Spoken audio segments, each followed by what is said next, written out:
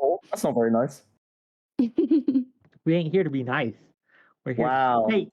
Okay, this is I debate thought stream time. I thought this was a friendly space. I thought we were just gonna arrive at nuanced conclusions. We can be Not friendly with and me fight moderate. at the same time. Oh yeah, fuck. Wick isn't moderating, is he? Oh no. Oh no. You've never I'm seen running this the side of shit Wick today, before. baby. So you Finally. better Oh, get hey, your slurs ready Portland, and can get you them out of your try system. muting Smugbug? Make sure it works. Can you mute him? No, Yeah. no, no. Please. You gotta right click on him and then just Yep. click on mute. I have so much to live for. Don't Yep, do it. looks like it works. No! No, it doesn't. No, it doesn't. It's not working. on my end. Unmutable. I'm ungovernable. I am an anarchist. You guys sure? Yeah, I'm still good. Do you guys still hear him? Yes. I will not submit to your will. You muted me personally, you dumb fuck. Looks and sounds muted on my end, so Yeah, come on. There's like That's a a specific personal button. Yeah. Oh. That's so funny. Well, Yeah, you did then- a personal mute, got but server you mute. need to moderate Server mute. mute. Yeah. Yeah, there we go. There, you Alright. silence him effectively. Okay, now that Yeah. we've gotten Alright, that that out of the way, you can unmute That him. is delicious. Okay. Gang, you know how this goes. I'm free. Yeah, we'll start. We'll introduce the topic. And then I'll hand it over to Portland, who will run the show. So listen to him, right? I'm going to try very, very hard, and please forgive me if I forget, to remember that I am not moderating. Okay, it's going to be difficult for me to remember this, but I am going to try. So bear that in mind. Okay. President Sunday's waiting in the server, by the way. I don't see him. Happy. Well, I think he needs help finding the voice channel. Stream waiting room, all the way at the bottom. Stabby, hello. I am getting my mic set up. I'll be on stream in just a sec. It's all good. All right. There we In the go. meantime, I will go live and say hi to my audience. So, Okay.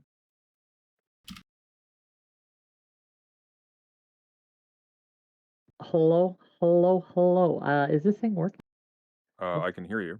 Okay, excellent. I can hear everyone else. Can my stream hear me? We just went live on my end. Everyone, well, Smugbug is a terrible person. Yes, I agree. Wait, what? Hold on. Look, Oh god, we've got President Sunday. Oh god. Fair enough. Oh For the no. love of God, turn your game down. Okay, do we get a camera today, Sunday, or we just Give get me this? a moment. Let Sure. me catch up to 2008 technology. Take your time. In the meantime, welcome, gang. It's been a week since I've seen you. I went on my little Thanksgiving adventure, but I have gathered together a great lineup today for content for all of you. We're going to be discussing stochastic terrorism today and why I think personally it's not a very helpful term. A few members of my community and others have decided they wanted to address this with me, so I decided to kind of enter the fray. Usually I'm moderating when I'm on my channel, but today Portland is Burning will be moderating. He has graciously agreed to do so. So I've given him the mute powers, and please listen to him when he tells you to shut up. It's probably for a good reason because people can't hear you when we're all talking over each other.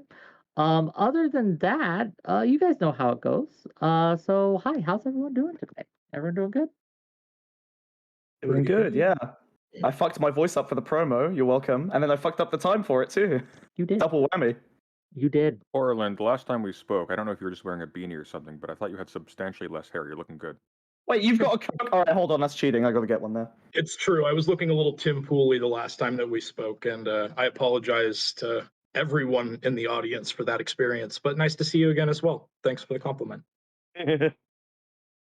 I'm gonna struggle to be okay with shouting at Wick. I've never done it before, so Try. You Okay, will find I'll it be- easier than you think. Trust me. yeah. Okay. Easier than you I so respect your authority. I don't know if I'm even going to be able to argue with you, but we can give it a go. Okay. Today, Wick wields no authority. All authority shall flow through me, and I would appreciate you giving me the correct amount of respect. So, moving forward, let's go. Let's go. Okay. So yeah, I will respect everyone's time tonight, and we'll just get into it. The topic's stochastic terrorism, and we're going to start with Lactoid. Just move all the way down with brief, concise. I'm looking at you, Lactoid. Concise opening statements, and then we'll get into it. Open discussion. And Portland will be calling the shots. So, Lactoid, start us off. Let's go. So start off with the actual opening. Is this what we're doing right now? Yeah, this opening. Go ahead. What's All your right. take on stochastic terrorism? 2 minute count, man. The timer's running. Oh shit! All right. So, hello everybody. My name is Lactoid. You can find me on Anti-Communism United, Discord and Twitch. Gotta get that in there. My criticism of the concept of stochastic terrorism is, as used in contemporary politics, it is an infinite regression that is selectively ignored based on the politics of those that invoke it. It is amorphous and often slimely redefined whenever politically convenient. Therefore, I want to lock in a definition. Stochastic terrorism was well defined, I think, by President Sunday yesterday as, quote, a terroristic act that is contributing to an ambiance or generating an ambiance for which individual acts of terror or violence are more likely to occur, for which the speaker bears some responsibility for the acts committed. The problem with this concept should be obvious. Infinite regression is antithetical to the legal framework of this country and is thus limited by the concept of proximate cause. In the case of speech, there are even more protections. Not only does incitement require that speech be intentionally directed at causing violence, but that it also must be likely to produce imminent violence. Why do we care about the legal framework? Because the legal framework here recognizes an underlying right and properly recognizes a hazard that must be limited. The reason for the limits are obvious. We can think of a million examples where infinite regression to the point of legal and moral absurdity. James Hodgkinson shot Steve Scalise motivated by the rhetoric of Bernie Sanders. Bernie Sanders must be a stochastic terrorist. Let's not get started with Islam, BLM, PETA, or environmental organizations. What better way to encourage violence than saying the world is ending, which is exactly why we have so much environmental terrorism, so you better shut up about global warming. This is obviously absurd. Bernie Sanders can rant about his dumb shit. That does not make him a terrorist, and everyone here would agree. But blinded by dogmatism, our opponents would not agree that conservatives should be able to levy reasonable criticisms. Stochastic terrorism, as it is used in contemporary politics, is a term reserved solely for the dogmatic motivation of unjust censorship. Okay, he did not get the definition of concise from me, to be clear. We allot a 2 minute maximum here because Lactoid is lawyer brained. Weaponized discourse, you're next. Go ahead.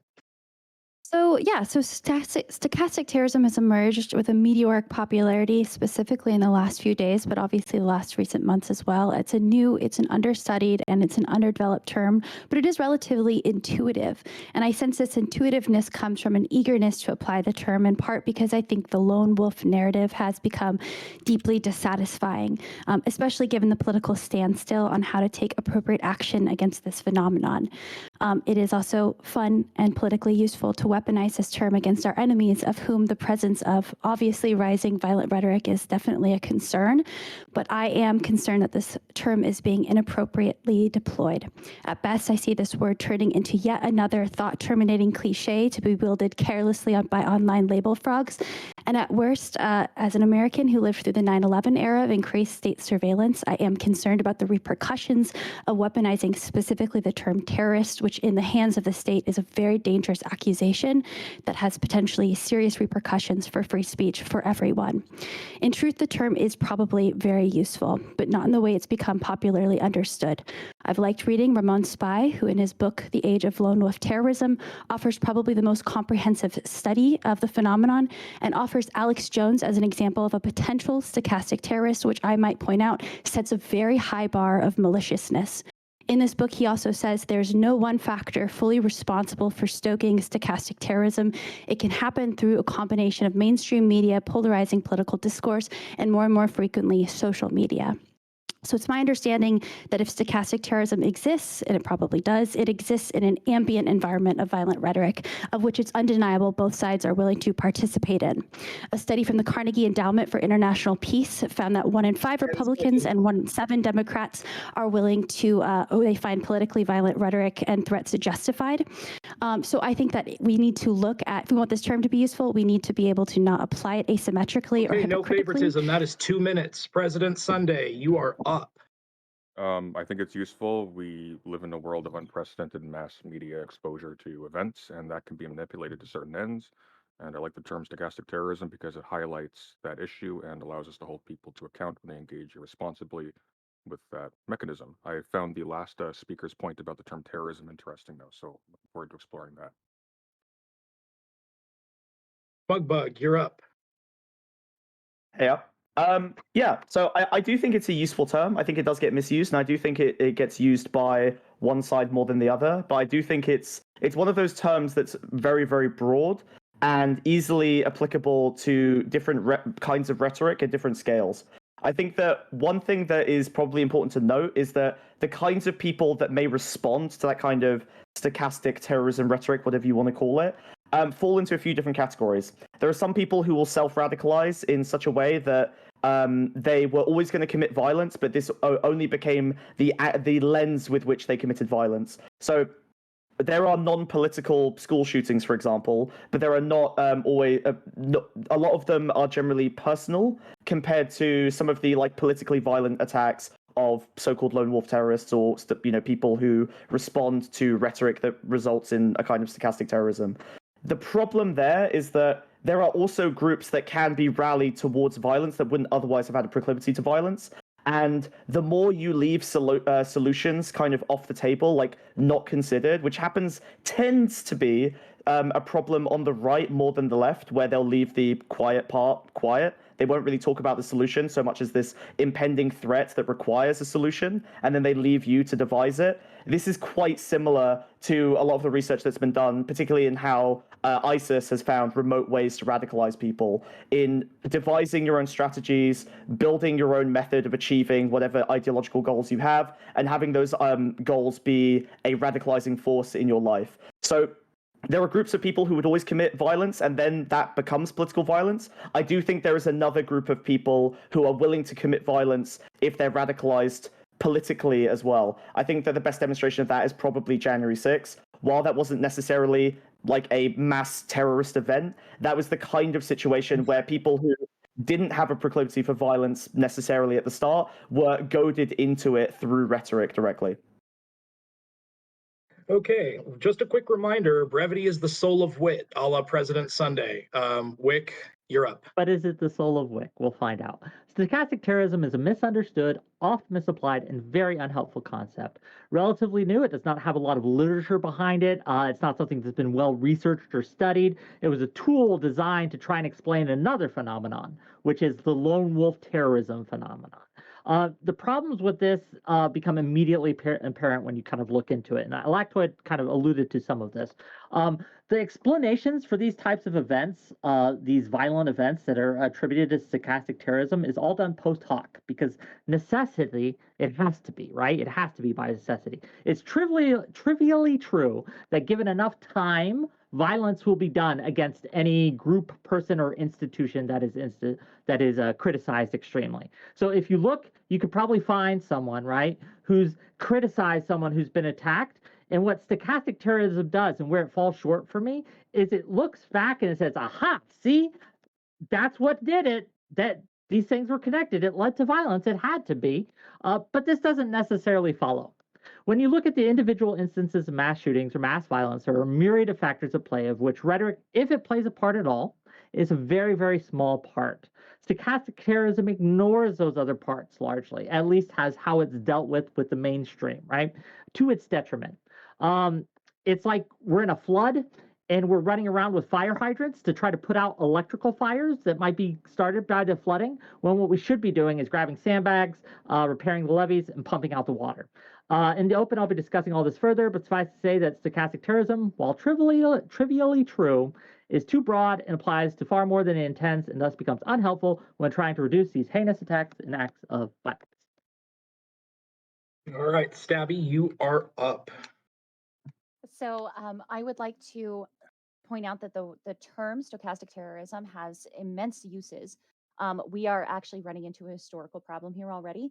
Benjamin Franklin, I disagree with him, but he has already pointed out that educating the masses is what's going to be the biggest problem with democracy, and we're running into it right now. We have to educate people how to use the term. We don't need to call somebody a stochastic terrorist. We can say somebody is utilizing stochastic terrorism and start to pick apart the stochastic terrorism itself so that we can neuter what they're saying. That's the whole fucking point. In a world with free speech, you neuter what the speech is right out of the gate, and then you can move forward from there. We can go all the way back in history, as far back as 1170 to Thomas Becket, when Henry the one of the many Henrys, okay, it was one of the early ones, like single digits here. One of the Henrys said, "Well, no one rid me of this meddlesome priest," and he was assassinated. So you can see how we have been able to use these things before. I believe that Henry was actually very contrite and actually went to repent because that was a very big deal, and he had a problem with it, especially because he believed his soul was now damned. But the point remains that there is a level of responsibility that we have. And the best way to handle stochastic terrorism is to educate people on what exactly it is. Don't call people the stochastic terrorist, and actually drive it home, because I'm going to use a little example and we'll see how quickly you agree with me that stochastic terrorism actually exists and that I can use it just as well as you. Okay, thank you, Stabby. With that, we'll open it up to open discussion. If I tell you guys to shut the fuck up, please do it responsively so I don't have to mute you. Go ahead. Quick question before we begin. Go ahead. Can we take 1 minute just to normalize our audio? Because Stabby's very quiet, Smugbug and you are very loud. Wick is Oh dear. just the sound of an angel, and yeah. You all sound good to me. I'm quite well known for good audio, so I doubt it's my problem. This one's on you, Wick. Well, maybe. I don't know. Audience, how's the audio? Is anyone too loud or too soft, right? Like, you can adjust, take the time to adjust on your end, Sunday. But if it, Oh no, if it's coming through. excuse me. The reason why I'm asking is because in between speakers, I have to like massively reduce or increase my desktop volume Oh. because you guys are, with some of you guys, You're like going you- to Smugbug be, in particular is the worst offender. Can you not right click on me and then just reduce my volume in Yeah, Discord? you can do that. That's a Discord. Yeah. Well, Right. not all the way to 0, buddy. Hey, buddy. No, wait, no, stop. just so you're aware, Wick's audience will hate you if you say Stabby's too quiet and they turn me up. Okay, because of Uh. President Sunday's very generous Right. and short opening statement, we're still within the 2-minute window allotted to him, but I would like to get this over with and get the conversation moving as quickly as possible. I know you'll all appreciate it. Also, I just realized like I'm appearing as the whole grid in my square. Is that going to be annoying, or do you want me to? I'm fine with it. I don't know if Okay. everyone else cares. Okay. It's going to be a deal breaker for me. All right, we're going to need to. We're here Go for ahead. your input, right? Like, whether you look good doing it or not, that's the thing, right? I never look good doing it, but I'll people tell you what. tell me, This will make it better. So I'll just do Okay. this, oh, and then Okay. you're not seeing the whole grid, but I still Fair get enough. that on my end. So the premium version of this panel, just to be clear, is on President Sunday. Please subscribe. yeah, go for it, gang.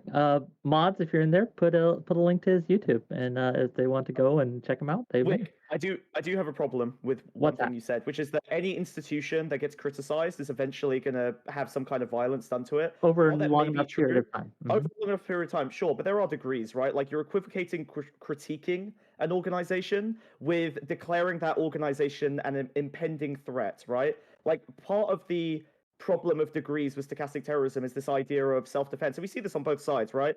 From the right, we see it when it comes to like the LGBT stuff. They're going to groom your kids. From the left, we see it in people like Vosh with the trans genocide. They're gonna they're mobilizing to prepare a genocide. You need to pick up guns. So like in both cases, there's an impending threat there that increases the requirements for self-defense. And broadly speaking, across most political domains, like self-defense is accepted as reasonable. So the obvious conclusion to those like rhetorical strategies is to defend yourself, prepare to defend yourself. Now, whether you then go to try and preemptively, commit violence on that institution afterwards, that's where the problem arises. But in both cases, you're saying this is a group that is aggressing on you.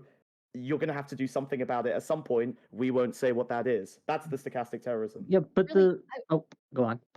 I want to I wanted to pick something out of that. I think that arming yourselves, while yes, we can compare this to stochastic terrorism for sure, that's probably an element of it. I truly do believe, and I'm not in agreement with it at all, but I do believe that the United States, our gun problem, and the fact that we perpetually refuse to do anything about this and the mass violence problem in America, I think that's why people are like, you need to arm yourself because that's been what we've been selling. So I want to make sure we don't like press that too close to stochastic terrorism because I think that that's something that's organically rising out of the continuing Stochastic terrorism is going to be more likely to be obvious in America, a place where far more people have access to force multiplying violence than any other country, right? So it's going to be Don't one of the cut most people obvious off, areas. please. Oh well, all right. So to answer your question or try to kind of address your point, since it wasn't really a question, yes, like I understand what you're saying, but this is why I find the term unhelpful because it can apply to almost any kind of rhetoric. Look at what happened with Enron, right? Like what you're criticizing here or what you're pointing out is simply journalism in another term. Like because if there's an actual threat, we need to be able to report on that threat, right? And we need to not mince words. So if there's actually people that are you think and believe are coming to harm you, if there's a fire in the theater or you believe there's a fire in the theater, we need people to be able to feel free to say that and to express that and not to try to paint them as responsible for violence that may or may not happen because of that, right? Like my problem with the term is it creates this kind of easy solution. It turns something that is pretty irrational and tries to paint a story about it to make us feel better because we're all very deeply uncomfortable with this idea that people just sometimes snap and become violent for a myriad of factors, right? There's environment at play, there's opportunity, right? Like, can they get a hands on a weapon? Can they find a target, et cetera, et cetera, et cetera. And a lot of these people, as you mentioned in your opening, right? Like, there's a great many who are just going to like they're ticking time bombs. Okay, so that's my response, and I hope it was a little rambly, but you know. Anybody, Stabby, go ahead. I have a challenge for Wick really quickly. I use something often with your chat and in your Discord. You've probably seen me use it before. I say that these 9 beliefs are identical to what the Taliban believes so that I can directly challenge a conservative when they're spouting something and they're saying, it's actually just a sweet little tradition. And I'm trying to show them, no, it's actually bad. And so I use it as a challenge, as a rhetorical device. If I ever move that to telling everyone else, Matt Walsh thinks that your kids are ready to marry at 13 because that's when they're the most fertile. They're coming for your children. If I ever move that to target the conservatives, would you call that stochastic terrorism? I can't be jailed for it, but I am obviously trying to cause harm to conservatives because I have switched it from a rhetorical device to challenge a conservative's beliefs, and I have moved it to the little terrorists are living in our own. So there's a lot packed into that statement, trying to cause harm. Like, I want to hurt the Republicans' electoral chances. I don't want them to win, right? Like, I want to harm them in that way. But that is substantively different, right, than this idea of going out and doing physical harm to them, right? I gave that example because quite obviously it's not I want to win the vote. Quite obviously, if I'm saying this is a That's not terrorist obvious, problem we though. must eliminate, no, it is obvious. If I say that This is a problem. You saying it's an obvious thing is because to you, it is obvious, but it is not obvious. It's about the conclusion you come to, right? Like the problem here is that you can critique them, right? You can critique the Republicans, but then you tell people what to do. Whereas people who appeal to this broad impending threat of Republican fascism, and then which has some evidence, right? Like some shit's going down. But ultimately, like people who appeal to that, like the subversion of democracy, and then they just stay silent on what you should actually do about it. Like you would probably say, go vote, go canvass, get involved in your local political process. And some people might say, well, when democracy gets subverted or it's already subverted, then there's only one thing you can do, and that's how you end up with Jan 6s, right? It's when people think there is no electoral process for dealing with their problems. If I may, very quickly, we're moving a bit afield from the usefulness of the term. We're talking about the danger of its overextension. But on this point, generally, when we talk about stochastic terrorism, we aren't just talking about people reacting irrationally to any sort of potentially inflammatory language about any given topic. We're particularly concerned with people using dehumanizing language that targets a specific group. And so in that case, I think the usefulness rhetorically is that it does put up a chilling effect around recklessly using language that targets some one group as a blight on society that someone can be reasonably expected to infer somewhere justifies violence to a greater degree than, say, like the Unabomber because of the bare fact of the publishing of Silent Spring or something, you know? I get what you're saying. And I mean, by the way, I very just- quickly, Wick, to your point, that goes back again to the overuse of the term stochastic terrorist itself, which we can imagine can be used in an identical way. You can identify a political group or a political person as a stochastic terrorist and use that language in such a way as it highlights that person for a particular kind of violence potentially. I don't think the term is particularly useful at the back end, and we can get into like because there's different understandings of what stochastic terrorism when you is. say back end, what do you mean? The origins of the term stochastic terrorism, as far as I have been able to see, given my vast study of the topic over the span of an hour and a half, is twofold. So there's a paper that was, I believe, targeted at insurance companies by Gordon Wu that was trying to discover the rhythm of terroristic attacks for the purposes of insurance evaluation. And then there was an article online by someone, I think it was called GE Geek. G2 Geek, but yeah. Thank you, G2 Geek. Which was not that. So Wu's definition was basically just highlighting the stochastic environment, and it was particularly concerned with the stochastic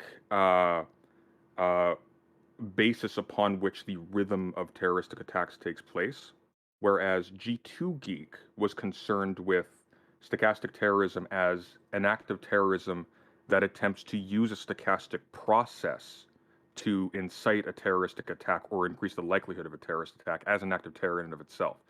So these two things are pretty different. When we're talking about targeting someone like Tucker Carlson as a stochastic terrorist, we're talking about that latter case by G2 Geek. When we're talking about stochastic terrorist as a more appropriate term for like a lone wolf attack that occurs as the result of a stochastic process, we're using something that's probably not just limited to Gordon Wu's definition, but it's probably not the only thing that Gordon Wu's definition indicates, but is more appropriately understood in those terms.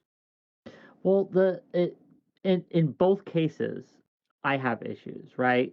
Like I'd so like in to hear the from Lactoid and Weaponized Discourse next. So sure, but if I can respond just briefly, yeah, No. you can respond totally. I just want to make sure that we get everybody involved, and I they haven't gotcha. spoken yet. I So promise. I Yeah, promise. shut Like up, Wick. true, right? Like this is something that I should do.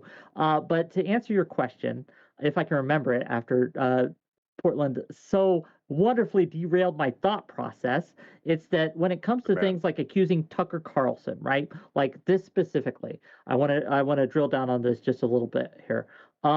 This is what the problem is currently with the term, right? And Lactoid mentioned it. Shout out to him, right? That it's being asymmetrically applied, right? Like, so he can engage in rhetoric that leads to violence, but then we look at Bernie Sanders or we look at this attack in 2012 against the Family Research Council. A man came in and he had a bunch of Chick-fil-A sandwiches in his bag and 50 rounds of ammo, and he wanted to shoot them all up. He shot a guard. Then he was thankfully arrested, right? They took him down. They stopped him.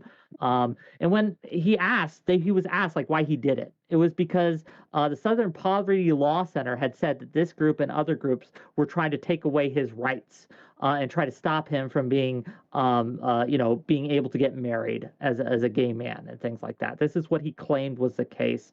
And so we would never call the people who were saying, hey, these groups are trying to take away your rights, terrorists or engaging in stochastic terrorism, but it fits the same definition that we would use against someone like Tucker Carlson. That's why I find it just It's a matter of degrees. That's the whole unhelpful. point.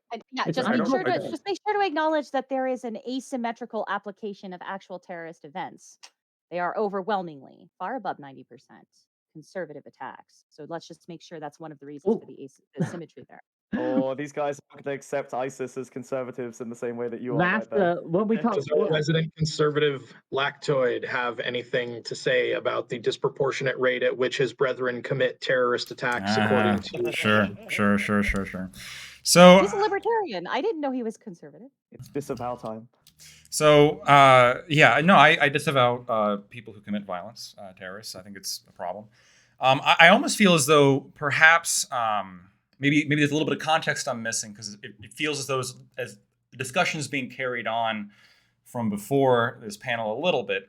I wanted just to make the point that it seems as though, like in contemporary politics, the thing that you guys are saying is like, oh, that's just misuse or over application, seems to be the actual contemporary political application, right? Yeah. Like when we look at like currently, like what happens, like who are being called stochastic terrorists? When is this term being used? It's always used. It's, at least in my perception, it's always being used in these terms of you advocated for conservative position A. These people committed violence, therefore, like you are somewhat responsible. Tucker Carlson somewhat responsible. Trump was somewhat responsible. Despite the fact he clearly was not. But Trump was somewhat responsible, and we take a look at all that, and we attribute blame for simply for not incitement of violence as specified in the law. But on a principle that just simply doesn't exist in terms of any kind of statute. It doesn't exist in terms of just common sense, right? There is a infinite regression problem. If you're going to say that, like, it's true right now, there are far right-wing terrorists that engage in attacks. And we also just got off in 2020 of a mass riots, which no justice, no peace, and the riots won't stop until we get racial equity. I mean, is that stochastic terrorism? When you say that the riots won't stop until this happens, I mean, if that's not stochastic terrorism under your guys' definition, it seems as though you're applying it asymmetrically. Wait, I don't agree that that's quite the same thing as stochastic terrorism.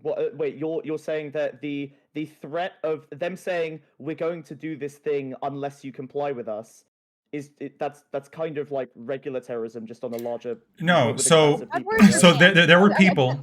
It would be helpful if we had a list, though, wouldn't it, though, Lactoid? It would help if we had a list. If a conservative commits a crime, what words are banned so that conservatives don't have to have hurt feelings? Give us the list and we can move forward. I'm very confused on the question. I'm not advocating for any banned words. Yeah, and I don't think that we should be the next panel that advocates for lists of stochastic terrorists or stochastic terroristic terms. Like, let's just be very careful. Be very careful. I want to add one more Be point. very careful what I actually asked for right there. You are saying that there are certain ways that it is being applied to conservatives over much. So, what words are we not allowed to say to ensure that we know the boundaries of stochastic terrorism for this group versus all the other groups? What? Okay, Stabby. No. Let me be brief. I think I have a solution for this. Right I'll be afterwards. brief. I do think I have a okay, but I do. Okay, think I'll I be have a brief. helpful- Stabby. The point is that is not that his feelings are hurt. To Lactoid's point, right? He is saying that this is being used exclusively against the left's political opponents, and that seems to be the use case for this term. Well, more than that. More than that. Well, so more than that. Not only is that do I think it's being asymmetrically applied, but you also have to look at the underlying motivation of the use of this term. When you're calling somebody a terrorist, there's a reason for that, right? There's an obvious, like, what you're trying to do is, if you're calling them a stochastic terrorist, you're trying to censor them, you're trying to limit what they can say, and potentially get the law involved. I mean, that's what the underlying goal is, obviously. Might I ask a question? What's your question? Of the previous speaker, yeah. What exactly is the left-wing corollary for calling all trans people groomers exactly? Sorry, I missed what exactly is the left wing? What is the left-wing corollary for calling all trans people groomers? Corollary? What is the left-wing equivalent for calling all trans people groomers? Probably calling all right-wing people fascists, right? Unless we, the riots won't stop until we have racial equity. What? During the BLM riots, the riots won't stop until we have racial equity. No justice, no peace. Hang on. Sure. So you think no justice, for no racial peace. equity is equivalent to calling trans people groomers? If you're saying the riots won't stop until we have racial equity, or no justice, or no justice, no peace. What are you called again? What does that mean? I don't know how to address you. Wait, who said the riots? Lactoid. Okay, lesser. Hang on, Stabby. It's gonna be one quick second. I'm gonna be quiet for most of the panel. Just very quickly, lesser president. So you are equivocating between a stochastic process. You know what stochastic means, right? It's randomness. And a deliberate political activity that has set terms for its conclusion. These so aren't the no, same kind of thing. We're not talking about equivalence here. The riots weren't the result of language. The riots were responses to actual actions and were organized political events. Stochastic terrorism is when there is a random process that is instigated at some point, and then through an indeterminate process of dun, dun, dun, dun, dun, dun, dun, dun, dun, somebody gets the right combination of messages, is situated in the right place, and decides to commit an act of violence. That's stochastic terrorism on the back end. So, Okay. or I guess it's on the So, front so end. can I ask you then, if you go out and you say the riots won't stop until we get racial equity, or if you say no justice, no peace, does this contribute to an ambiance in which individual acts of terror or violence are more likely to occur? I don't think so. No, this is a political. You don't think this is a so? statement about the conditions of a political movement's conclusion. I would actually dispute It that. clearly does. Yeah. I don't think just because it contributes to an ambulance. The difference is that the riot is not. It's not a threat that you're going to do something if something doesn't take place. It's putting out the messaging that results in behaviors taking place. You're encouraging statistically a greater propensity for How violence about this as an through the example? messaging. How about this as Okay. an example? Because that's a pretty bad example, Lector. I'm not going to be real. with How you. is that a bad There's example? better examples. Let's use this. Let's use this one. Let's use this one. Stop. That's better. All right, fine. Let's use this one. Okay. Let's say when people are saying cops will kill you. They're literally out there trying to kill you. They're going and arresting minorities and they're trying to kill them. That, I would say, is a much better example, because what are you supposed to do about that, right? Like, if this is something that people tell you and this is something that you actually believe is happening, right, to a great degree, that your life is actually in danger, it justifies certain actions, right? And would fit the definition, in my opinion, of stochastic terrorism.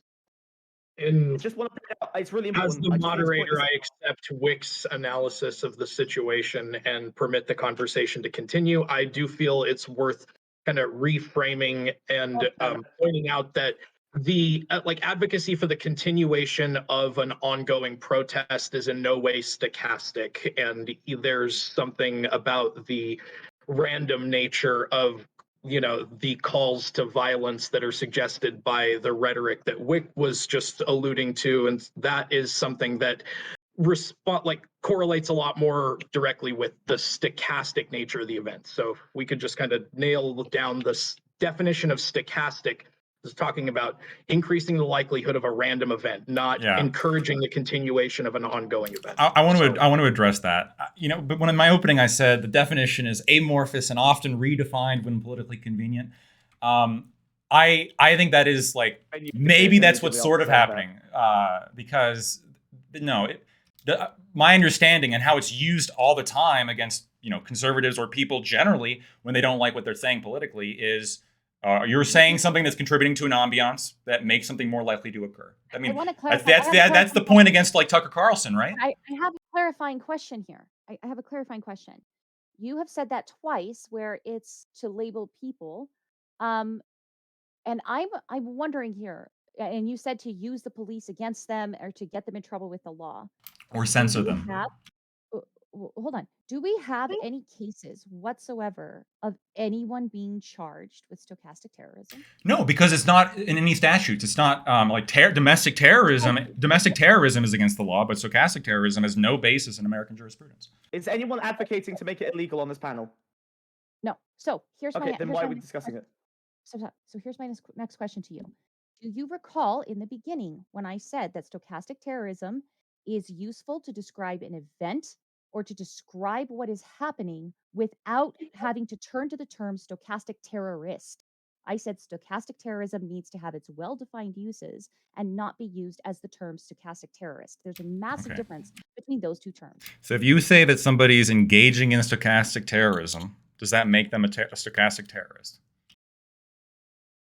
You can say that they are engaging in it and still not make them a stochastic terrorist, to be I'd completely bite the honest. bullet on that, Stabby. I'd just say yeah. Yeah, it's No, not that I would say Yeah. no, because I can be engaging in bread making and I'm not a baker. But you're making Definitionally, I believe you become a terrorist. Okay. So regardless of, this is a weird point. Regardless of whether or not we're going to call them stochastic terrorists or not, people obviously do. And in contemporary politics, that's what's being done. People are alleging that certain actors are engaging in stochastic terrorism and that there's a moral weight associated with this allegation, right? Because they're contributing to an ambiance.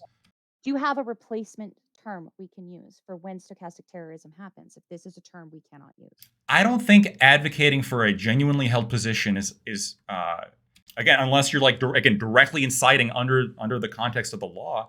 I don't think that that's something that is like terrorism in any regard. So to be clear, It just doesn't have a lot of use as a term. If I may very quickly. So so you do not believe that calling a group a slur that is associated with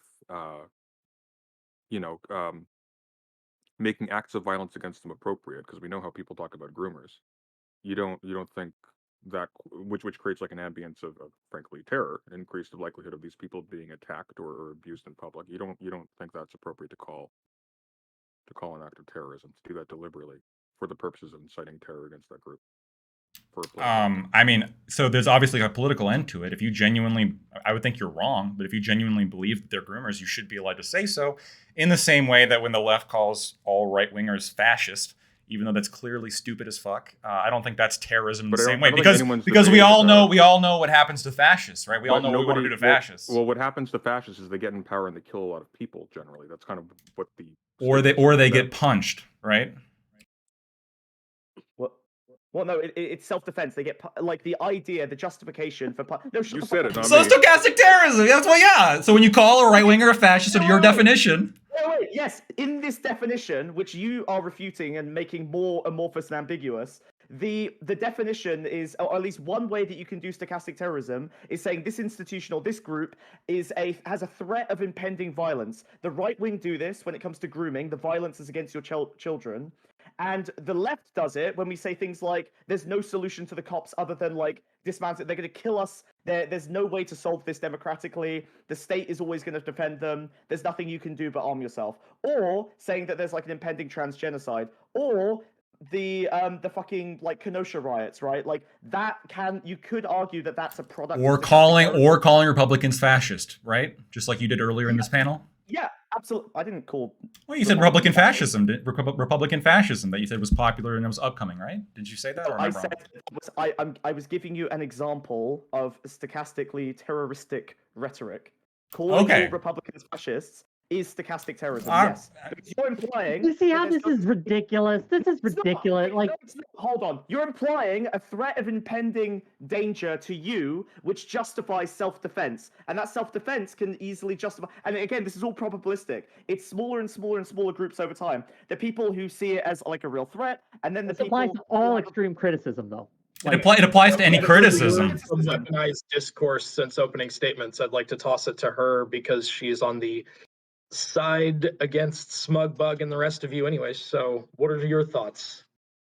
I mean, I've tried to jump in a bit, but I've also just been watching the volleyball sort of bounce back and forth. And I think this is just the heart of my issue, which is that when we get into trying to pin down what stochastic terrorism is, it inevitably turns into a conversation of the violent rhetoric coming from my side is good and defensive, and the violence coming from the other team is the bad one. And so we need to focus on that because that's the issue. When again, I said I didn't hear that. It was blown out. What did you say?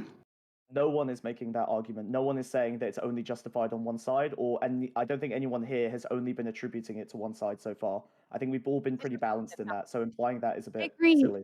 I agree. No, I agree. Everyone on the panel here has been balanced, but I think its most popular usage is what's a conversation. It's great that we can kind of come to a nuanced definition, but that's not necessarily how it's playing out in popular discourse. And it's the popular discourse which is concerning to me. And also to address a point said before from Stabby, which is why are we discussing the legalization? It's because if this keeps trending in the way it is, the rate it is, with the careless weaponization of it, which is not necessarily based in this nuanced definition that we're dealing with, we will eventually see politicians picking this up, and the state will eventually get a hold of the weaponization of the term terrorism, which I have a huge problem with. So they already tried it. It doesn't have to be illegal as in locking people up. Like, look, how many of us are familiar with the Biden's colloquially termed misinformation, the Ministry of Truth that he did, where he had a group that he wanted to put together to decide what is misinformation and what is not, right?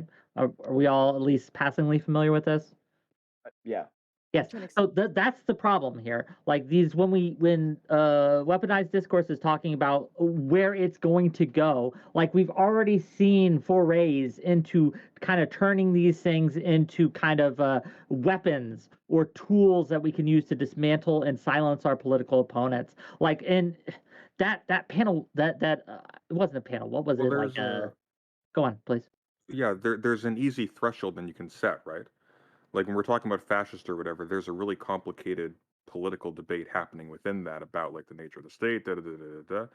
But typically, when we're talking about stochastic terrorism with the media, we're not so much talking about people saying things about political stances that you have to avow. We're talking about things like calling members of Group X cockroaches or something. There's a very different relationship between that or calling some other group groomers. There's a very different relationship between a speaker and you know, the uptake of a population listening to a speaker calling a category of people that are visibly identifiable a thing fit for extermination in common discourse, and saying somebody's political positions amount to something that we generally consider to be toxic, and then leaving that in the open where you can vote against policies and things like that, where the target is something separate from the target group itself. Yes.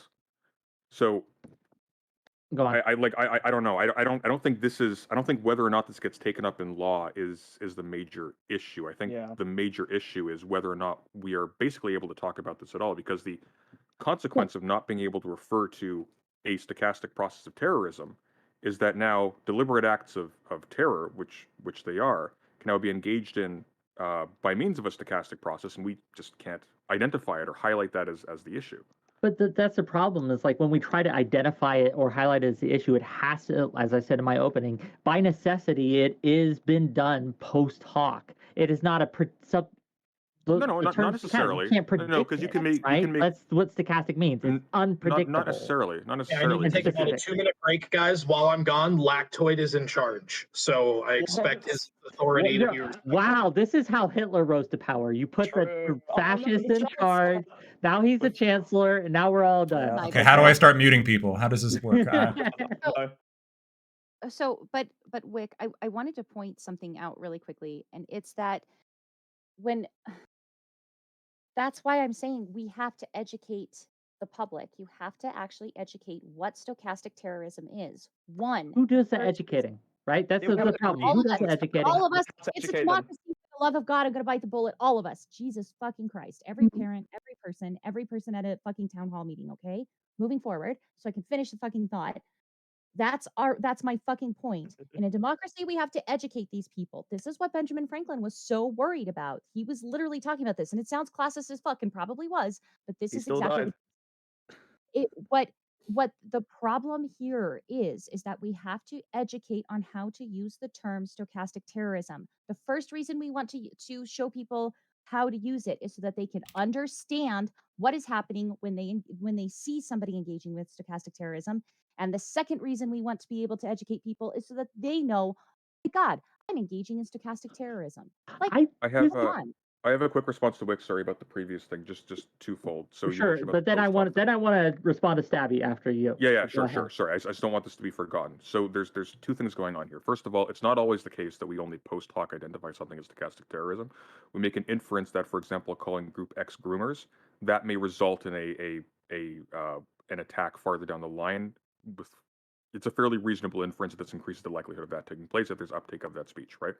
The second thing is forensically determining after the fact that a terrorist attack was incited by a stochastic process of like specific types of media consumption. That does not by itself invalidate the point that this was the end product of a stochastic process. That can be So- linked to like No, I specific types understand. of discourse. Yeah. I understand what you're saying, right? Like post hoc doesn't mean wrong. So true. And my point, to be very clear, and I'll reiterate it again, is I think stochastic terrorism is a real thing. It's just, again, so hard to kind of pin down, and as Stabby was, and to respond to Stabby and to kind of tie this both together here, like when we talk about educating everyone on what stochastic terrorism is, like, look, this is a field that doesn't have a lot of study behind it. There's not a lot of literature. There's not a lot of academia. It is still being defined in the public space, right? Oh, good. It is It's still absolutely being formed, but this problem is being a volleyball, right? It's And that being means it's absolutely if it doesn't but wait, if it doesn't have a lot of studies and if it doesn't have a lot of history behind it as this term being used, that will appeal to conservatives immediately already. jokes aside, okay, I think that Listen, yeah, we he's need to they're make fun calling jokes. conservatives educated. Yes, that's original, No, right? they don't I have like no education. big Ooh. academia and studies. It's just a joke. Yeah. The You only fuckers in your conservative ivory I- towers. Wait, Actually, you know what? Actually, there was one thing I wanted to ask weaponized discourse, which is that do you think that because you mentioned one of the problems is that you feel like it's being used more by one side than the other, maybe not on this panel, but more generally. And I do think it's true. I do think the left has the greater tendency to appeal to the right using stochastic terrorism as part of their rhetoric, right? That is true. Broadly, I think that happens. Do you think that maybe that's because on the left we tend to look more for those kind of abstract ills, whereas on the right they're less keen on looking for these like abstract potential causes of harm, because that just doesn't align with the way that their framework for analyzing the world anyway, right? They tend to point to individual instances of terrible things happening and then blow that up as, hey, this is the narrative, this is the story, this is the bad thing happening, this is what's going to happen to all of us if we're not careful. Whereas on the right, on the left, we tend to be a little bit more focused on the abstract, right? This is the system that results in the violence. No, I would agree with that. I think there's definitely that hunger for this kind of abstract reason why this violence keeps happening. But that's why I think it's a huge mistake for us to latch onto this word in the current most popular definition, because it's just a little bit too good to be true. We know that lone wolf terrorism has been happening. It's been happening since before 9/11. And there's always been a political narrative that many of these people have ascribed to themselves, in part also because that draws more attention to the attack, right? The Q Club shooter has gotten a lot more attention than the shooting that happened right next day at Walmart, because the Q Club shooter was able to find a political narrative that gives it more attention. The problem is, again, though, is if what we're doing is leaning so heavily on an abstract definition, in which, again, I totally concede that an ambient environment of violent rhetoric is going to produce more opportunities for a lone wolf terrorism to access a political narrative that might give their intended violence more attention. But that's exactly the problem. It's because we need to be looking at causation. The word terrorist implies a level of intention and causation that is a huge accusation to levy at someone. I don't really understand why increased violent rhetoric can't really be explained through our understanding of fascism as it is. I don't know why we need to weaponize the term terrorism as well. I don't think we're necessarily weaponizing the term terrorism. That can also be the case when something's condemnable, but like by and large, what we're calling it terrorism is because there is an intent specifically to cause a fearful response or an intimidating, an intimidated reaction in the target group. Which again, like calling an entire group a groomers, people who harm children, is absolutely doing. Right, This is but so literally if why I I say asked- I need to defend myself, right? If I say I really need to defend myself and then someone goes out and proactively murders someone, I can't really say, hey, like my message to self-defense, you had no right to go murder you're gonna proactively. So continue- when people are going to maladapt someone's message, then how can they be held liable and responsible? Well, That's- that's not maladapting someone's Yeah. message when you call them criminals, right? Or groomers or child molesters. Or That's that not they're gonna continue maladapting the to message. The grow. message is the malicious thing. Sorry. You can absolutely maladapt No. it, though, right? Like you could No, you- absolutely maladapt these terms and say, "Hey, calling everyone criminals." You're right. Mr. Girl would maladapt it. Sure. Yeah. I mean, this absolutely can happen, right? There's a reasonable conclusion here, which is that like if it's self-defense, right? Yes, you can say, well, you're maladapting the self-defense. Yeah, but if you say the fascists are going to be killing you in a few months or a few weeks, or if this election doesn't go the right way, or democracy is going to be subverted, this election was stolen, you no longer have an electoral process that you Ooh, can that appeal was to. smooth. Violence Sorry, is the good job, bud. violence is the only option. Then yeah, like you are basically telling them that the threat is incoming and they have to attack first. This is how a lot of actual violence gets started. It's preemptive violence with the view that the enemy that you're attacking is likely to attack you. Can I ask something real quick? I want- Did Tucker Carlson actually say that all trans people are groomers? Did he make that statement? Doesn't matter. It's an example. It's hypothetical. No, is there anybody who has said anything like this? Matt Walsh, yeah, for sure. Like Matt Walsh has said all trans people are groomers. Maybe not that specific phrase, but they want to groom your children. I'll look it up. I'm Yeah. pretty sure There's one of like a them clip or that's both of pretty them did. recent. My question for you, I'm curious, and look it up because I think that's interesting. But would if the allegation was levied against you that you were calling an entire group groomers, and that allegation by itself made it more likely that you'd be the target of violence, would that be stochastic terrorism? Would you be, by calling Matt Walsh that, would you be engaging in stochastic terrorism if that link was there? Can I just restate that? So the idea you're saying, the idea is if we say that Matt Walsh is doing stochastic terrorism in such a way that that would cause violence, then the natural conclusion from our side would be that someone has to kill Matt Walsh to prevent the stochastic terrorism Yeah. or prevent the violence. Yeah, what about that? I would say that would probably be a kind of stochastic terrorism to a lesser degree. Yeah. You see, now this is ridiculous. It's terrorism within terrorism within terrorism. Everything is terrorism. That's the thing. That's how subcategories just work. wouldn't- One at a would time. we- One at a time. I want an explanation for the nesting dolls and terrorism from Smugbug. I will. Please. Thank you. Right. So the difference is that this is not a legal process. This is a tool of analysis, right? It's a measure of degrees. We're looking at which stochastic terrorism is more likely to cause violence, right? Now, on the Matt Walsh side, they're saying literally your children are going to be groomed by pedophiles because the LGBTQ community is a front for like pedophilic grooming your children out of their identity or whatever the fuck he talks about. Or whatever. We got to be careful, right? We don't want to engage in any terrorism now. What specifically got to really nail down what he said, right? I was being helpful in leaving the space of or whatever the fuck he talks about, right? You can add your own analysis of the Matt Walsh that you've watched recently.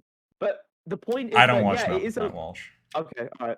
Sorry for Be sarcastically helpful terrorizing for you the right there. panel and for the conversation, if you guys could try to take a more general approach to these concepts instead of listing specific examples and then quibbling over whether or not those examples are technically sound. But It sounds like everyone acknowledges the existence of stochastic terrorism, Okay, but Portland? whether or not it's useful is still kind of the point that we're missing here. But Portland, the reason we're using specific examples is to illustrate the absurdity of the term, right? Like, and to My illustrate the absurdity of the application. specific And these examples people, are helpful in that case because we Okay, can I will look not and be argued with. I am moderating with an iron fist, and I surrender. Stabby has her hand up. Hands up. Don't shoot. Example, I Abby has her don't hand think it could be okay. Stabby, go ahead. Actually, she could go first because I want to ask her a question. actually. Weaponized discourse and then Stabby. Well, I'm just trying to highlight just the absurdity of if there is terrorism happening on both sides, wouldn't it just benefit us to speak about this in terms that doesn't possibly mass incriminate a huge amount of citizens? Again, I think the word terrorism being levied is extremely serious, and it's one that's not just going to happen casually with the state sort of standing by.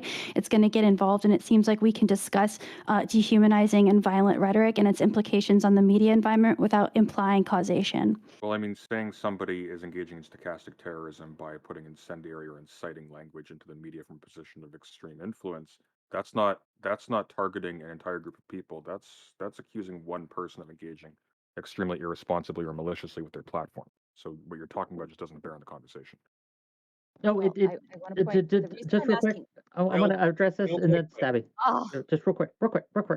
So it is attacking a group of people, journalism, right? And that's my fear here. Like, No, it's like, a like journalist, right? conspiracy? Tucker Carlson is one man. Journalism, indeed. This is going to be a backdoor used to censor journalists, right? It absolutely is. It's going to be used to silence people who are trying to criticize the government because this is how it's been used before in other countries, right? Like any,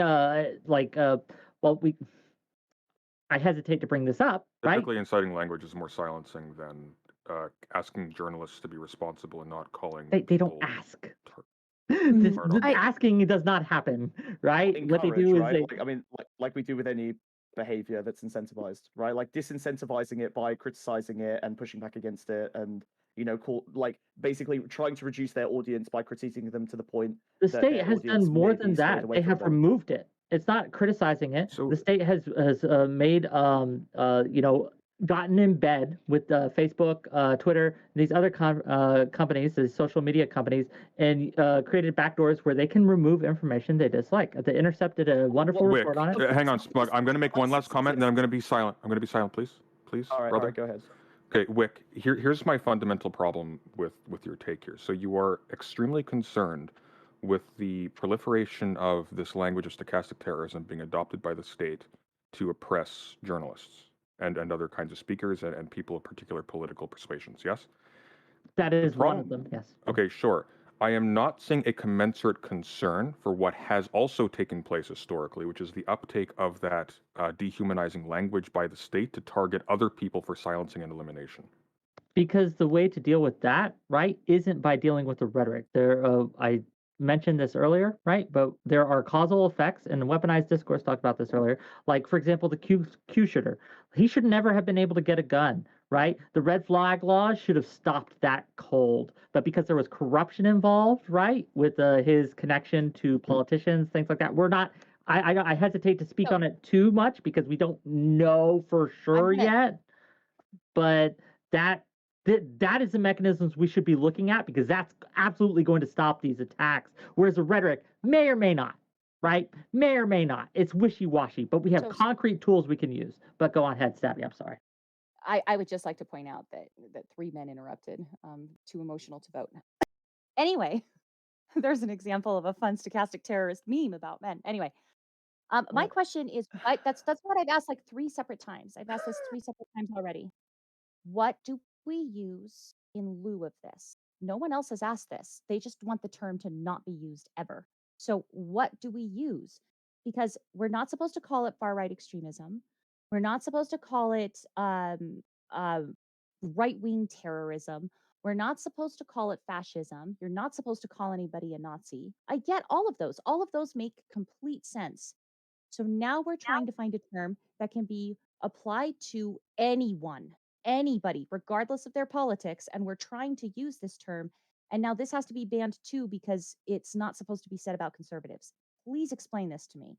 Well, this is relevant to the backdoor thing that Wick was talking about, right? Like, I think that without these like set terms for what they need to pull out, like that's gonna be really critical. But like when you mention the backdoor thing, I'm worried about like you don't want to leave that in the hands of Facebook, right? You don't want to let like Myanmar genocide rhetoric end up like sitting around for too long. You don't want ISIS videos radicalizing people on Facebook. Like you do need some kind of mechanism by which you backdoor in and remove messaging that is obviously dangerous. You need a backdoor to remove fucking child porn. Like these are all going to be really important things when it comes to managing social media. So acting like the backdoor existing is a terrible thing is a little bit of a cope, Wick. I'm going to be honest. I think that the putting it in the hands of no. But specifically, can you close that loop for me, though? I appreciate what you just did there. But can you close that loop for me? Like we need to make sure. I think we have looped right now. Okay, Right, to address we you, need to Stabby. use this term, Stabby. but what else do we use? Well, I'm saying that the concept behind the term, whatever word you want to use, I would be against it because the concept behind it, I feel, is flawed, too vague. Just say it's stupid unuseful. or wrong or inaccurate. To address Smugbug's point, right? So traditionally, the government, the state, has not been a good caretaker of these things when it comes to censorship. In fact, they have usually used these things. You want to leave it up to the social media corporations that we all trust. Well, on the left I think what we should do, right? Like, honest opinion here is take Twitter. the power away from both the corporations and the state to a certain extent. The mechanisms to do so are fraught. This is a problem that I do not have a simple solution for you, unfortunately, right? But I think that, again, when we put in the hands of the state the power to censor whatever it wants, really, it's a recipe for the disaster. It cures worse than the disease. It's going to be used as a tool of oppression rather than protection. This is just historically the case. So that's my concern. Obviously, I agree, like in a broad sense with that, but we probably want to stay focused on stochastic terrorism and things more closely. I was just addressing your point, though. I totally agree with that. That's fine. I do want to, because I actually never got to answer the regression point, and the that regression point applies to any situation where two opposing forces are attacking and counterattacking, attacking and counterattacking, right? Like I feel like the critique that Lactoid laid out at me is similar to the critique people make of Ukraine for using propaganda and misinformation in their war with Russia. Like, Russia is doing it too. Russia is the aggressor. You can say there's an infinite recursion of Russia attacking Ukraine and using misinformation, Ukraine deploying military misinformation propaganda, which they both do, right? But ultimately, like, these are the tools that we have available. These are the guns, right? Guns are bad. They do bad things, but both sides are going to use them, particularly if one side aggressors on the other. So I would rather we focus on the aggressor, Matt Walsh, Tucker Carlson, the people initiating the aggressive rhetoric are the aggressors in this situation, and you can't say that self-defensive, which is a dumb term, I'm going to say self-defense, stochastic terrorism. You are doing a bad thing, therefore, and you should stop. Like, okay, but they should stop doing the bad thing, right? Unless you don't agree that what Matt Walsh or Tucker Carlson do has a tendency to increase the probability of violence. If that's point you disagree with, then that's fine. Well, I think it's kind of telling that you phrase this as an analogy to used as an analogy of an ongoing war. And I don't think the analogy completely holds, even within the analogy, because I could just simply say I think misinformation is wrong. And I don't think Ukraine or Russia should do it. Right? You can hold. You can. Have you ever used the phrase culture war before? Yeah. So sure. I don't use that term, but I know it's definitely used. Right. The culture war. Right. So I think here's where there's a little bit of departing. Right. I mean, war is somewhat of a suspension of moral order. Do I understand why they're doing wrong things given the situation? I suppose, maybe in some circumstances. Am I in favor of a lot of what Ukraine is doing? I'm not. I think their propaganda campaign has a lot of problems, and we can talk about that. I think the underlying motivation here needs to be highlighted. When we're talking about usefulness, what is the purpose of calling Matt Walsh a stochastic terrorist? What is the goal? When you say something like that, right? When Matt Walsh is simply expressing his honest opinion, maybe he does. I don't think he's called every trans person a groomer. Maybe what he has said is, wow, there's a few events here in which they are really fucking on the edge, and maybe some fucking groomer behaviors going on, and we don't see enough criticism, coming out. So you can say it's more extensive, right? But I think that's a fair criticism. That's a criticism that I would levy, and the fact that. And unless I see something different from Tucker Carlson or Matt Walsh, or because I have no choice but to just. What are you, their agent? We're talking about whether or not the term can apply. Period. If that example doesn't fit the bill, then fine. Well, give me an example where it would. They did. If they outright said trans people are groomers, I think we both agree already, because you're trying to make this defense, that the term stochastic terrorism would be appropriate. No, given our discussion I don't. So far. I don't think that. I think if you genuinely hold the belief that all trans people are groomers, you should be able to say that. I don't think that's what he said. No, hold on. Because I value truth.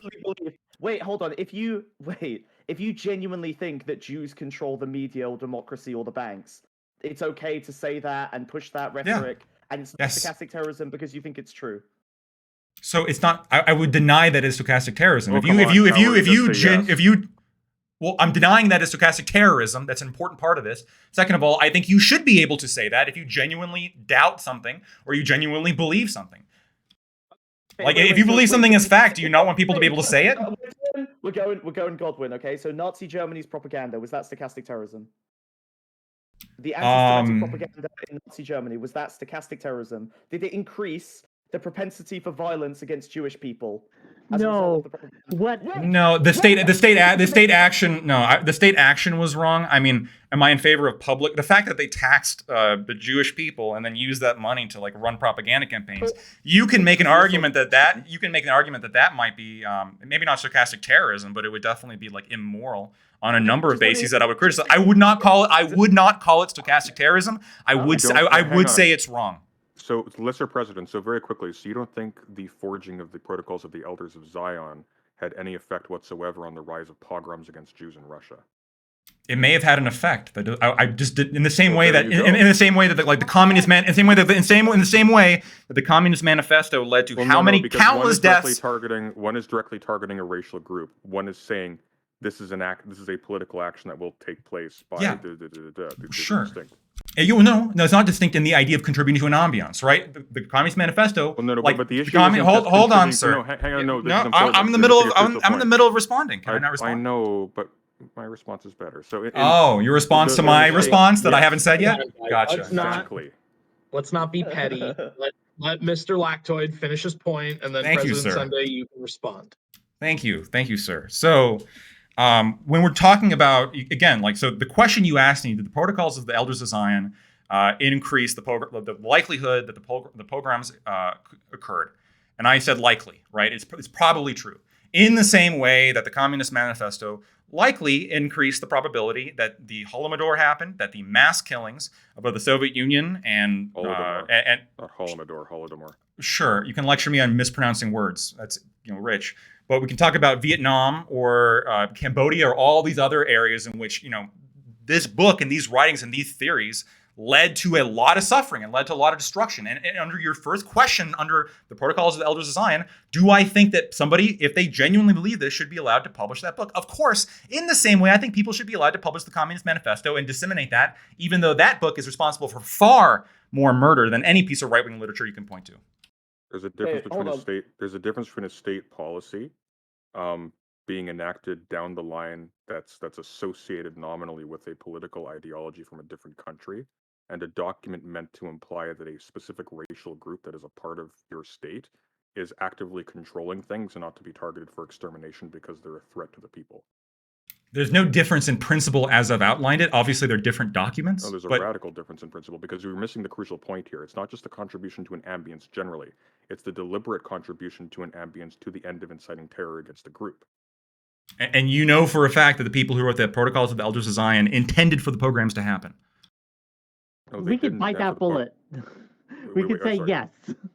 You yes. probably bite Yes, the they bullet did. that Yeah. Nazi propagandists intended for bad things to happen to the Jews. Probably.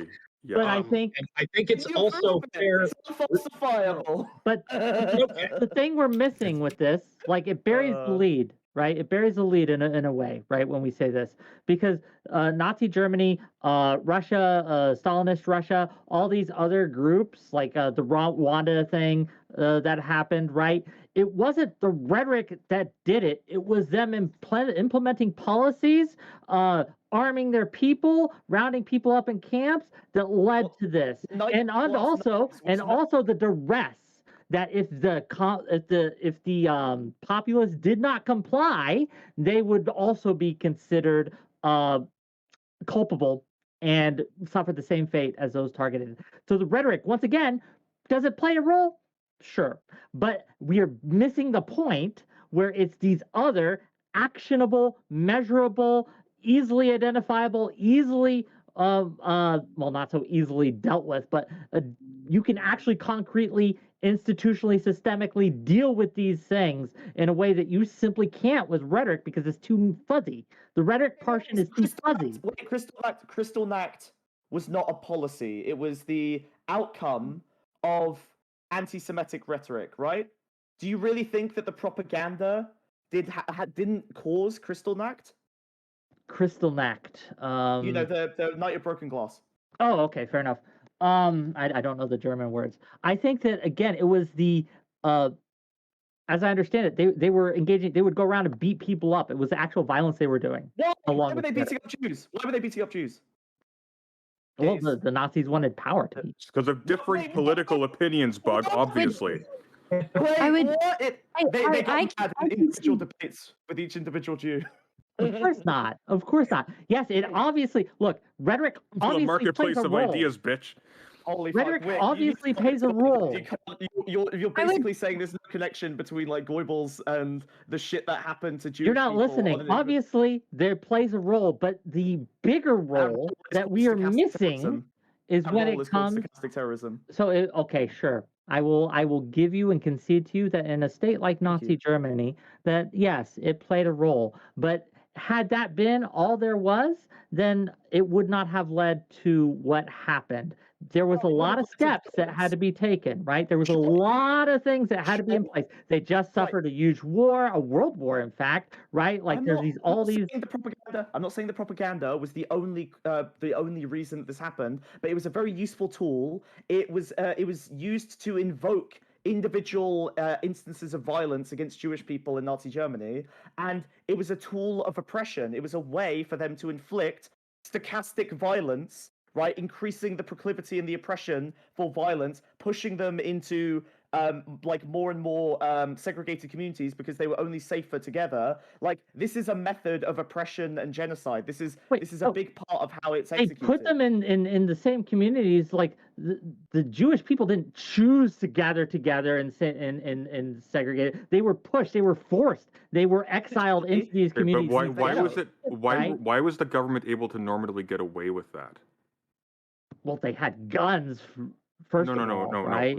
And anyone who opposed them was shot or disappeared. It was the security apparatus of the state, the jackbooted thugs we that would go understand. We around. They understand how enforced efficiently, Wick. We understand how efficiently the government did that. The question is, why was that not a political disaster for the government? Because there was an ambience in which this group was acceptable to be targeted by the government. This was not the basis of some kind of governmental collapse.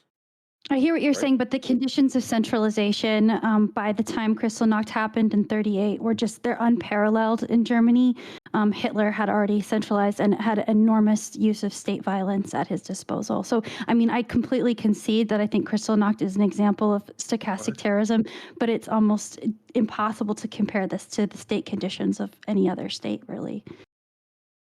No, it's not. But okay. Okay. Yeah, there's been plenty of there's been Got him. plenty of time. No, it was just so like okay. There have been so many times when violent rhetoric, propaganda, dehumanization have resulted in stochastic violence that ends up oppressing a group, right? The genocide or the attempted genocide in Rwanda was not a state-backed thing, or it wasn't a state-run thing, right? It was the result of propaganda. Yeah, no, it was the result. It was both. It was both. Well, So It was why? the state, the militias, the state militias, and the state troops went around arming the civilians and saying, if you do not help us, we will kill you too. That is absolutely state-led. Absolutely state-led. Why were the civilians willing to be armed and Because go if they immediately? don't, they were killed. If they did not, they were hang killed. on, Wick, It was Wick, possessed. Wick, Wick, Are you fucking Wick. kidding me? There hadn't been a. There were Tutsis in government. There were Hutu moderates that were also targeted. Like this was not simply state-led. There had to be receptivity in the populace for this. They had been calling Tutsis in Yenzi for an extended period of time through state media. There's an extensive literature on how radio was critical in making the general population amenable. By the way, it wasn't just militias. Neighbors turned on neighbors during that as well. There were also militias, but that's not exhaustive. WD, if you want to try.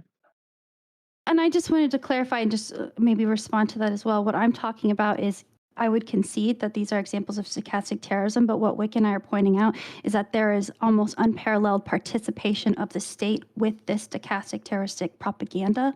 And this is why, I mean, we can discuss how this happens, and that's super useful, but I don't necessarily see we're seeing the same participation of the state here. And so to redirect the conversation to the use of stochastic terrorism here, I think is it's difficult for us to compare these examples. No, I understand. I appreciate that, but the problem we have is that we're now talking about something that is like the most extreme versions of stochastic terrorism we could say are stochastic terrorism, and both Lactoid and Wick deny that they're stochastic terrorism, and I feel like they're doing some brain loop logic to get around. Are you not listening? Are you not listening? Yes, absolutely. These stochastic terrorism plays a role, but you are acting as if that was the driving factor, and that is where I disagree. Here's the I was denying it as a concept. Can I quickly? It's Here's the fundamental problem with this conversation. Okay, we're talking about whether or not the term is useful. We all agree that the term is useful, and now we're coping with that fact by doing this amateur hour history analysis when none of us have any like fine-grained understanding of these case studies. Fair. Wick doesn't even know what crystal knot was. So like, I don't know the German term for the not a broken glass. So- he So- knows the English term. It's fine. If I may, I It's want kind of like the LA riots a little bit, right? Or I want to just point out. What's the German that name for we- the LA riots? Okay, easy, Right. easy. One at a time. Stab. So I just want to point out that this is why I have been asking for a more useful term. I am willing to concede on not using the term stochastic terrorism. I said that in the beginning and I'm still saying it now. The reason I have said this is because not all stochastic terrorism is going to show up as hashtag kill all men. It's not going to be that obvious to go, wow, that's not even a funny point. That's pure bullshit. or ACAB. That's easy. So hold on. No, all cops are bastards is an insult. Like I don't think that that's as I don't bad think as it's killing not. men. It's not. I don't think it's No, an insult. I'm not defending it. Stop. I'm not defending it. I'm saying that all cops are bastards is not nearly as violently horrible and easy to recognize as kill all men. Okay. Kill all men was absolutely, it was a travesty. It was a feminism killer. But like, if you're looking at things like that, it's not always going to be that obvious. So I have distinctly, and I use the left term, the left leaning one on purpose, because immediately in the chat, Wick, like everybody's all like, oh, so we'll defend when lefties do it. So I'm using a leftist one on purpose here. Amateur reading chat while we Yeah. debate. No, don't do it. It's going to trigger you. Yeah, no, it's kind of fun. But I just, what is a better term for this? We have to have a term for this because not everything will come as simply and as easily as, wow, the hashtag KAM is fucking horrible. Like that one's easy. What do we have that To can address help your us? point, Stabby, to address your point, again, this is my problem here. We absolutely do not have to have a term, because what usually happens in the discourse of modern day North America, Western world, Twitter, Facebook, et cetera, is they will find it becomes a treasure hunt of a sort, right? So People chew- so look chew for on Nazi. reasons. No, stop. They've Chew on already Nazi. decided these people are guilty, Wait, and it's Can I- pretty can I easy to answer? find a crime. wait, I'm right? telling you to swallow something. I'm telling you to swallow something, okay? Give me a Ew. second. Sorry. Well, I didn't know this was this I'm- kind of panel. No, but I okay. know. Alright. I just made this fun. No, this is what I'm telling you to swallow. You're going to have to swallow not nuanced takes like, oh, so all conservatives are Nazis. And you're like, fuck, here we go again. You're going to have to accept that if we can't accept or have or educate people on a more nuanced term for us to use. Like, one of the main reasons it's being used against conservatives so much is that they're engaging in that more. Like, it's just a mathematical standpoint, but it's also because the left is finding new and milk toasty, backstabby, passive aggressive ways to be political. Okay. So if you add those two things together, that's why stochastic terrorism is going to be hurled to the other side. We can stop hurling it to the other side a little more often if we all understand the nuance of it, if we can educate further on what it is, because you can't just run around calling every single thing, it's what was it called? Help, in 2016, it was called the alt-right playbook. Like, people were even making that the hashtag. They're like, oh, this is a typical alt-right playbook. And you're like, what even is that? So while you were catching up on the meme, it just made it more complicated, but at the same time, it was too simplistic.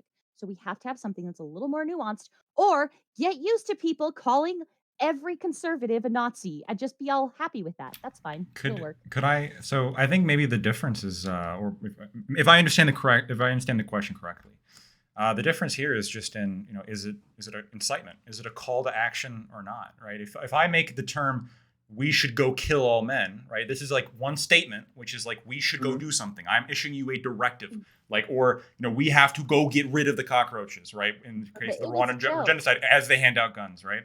No, because cockroaches are to be gotten rid of. So if you call somebody a cockroach, that's a direct relocation area. So, here's where I think there is a difference, right? If you are just not making a call to action, but you're just honestly stating, I think, like, I don't actually think this, but if I did, like, I think all cops are bastards, right? I dislike the police. I hate all police, right? I hate all police. That you're not making a call to action. You're saying, here's a group of people that I severely dislike. I call them bastards. I relate them to things I dislike because now one way is saying, like, well, I'm interpreting sort of intent, or I'm interpreting some sort of culpability on your behalf for having this opinion, and that like this is related to violence somehow. Or you're saying, man, this guy really hates police. Maybe he wants to defund them. Maybe he wants to But get rid of their money. Bastards, Can I just- bastards wait, are not Preston, a can you pest give me that one we. second? Can you give me 1 second? Sorry. I mean, Okay. kinda. Just one second. There's a hold on. You're equivocating again because the all cops are bastards is a critique of the police, right? But what it doesn't Police contain. police people, right? The actual Sure. service. Yeah. Yes, right. But the difference is that you're not attributing to it an impending threat. Now there's rhetoric you can add on top of that where it becomes an impending threat, and that's when we start to get closer to like more dangerous stochastic terrorism. The most dangerous stochastic terrorism is this is an impending threat. It's looming, it's coming soon, and you have no solution other than violence. That is the worst kind of stochastic terrorism, where you're saying you're about to get killed, your children are about to get, groomed or like taken out and have their identity like besmirched by a pedophile or whatever, and it's gonna happen if you don't do something Even if about you it. you genuinely believe it, because one No, example no. one example. I don't Stop. care. Wait, It's hold not on. stochastic Okay. So like, Truth is not sure. yeah. So if I say like, look, global warming, like we have to do something, guys. Like these fucking Yeah. logging companies are destroying this rainforest. We got to fucking do something. Otherwise, with like, Yes. oh shit, then like people go out and spike the trees, right? That's I'm stochastic responsible for that. Yeah, global warming. Yes, that's stochastic terrorism. If you do the But what if it's real? Like, what if there's actually global warming? Terrorism can be done in service of real things that are happening, right? Like like global warming is happening. You're stating a truth. You're stating a truth. Hold on. I told you used No. the phrase eco-terrorist earlier. Do Yeah. you think climate change is real? Of course I do. Okay, great. Hold on. So then We're you're saying that And I will state that because it's a fact. Violence. Okay, great. Right. So an eco I won't make a call to violence. who's Okay. doing terrorism in service of a real Smugbug threat. finish his point. Yeah, I'm just saying you are willing to take willing to admit that a terrorist can do political violence in act of a real actual threat, and then we can debate some other time about whether that violence is justified. But that's still stochastic terrorism. I also cut off President Sunday earlier, like 2 minutes ago. So Wait, I want to respond to that specific. I want to respond to that specific sentence though, because the prescription of like we got a bunch of people saying global warming is real. The prescription is absurd. Like to call them stochastic terrorists and like and demonize them and say that they're not allowed to come out and like say like they're genuinely help a political opinion, okay. even though they're not making a call to action. I need to respond to this one more time, and then I'm good. All right, listen. I'm not calling them stochastic terrorists. I'm saying again. I had multiple things here. You need to pay attention. I'm working on it. Okay, we've got the problem, right? All cops are bastards. That's the problem. Or climate change is real. That's the problem. Then we have there is no alternative solution. Whether you state it explicitly or implicitly, you give the people the solution of violence, right? You say democracy does not work. It's not going to work fast enough to solve climate change. The only solution is ... or is, spiking the trees to prevent the logging. So the stochastic terrorist component of that is saying your only option is violence, or heavily encouraging violence as the best option in order to solve the problem. And Matt That's Walsh the is doing stochastic Matt Walsh is doing that. Yes, he's saying Yes. that there's no. Yes, he says the state backs the trans agenda. No one's going to stop the LGBT from grooming your kids. No And so the alternative is to vote Republican. That's Hey, what he just a point advocated of for in the order. election. Just a point of order, real quick. Hey, Smug, just a point of order. I believe that he does give a solution, right? Not to defend Matt Walsh. Far be it from me. He's a piece of shit, right? But the solution that he says is just take your kids out of public school and homeschool them, or take the private school. Okay. Okay, if that's his explicit solution every time he says the trans. I don't know if it's trans- every time, right? Well, But- hang on though. Taking your kids away from the groomers does not take away the incitement of violence against the people you're calling groomers. That's still like danger against children that people would act against. People bomb abortion clinics for similar reasons, right? Like it's not just like, you don't want an abortion, don't get one. No, they think that bad things are happening to children, so they intervene violently on their behalf. Yeah, it's That not just would their be an children, example of it's stochastic terrorism. society's But, children, but right? again, this So, is is too that broad alter- because it's Look, too we're applicable all to other we're all things. missing the Guys, point. one at a Listen. time, please. Okay, Wait, can I go go? ahead. Okay, we're all missing the point like completely here, with the exception of Smugbug, who needs to rename his name to Basebug. we all agree that a stochastic process Bottom can me be up. used to incite terrorism. We are hung up on the word terrorism because we assume that it's bad, even though we also are defining it as like a specific political act that can have a particular end. It can be useful. Um, let's leave that part aside right now. The argument is over because stochastic terrorism right now is the only term we have to interrogate something that we agree exists, which is a complex series of events that can produce terroristic violence that we need to be able to talk about and to hold people accountable for inciting. Accountable how? Accountable even how? consider- Let's dig into this Well, real quick. among other things, just Accountable pointing out how? like, hey, this rhetoric dehumanizes this group of people. You can be reasonably inferred to know this. This can have the result, and we have historical examples of this taking place, of these people being randomly attacked by other people who are consumers of your rhetoric. So you need to watch your rhetoric. Don't call Group X Or of people. watch your rhetoric, or else what? Or wait, there's Or one Or more. else There's we one more. will use a harshly Guys, worded guys, descriptor one for at your a time. person in public. Like- Stabby.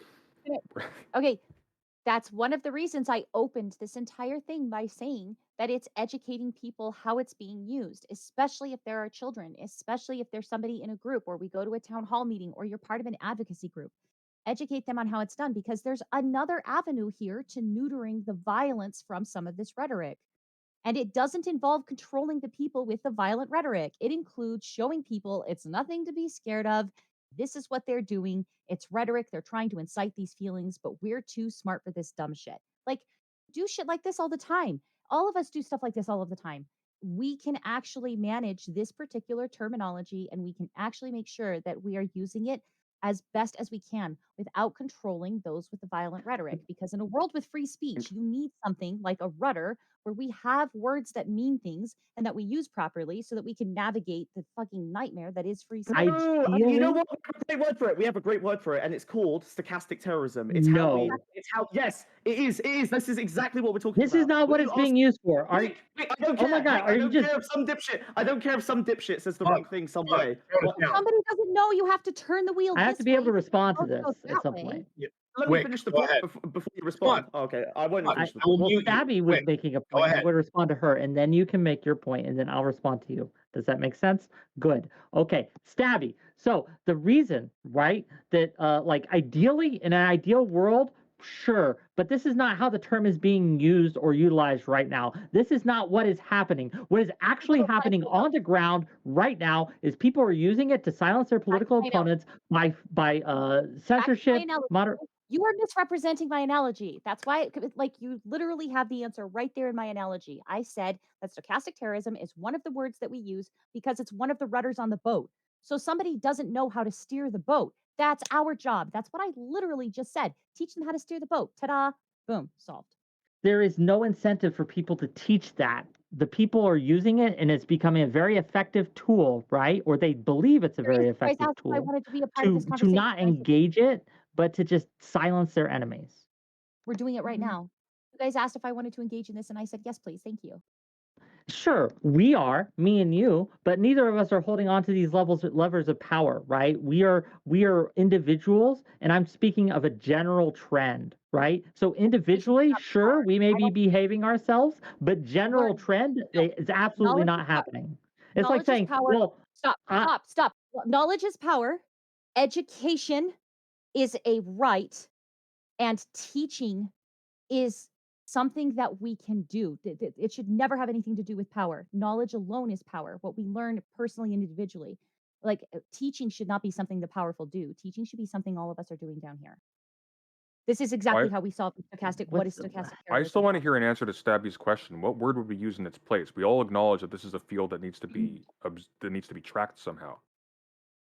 Like I've Wick, at the beginning of this asked conversation, you can see that yeah. it was useful. I want to hear like an actual answer to that. That's actually crucial. If you're saying we just can't talk about this because you're terrified of how difficult this we are would be to encode in talking law, about this is it. not We're compelling. talking about it right now. What I'm saying is that it's distracting us from talking about the things that we should be talking about, right? Like has we got should be nothing to do looking with the into thing red that flag stochastic laws. We should be terrorism is looking into addressing. all these different methods that the state has to prevent or mitigate these acts of violence, right?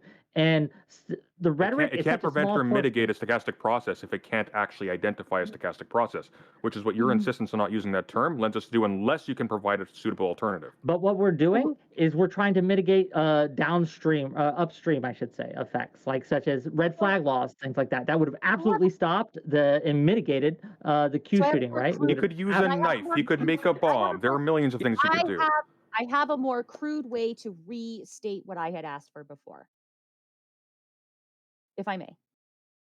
So if we are supposed to control the people using the word stochastic terrorism, but not the people using the stochastic terrorism, what do we have in the interim? Since obviously we think using the word stochastic terrorism is somehow worse than terrorism. It's Like, not just the word. Like you keep getting hit on. This is not the word. I don't care about the word. The phenomenon is useful to analyze.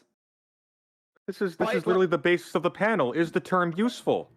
Even you don't care about the word. That's why we're here. The concept useful. I would offer because it seems like, and I agree, I'm really attached to the idea of a stochastically occurring process, which, activates the phenomenon of the lone wolf shooter, right? And directs it with a political rhetoric towards a political objective.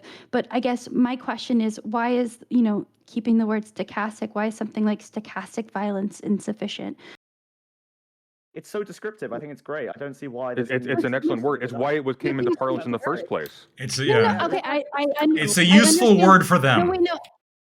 Stochastic terrorism came into parlance because it was describing an wasn't- ambiance. It wasn't levied a lefty. It wasn't a lefty who originated the term. It was a guy writing a paper for insurance companies. No, Okay, but it that was was coined. Yes.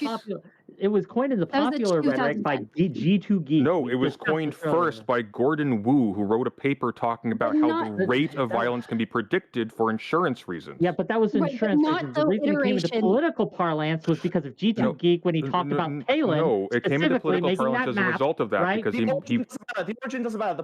The point is what it means, which is the probabilistic increase in political violence. That's The basically origin- what it's, right? The origin matters because Wick is trying to pivot to saying he disagrees with the concept. The problem is he's already agreed earlier in the conversation that the word signifies something very real that takes place. So he's now functionally against us even talking about a stochastic process resulting in terrorism at all. Stochastic process. I asked about what does the word terrorism offer and how can you argue that what we're seeing is terrorism as opposed to a stochastic process of violence? Political violence. Political Because violence. It's terrorism, no, it's not just political violence. Terrorism is very particular. It's political violence meant to incite terror for a political end, right? Yeah. So that can be, for example, to spook the groomers from coming out of the closet and teaching their ways to the impressionable younglings. There, that's an act of terror, right? I would refer Yeah, to wait, Matt- but what? Hold on, I would Remember- refer to- There's remember- a perfect example. There's a perfect example. I'm sorry. But Matt Walsh gave a speech after the shooting. He put out a video, which I'm sure plenty of people here watched, saying, "Why do you have to do this? What if you say that it's actually as dangerous to be what you are? If what you claim is happening, why do you still do it? Why can't you stop yourself? Why can't you prevent yourself from being compelled to do drag shows in front of children? Is it that important to you? Can you really not help it?" This was literally a speech he gave the day after the fucking shooting, And or within I a need couple to of days point of the out- shooting. And I need to point out that on Prime Kai's panel about the shooting, we didn't talk about the shooting once. In fact, somebody who's here on this panel right now, as well as Fabian, they were both, instead of talking about the people who were shot, we had to talk about, well, them talking about like their lifestyle and their rhetoric is what, is what we need to focus on. So Yeah, Just- but now just to you've point turned. that out. Now you've just made this panel into that somehow. So you've just. Hey, that's I wasn't there. To a second panel. I can't speak to this panel, right? Like No, this no, panel I that's what I'm wasn't trying to on. say. I can't address that. What That's was what the I'm trying point to of that? say. Can we move on? That was. But When you I continue guess to my allow- issue is Move on. if what the stochastic you. process is describing is that this violence will occur and that what No. The stochastic process describes the disparate causes that make it difficult to track, right? So stochastic terrorism specifically is when you have multiple sources of things conducing to at the end of the process an act of terror. That's what stochastic terrorism is. It's an act of terrorism that is inspired by difficult, complex, difficult to trace interactions of things in media. Can I ask? That's what it's referring to. It's not trying to make predictions. And again, like the first Yes. paper to address this issue emphasizes that predicting the rate of violence as a result of this is not the same as predicting events. Right, but that the paper also said though that it can't predict the events, but that these events are probabilistic and that they will occur. It's difficult to pinpoint when or Not who. that they will occur, that Or they'll events of this increase. type occur with a certain frequency. Yes, Buck, thank you. Sorry, I missed that. Was blown out. What'd you say? Not that specific ones will occur, but that events of a particular kind will occur with more frequency. This is a very important distinction. But this is just trivially true of any attention given to a group, person, Given or such good or counter arguments thing. to this twice, Wick. You haven't. Wait, You have can not I- addressed the point. You dodged it. Let You me ask a you question. purposely misconstrued You it, need to- but you you have need not to- yet you addressed need to let this. me- You need to let me once again. You are. Do I? equivocating Because you're just going to go off into la la land with your rhetoric and not address my This is direct this point. is a cute rhetorical Okay, strategy here. continue, Don't please, smug go me. ahead. Thank you. Don't smug me. Thank you. My point is that we've already defined some variables here that are really important to the level of stochastic terrorism. Is there a solution other than violence? If there isn't, then you're encouraging violence. Is there an impending threat from the group that you're talking about? Well, then it's self-defensive, which further justifies your use of violence preemptively, and then it's the actual problem itself: climate change, groomers, whatever. So what we're looking at here is levels of stochastic terrorism. It's obviously going to be a spectrum because it's an analytical tool, and you're looking at whether it's easier to say this particular kind of rhetoric leads to this particular kind of increase in the probability of violence. That's How about the this? point. Here's a great Can I example. Here's a great respond? illustration. Here's a great illustration. Prison, right? You go into a prison and you finger someone in that prison. That's poorly chosen word. You point at someone in that Well, prison. what are we talking about? And you say, oh, we'll get to it. And you say Step in that here and- person is a child molester. What's going to happen to that person if you say that? I understand your point. Okay, Right? Like expand it out. The All right.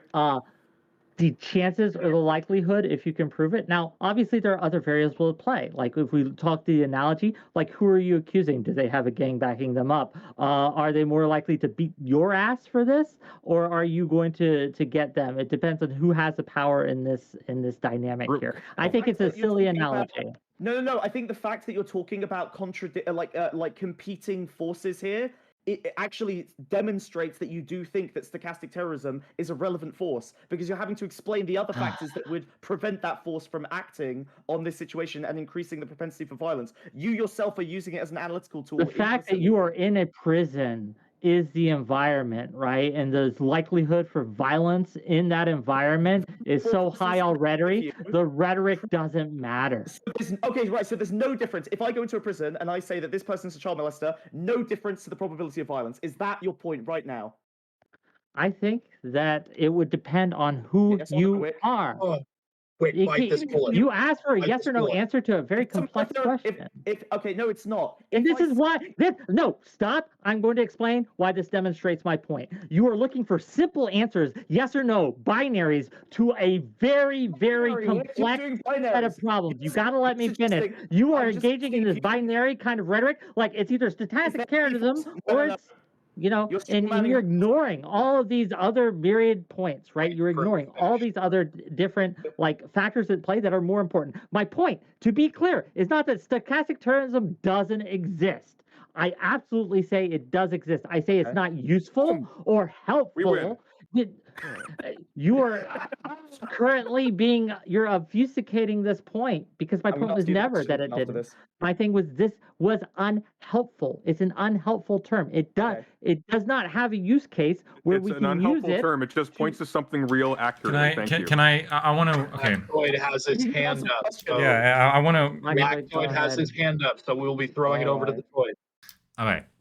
This is to our opponents, and specifically Smugbook, because you've been saying a couple things. So just some of the basic criteria that I'm hearing is that it doesn't necessarily matter if it's true. It's about if stochastic terrorism here is if you even if you believe it's true, if you like label a group as groomers, like I think was the example, like this is for in the prison example, like child molesters, that like violence is more likely to come to them, and this is like the process of stochastic terrorism. Is that kind of what your guys' argument is?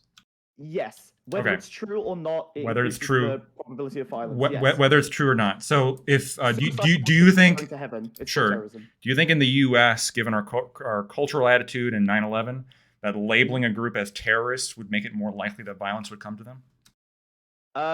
Yes, terrorists. Yes. Okay, or saying that they engage in terrorism might increase the risk of violence coming to them, Yes, if you say a group of people engages in terrorism, it's quite likely to. or any To a individual. small extent, I would say it stochastically increases the odds of violence occurring to them. Okay, so by referring to somebody as either an individual or a group as a stochastic terrorist or terrorist or terrorists, you are yourself engaging in stochastic terrorism every single time you use that term. I'm going to bite the bullet on that. I'm going to bite the bullet on that one. Let's I'm move I'm going to on. bite. Hang on. I got a third follow-up point after I get an answer, by the way. Okay. So All right. Yes, I think I'm fine biting that bullet. okay, Something? and did not Syndrome from The Incredibles once say that once everybody's super, no one is? If Oh, the God, tr- that's so lame. if when we live in this world, Oh my if God. if when we live No. if hold on, if when we live in this world where like we're talking about the usefulness of a term and we can't even use this term in any kind of practical application without ourselves being terrorists, how useful is this term Hang on. really? Lester President. I've got no. Smug, please. I let you go first last Okay. time. All right, Okay. fine, go for it. Sorry. Lester President, I have a very Even if particular it's answer true. for you. Yes, even if it's true. Earlier on, I was very particular. I think the use of the term is that it creates a chilling effect on people using dehumanizing language in a very reckless kind of way, targeting specific groups of people. I am therefore advocating for the use of the term to have a terror effect on people who would use that kind of language. I'm perfectly fine with that. Now we litigate whether or not a certain type of political action is justified or allowable given its consequences socially. That would be a level of particularization we can have following from that, or what kinds of threats of terror we're willing to accept. Because of I course, would bite that. the state rules by So by true, fear bestie. ultimately in every And I do single the same case. thing. Sure. So I bite the bullet for revolution. you're all terrorists. Crazy. This is an interesting It is. It's interesting conclusion to the debate. I didn't know that. One more thing, Lactoid, one more thing. Your syndrome thing, right? If everyone has a gun, no one has a gun. The point is, this is a weapon that everyone has access to, and we should be focusing on who is creating the situation where violence is more likely to Well, occur. you are by calling them terrorists. The aggressor here, or rather Matt Walsh is the aggressor here, You're right? engaging No, in you are. self-defense, right? You're engaging in self-defense. You're engaging in right now. self-defense. You have Yeah. no other recourse than to preemptively defend yourself, right? By calling him a terrorist. Yeah, you have to. Against what? Against what? Against what? Let's roll. Against his stochastic terrorism, which he's doing in response to your stochastic terrorism. This is You think now this is where truth becomes important. Yes, it's stochastic terrorism, but now we determine whether whether stochastic terrorism is being done in service of a true problem or one that is made up. So Right. then we argue, okay, right. So if the groomer problem is genuinely true, let's say the Jews. Let's say whether in service of your political agenda or theirs. That's ultimately what they come down to, right? yeah, right. If the Jews actually control the world, then stochastic terrorism, terrorism. Okay, right. Hold on. Let's. That go was chat my so it's criticism. easier. Just eat the L. Smug. Just eat the L. Take it. No, Move there's no on. L. Go There's no home. L here. Bald. There's no smoke, L. Yeah. Steve. Performative. Anyway, the problem here is that stochastic terrorism can be done in service of something truthful or not truthful. So we're going to disagree on whether the grooming thing is happening, but that's the source, right? Let's say Jan 6. If you believe that democracy is being stolen, Jan 6 is totally morally justifiable. If from that perspective, if it isn't being stolen, then Jan 6 is a terrible disaster, and we have to determine the truth to decide not whether it's stochastic terrorism, but whether the stochastic terrorism is justified. Because if democracy was truly stolen, Jan 6 would be justifiable. That much would make sense if the election was actually stolen. I'm happy to bite that bullet. It's an obvious one. So why not, instead of Well focusing said. on whether or not something is stochastic terrorism, we focus instead on a far more salient point on what is true and what is not. Because This of is all why that it's not stuff you helpful. just said, Wick. Oh, It's a gun, again, it's a this tool. is tautological. It's It's a gun, circular in nature. You're just going round and round in circles, justifying your own rhetoric. It's a gun. It's a means of applying political force.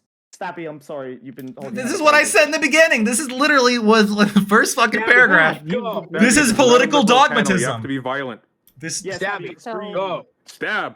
That's why I think that one of the reasons that we Adam. want to use this word and we want to find its boundaries and make sure that we're using it properly. I did like what Olive said.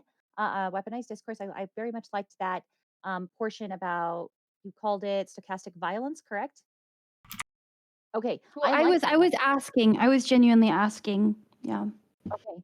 I like that one. Now, it doesn't show the political nature, so we should have to be more careful of that. But that's why I was asking for it, because yes, I will bite the bullet that we have used stochastic terrorist methods for our own revolutions in this country. And unfortunately, if Jan 6 had been true and they had done that, and we have all of the qualifiers there and everything had been on their side and they had actually finished overthrowing the government, then we would have a foundation myth based off of that. So I'm fine with biting that bullet, but stochastic terrorism and the term itself is a way that we're trying to get past some of these behaviors, get past some of this rhetoric, and try to enact something better for ourselves. Try to get Mhm. people to understand as they approach it, Create a because chilling quite effect frankly, on it. Yes, right, absolutely. right. Personally, I don't just want to use the term stochastic terrorism to reach people who are saying, if we're gay, we have to arm ourselves because all the conservatives are trying to kill us. And you're like, whoa, calm down. That's bad rhetoric too. Let me show you what I mean. I don't want to just reach them for hope. I want to reach the fucking people engaging in something they might not even know is stochastic terrorism. How many things could we actually nip in the bud? I said neutered before, if we can start approaching it with more nuanced versions of language. I said we wanted the rudder on the boat. So instead of being so pro free speech and worried about the government coming after stochastic terrorism that we ban the word stochastic terrorism, step back for a second and let's learn how to No fix one's the banning goddamn And the rudder. concept, Stabby. Be careful. He said No one's concept. Well, banning the word. no No one's one. Yeah. No banning the one concept. No wants to one's saying ban you it. can't. I'm just saying it's unhelpful. They're burning the books. Ah, Oh, ah. come on. I think the real Please. terrorists Don't be were the sour. friends we made today. True. The only, there we go. you know what? The only ship we need is friendship, gang, and Yeah. we've been friendship. We are kind of winding down, right? So looping pretty hardcore. Yeah. Hold on. Oh, wait. As the moderator, hold on. Okay. We are kind of winding down. So what Fuck I'd you, I'm like a to do, terrorist, moderator. I accept the accusation, the label with pride. I'm a terrorist. I'm just not the most terroristic on the panel, so I'm good. I would like to give R.I.P. Wix everybody channel. Oh my God. I'd like to give everybody maximum of 2 minutes to make some closing statements. And you will be timed. You will be muted if you exceed your 2 minutes. And we will be going with President Sunday first on this round. Go ahead. You can't prove I was there. I have an alibi. They're all liars. Next. Brief as always, much appreciated. Stabby, please give us your closing thoughts. I think that we need to be careful about how we use language, try to educate one another, make sure that you're having these discussions. I think that's what's most valuable. You can definitely come and watch panels like this, but definitely engage in this with your friends so that we can use these things properly, because stochastic terrorism can be done by anybody. So I definitely think that it's a term that we need to have as useful, and don't just use it for anyone. Also, please ban from your lexicon, this is a stochastic terrorist. We don't need more labels for people at this particular point in time. What we need is to understand what stochastic terrorism is as a concept. So let's just stay focused on that and don't just start calling people stochastic terrorists. So don't make them victims. Over to Wick.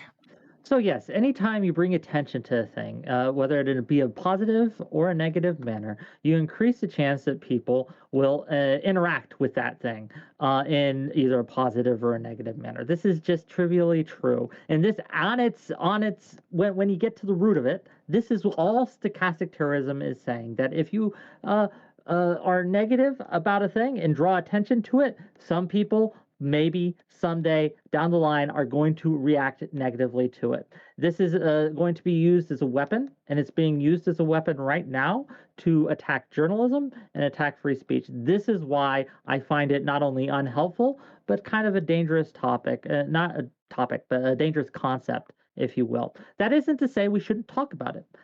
It is a new concept, and it definitely does need more research, and it does need more people studying it. As of today, however, with the information I have on my hand, on my fingertips, if you will. I just don't find it helpful or useful in engaging with the world and trying to do what I think we all here want to do, is to stop these heinous attacks on of violence and incidences of violence against people. Yeah, thank you.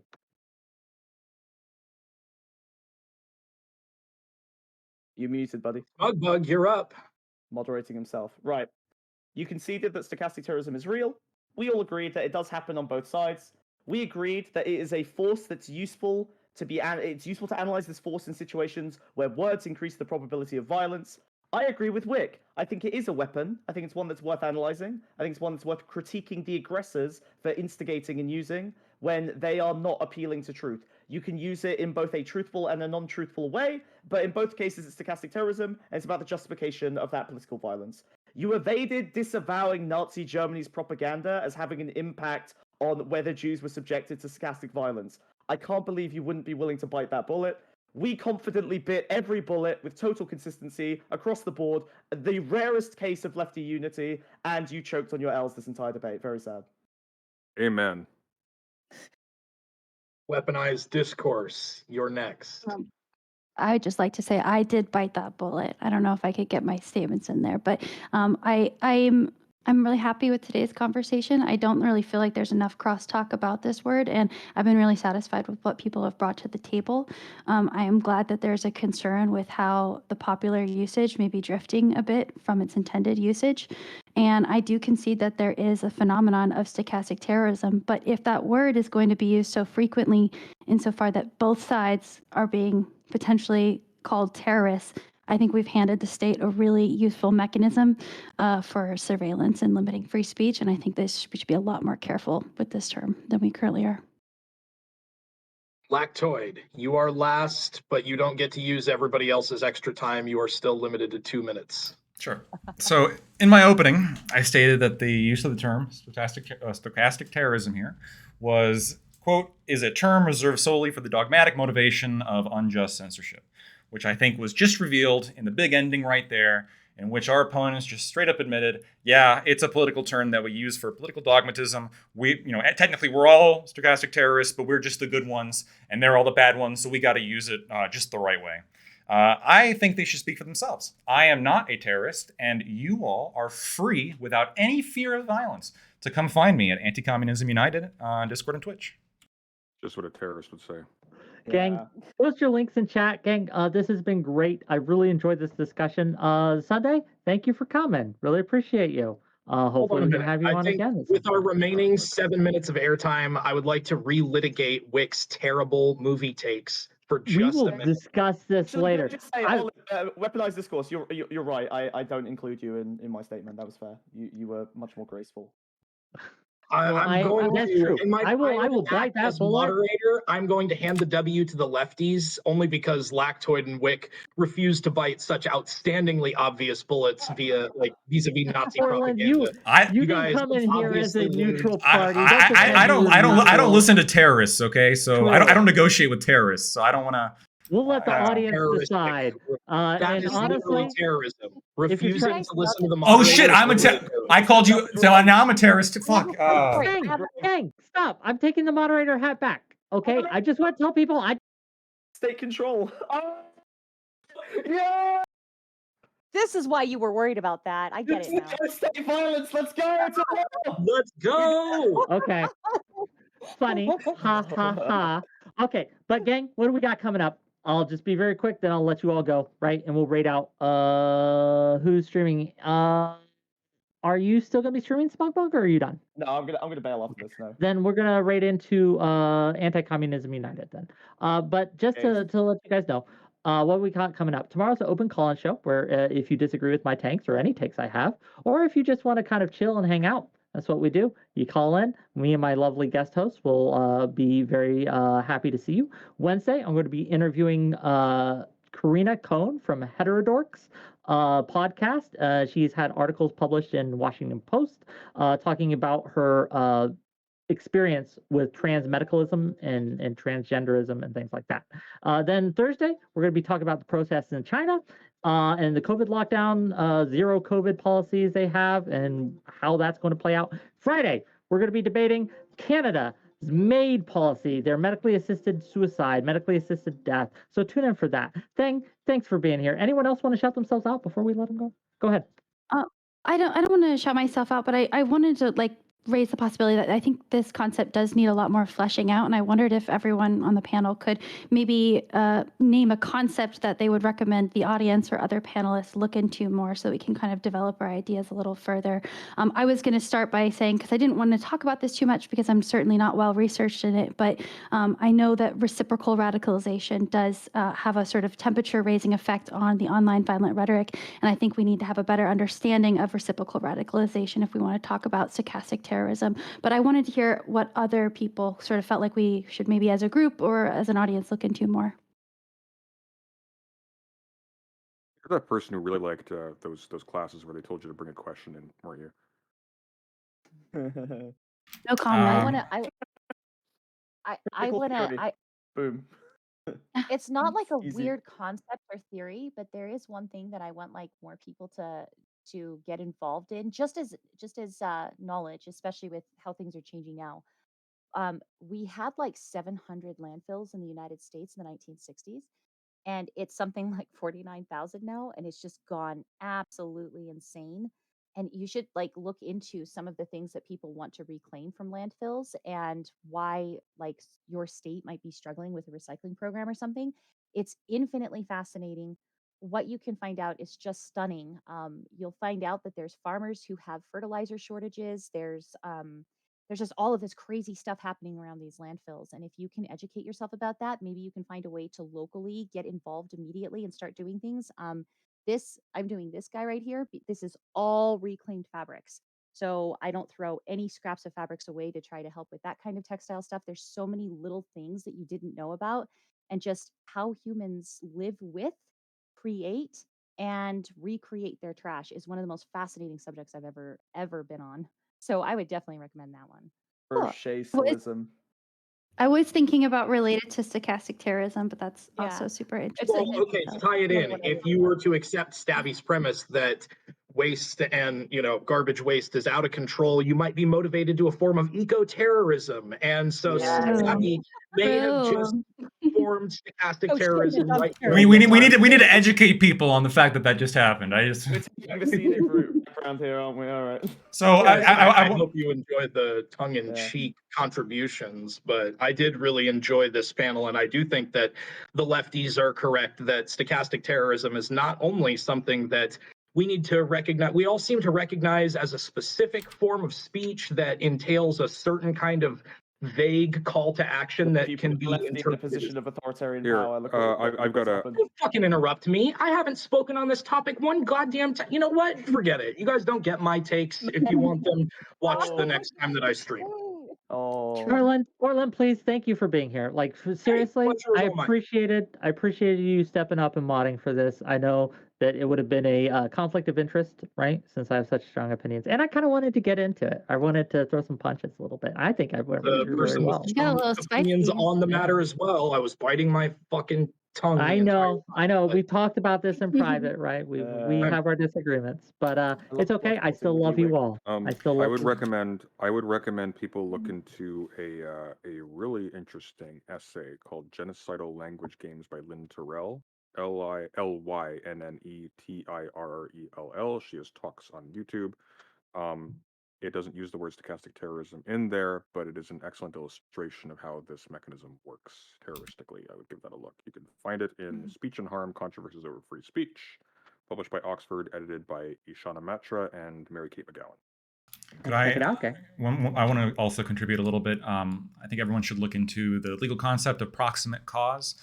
Paulsgraf versus Long Island Railroad is a seminal case on that. And then also Brandenburg versus Ohio, which is a major case when it comes to freedom of speech. Awesome. Okay. Apparently my raid timer automatically went off, so sometimes in this I did raid out, but everyone can still hear you guys. Gang, thanks. Arrivederci. Yeah. Thank you. Hasta luego, mi muñecas. Zaijian. See you, folks. Pleasure, guys. See you next time. You guys. Oh, okay. Well, I can't click out yet. Meeting Sorry. you, my Olive. Windows- Hi, I know. Nice meeting y'all. That was fun. Yeah. How'd that go to y'all? I got to bounce to a different panel. I'm sorry. Have It was a lot of fun fun. though. Thank you guys. key. Doing all right. Hey, Lactoid. Hey, what's up? Not much. You excited about tonight? Absolutely. I just got fresh off a debate on stochastic terrorism. We had a lot of fun names there. It was a lot of fun. So You terrorized the panel oh, absolutely. It with your was stochasticism. it was Smugbug, President Sunday, and Stabby. They were arguing in favor of the concept, and then it was me, Wick, and she goes by a different name than her Discord profile, but it's weaponized discourse. We're on the other side. So. Stochastic terrorism is like, I don't know. I feel like it's a dumb thing. Oh, it's absolutely a dumb thing. I just proved that in front of an audience of however many people. They all agree with me now. So. Saying like Jesus was trans, and so we're gonna talk about that. Oh, I saw Vivian talking about that. Hey, Tiberius, your mic's open. It's okay. I'm not talking about anything that no one can't hear. Yeah, no, the whole stochastic terrorism thing to me is so silly. It's like trying to find a new trigger or buzzword to try and like attack people with. That's all it is. It's just like we don't like your speech and we think your speech is in a gray area. Therefore, we're gonna label you a terrorist. And we're gonna create a new term for it. What was weaponized discourse pro or anti stochastic terrorism? No, she was on my side. We were both against the term because I actually we got them to admit at the end that by calling people stochastic terrorists, that in of itself raised the risk of violence upon them, so that they were engaging in terrorism if you call people stochastic terrorists. And so that was the conclusion of the whole debate. And they all bit that bullet. So everyone was on the same page at the end. Yeah, we're all like the page at the end was that everyone was a terrorist. I thought that was interesting. Well, that I agree with. I mean, or that it's a stupid fucking term. Yeah, or it could be. Yeah, it was fun though. How you doing, Prime? Hey, buddy. Nice to see you again. Hope you're. Oh, I don't see you. You're not on the screen yet. But nice to have you around, buddy. Yeah, thank you for inviting me. Yeah. So while we're waiting, could someone distract? Anyone? Has anyone else seen Black Panther 2? Any thoughts on it? I need to actually. I saw it. I liked it. I liked it a lot, actually. I thought it was better than the first one. I thought it was, really? Oh man, we got to debate that then. Oh yeah, I actually would like to. Doobie, I wish he was here. He had personal things that came up, unfortunately. But he liked it. But then he said he changed his mind. But I haven't been able to talk about it because he's seen it multiple times. Multiple. He likes it that, but he likes it that much. I don't know. He's saying he is it on Disney Plus yet? I don't probably think won't so. know. I was gonna say you. Not. Well, I mean, What was sometimes it? they put shit on Disney Plus and be like, pay like $6 or something. Oh, it's. I mean, it's still in theaters now. No. After the ScarJo And lawsuit, exclusively. I don't think they'll do that again. At least Yeah, not for a that's while. Yeah. probably true. And Yeah, now Bob definitely not. Iger is back. Boo! Bob Iger was they Bob took him Iger out. never left. Bob Well, Iger yeah, never obviously he's always like behind the scenes, but like Yeah, no, the whole Bob Iger thing is so funny. Like, I called this shit like when it happened. Like, the pandemic was occurring. He saw all the parks getting shut down and was like, I'm gonna step back for a little while, right? And just let fucking Disney parks deal with lockdowns and all that shit. And he was always gonna come back. Like, he was just just creating a fall guy to begin with. I don't know. I vote. It takes a while. I called this shit like 2 years ago. I was like, he'll be back, and he's not going anywhere. I need clips or it didn't happen. True. I mean, if I can find him, I don't know that I can. Look, Yeah, no, I just don't know. I don't know if that was the case. I mean, I'm not pretend I have any insight into like the inner workings of Disney. So, but it just seems like there is a lot of effort that needs to be put in place for a switch like this. And it seems like from like the reporting, because I looked into this, and it seems like the guy who replaced him, I forget what his name was. Bob Chapek. Yeah, another Bob. Yeah. White people. What about Bob? JPEG, right? Like I know. I know. Ty. I fucking Actually, hate when black people are named Tyrone, it's right? Scott. Fucking black Scott. people. They're all actually named Robert. Okay. But anyway. But Fucking black people. Chapek was supposed to be his like successor. He was like grooming him for the throne. But at some point they stopped. They went separate ways, right? And Chapek had his own different ideas for things. Bad ideas. Yeah. Bad ideas. I mean, neither of the yeah. Bobs have gotten rid of Kathleen Kennedy, so let's be honest. Neither Here of we them have go. gotten rid of Oh, good here we ideas. go. They literally cannot help themselves, right? They can't help themselves. Like Kathleen Kennedy, like she causes like this seizures on the right. Oh, sorry. I actually mean erections, right? Erections, because whenever she's on, there's like a title, including her on YouTube. Oh man, they're clicking it. Kathleen Kennedy, is she still there? What has she got up to now? This is amazing. Like the amount of time and effort they spend on Kathleen Kennedy.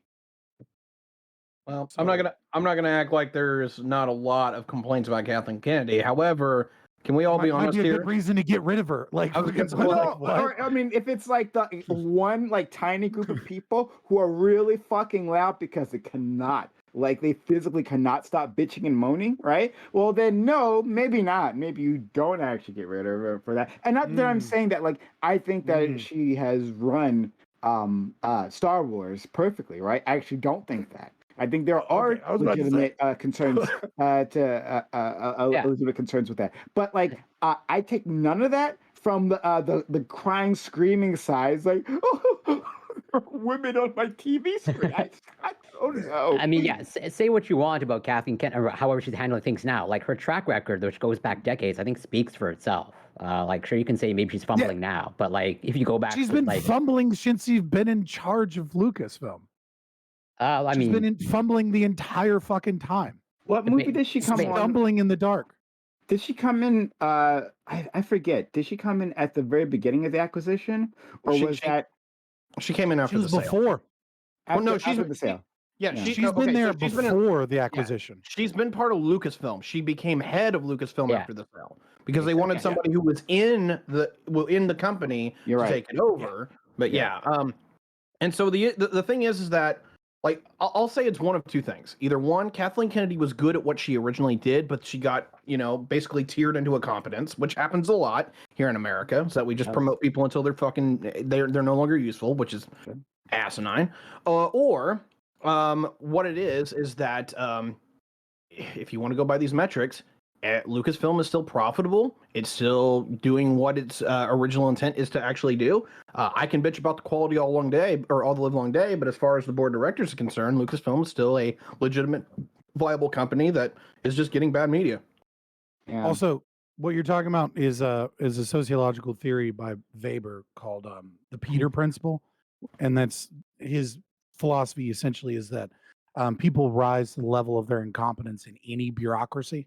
Because like if you're doing a good job, you get promoted, and you keep getting promoted until you're no longer doing a good job, which means that like heavily bureaucratic administrations, corporations, government, etc., are just full of incompetent people because they get promoted until they can no longer do a sufficiently good enough job to get promoted. Except that I disagree with that. I mean, like I think that within because one, it relies on this idea of a meritocracy, one that the good people are being promoted in the first place, right? So I don't necessarily that doesn't necessarily be the case. I'm talking about Max Weber. Like he's not saying it's this great meritocratic system. He's simply saying that bureaucracies run this way. This isn't the same thing as like a business, but like something that becomes like heavily bureaucratic once it gets really large gets this way.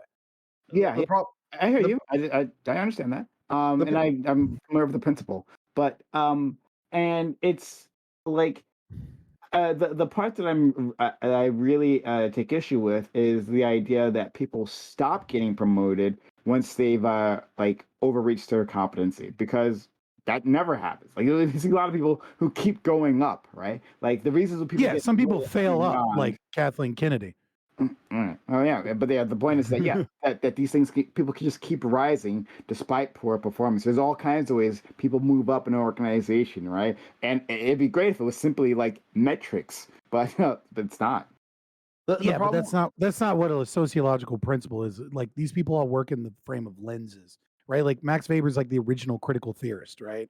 Like you don't get critical race theory without Max Weber. Like this guy isn't like trying to take like a structural functionalist perspective of Starting early. American bureaucracies. Group. What? No, I'm just. I want to get on this. Like, why can't I just speak facts? Like every time I say something, you're like, oh, fucking nerd over here knows things. Like fucking get out of church politics if you just want to play video games and fuck around.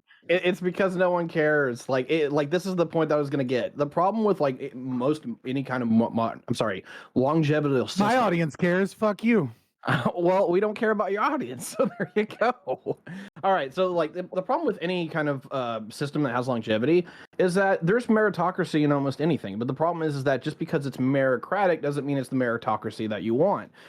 Most things that actually go over 100 years old tend to be incredibly meritocratic towards ass kissers and people who say yes. They literally get into what we call decadence, which is blatantly where they do not understand the physical reality and what they are, and they become literally a system of inertia. Lucasfilm, I mean, obviously isn't 100 years old, but look at the country or the companies that run above them. Disney is well over 100 at this point. Correct me if I'm wrong. No, or is it 90? No, actually not. Maybe not. I don't think. I was so. gonna say Mickey Mouse. It's not what anybody means when they say meritocracy, though. Well, that's the problem. Is that like when people say like is the system meritocratic, it's probably not meritocratic to the degree that they want it to be in regards like, hey, does this person actually make good movies or can write a script or what have you. When reality is most often or not, it's just, hey, can you kiss the board's of directors' ass and say I'm making money? Yeah, but that's not a meritocracy. That's like nepotism and like networking. Like there are other things there. Like meritocracy is like implies ability, talent, metrics, like the ability to kissing ass is a talent. I hate to be like that, but it is. Yeah, but now you're just using a word to describe, like you're watering down the word to the point where the word has no utility because you're making it mean something else. I get where you're going with this one. I don't think that's the case. I think that there's a lot of different forms of merit. Because somebody can be a hard worker, but somebody can be a smart worker. I think those are both different merits, but they will be responded to differently. Usually, we like to think that the smarter worker is rewarded more than the hard worker. Sometimes that's true. Sometimes it's not. Okay, but that's not meritocracy. Being a talented ass kisser doesn't fall in the vein of meritocracy. Unfortunately, I think it does, even though I despise it. No. I think what you're trying to say. What you're saying is that the USSR was a meritocracy because the people that were the people that were good at gaining power in social relations and hiding themselves. What Scott is trying to say, right, is like the ideal, the design, the thought of meritocracy is this, right? Rising through the ranks, due to like your own hard work, your innovation, your talents, and being rewarded for that, right? But it seems like what you're doing, Ty, is including the criticism, right? Now, I think meritocracies tend to not exist or exist in very limited fashion. But that's like the criticism of the thing, right? But I don't include it within the idea. Like I have a criticism of capitalism, but that doesn't necessarily mean Yeah, and this is weird. This is where I'm the damn evil, dirty centrist. Is that like I take both the criticism and the actual intent, both into the calculus of this. I think there is good meritocracies. I think there's horrific meritocracies. But I get where that's calculus, not definition, though. Okay, right? So like a pure meritocracy is built upon ability and talent at the domain of what it is that you're intended to do in order to rise through the hierarchy, right? Like it involves zero nepotism. It involves zero. You mean bias nepotism? I assume nepotism. Sorry. Oh, stop. And right, but like no system really ever achieves a pure meritocracy, right? Like even like the ancient Chinese, where they're like setting up standards for their government bureaucracy and tests, still had issues, right? But like, so we wouldn't really say that a system is a pure meritocracy. We might say that it's meritocratic, right? In that the majority of the system and the hierarchy is kind of like obtained through merit based systems. But you wouldn't say that a meritocratic system isn't, that like everything is technically a meritocracy because the people that are good at doing things that are antithetical to the idea of meritocracy rise to the top. You're talking about something different. Like, it's not a Yeah. matter of centrism or not. It's just a matter of like using the word incorrectly. Gotcha. Well, let's see. I gotta take the dogs out real quick since we're waiting. I'll be right back. Sure. I see Isle of yeah. Owl's got some lighting, and you know what? I appreciate I it. think this is the I same appreciate lighting that. they've always used, right? Like, No, isn't no, dog. That shit was dark before. oh, sometimes, but Yeah, sometimes it just depends on the different time of day, I think, and the rotation of the Earth. Because I don't know why it's different. It's different sometimes.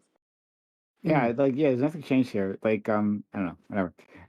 But I've been watching. I'm trying to like.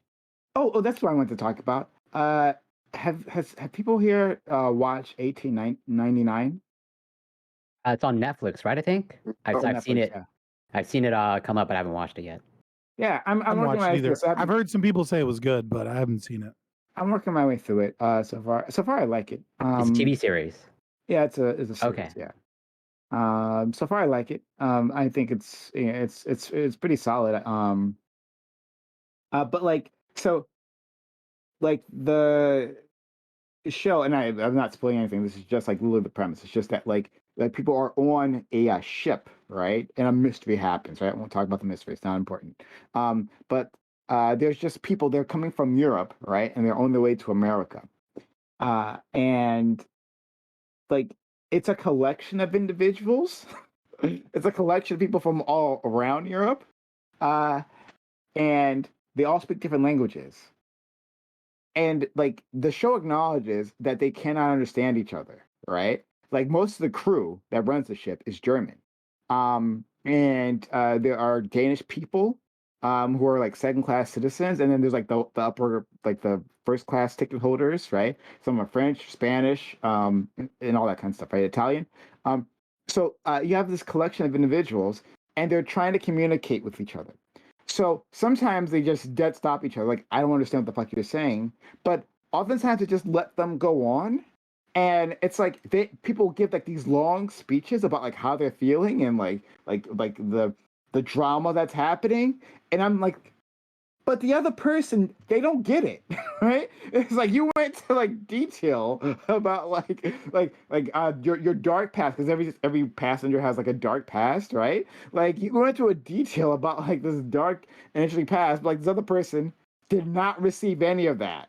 Like, it was weird. This is all subtitled, presumably. Like you're getting all the information. Okay. So I am getting, the audience is getting the information. I don't understand why they're doing it, but I'm just saying, like within the context of the show.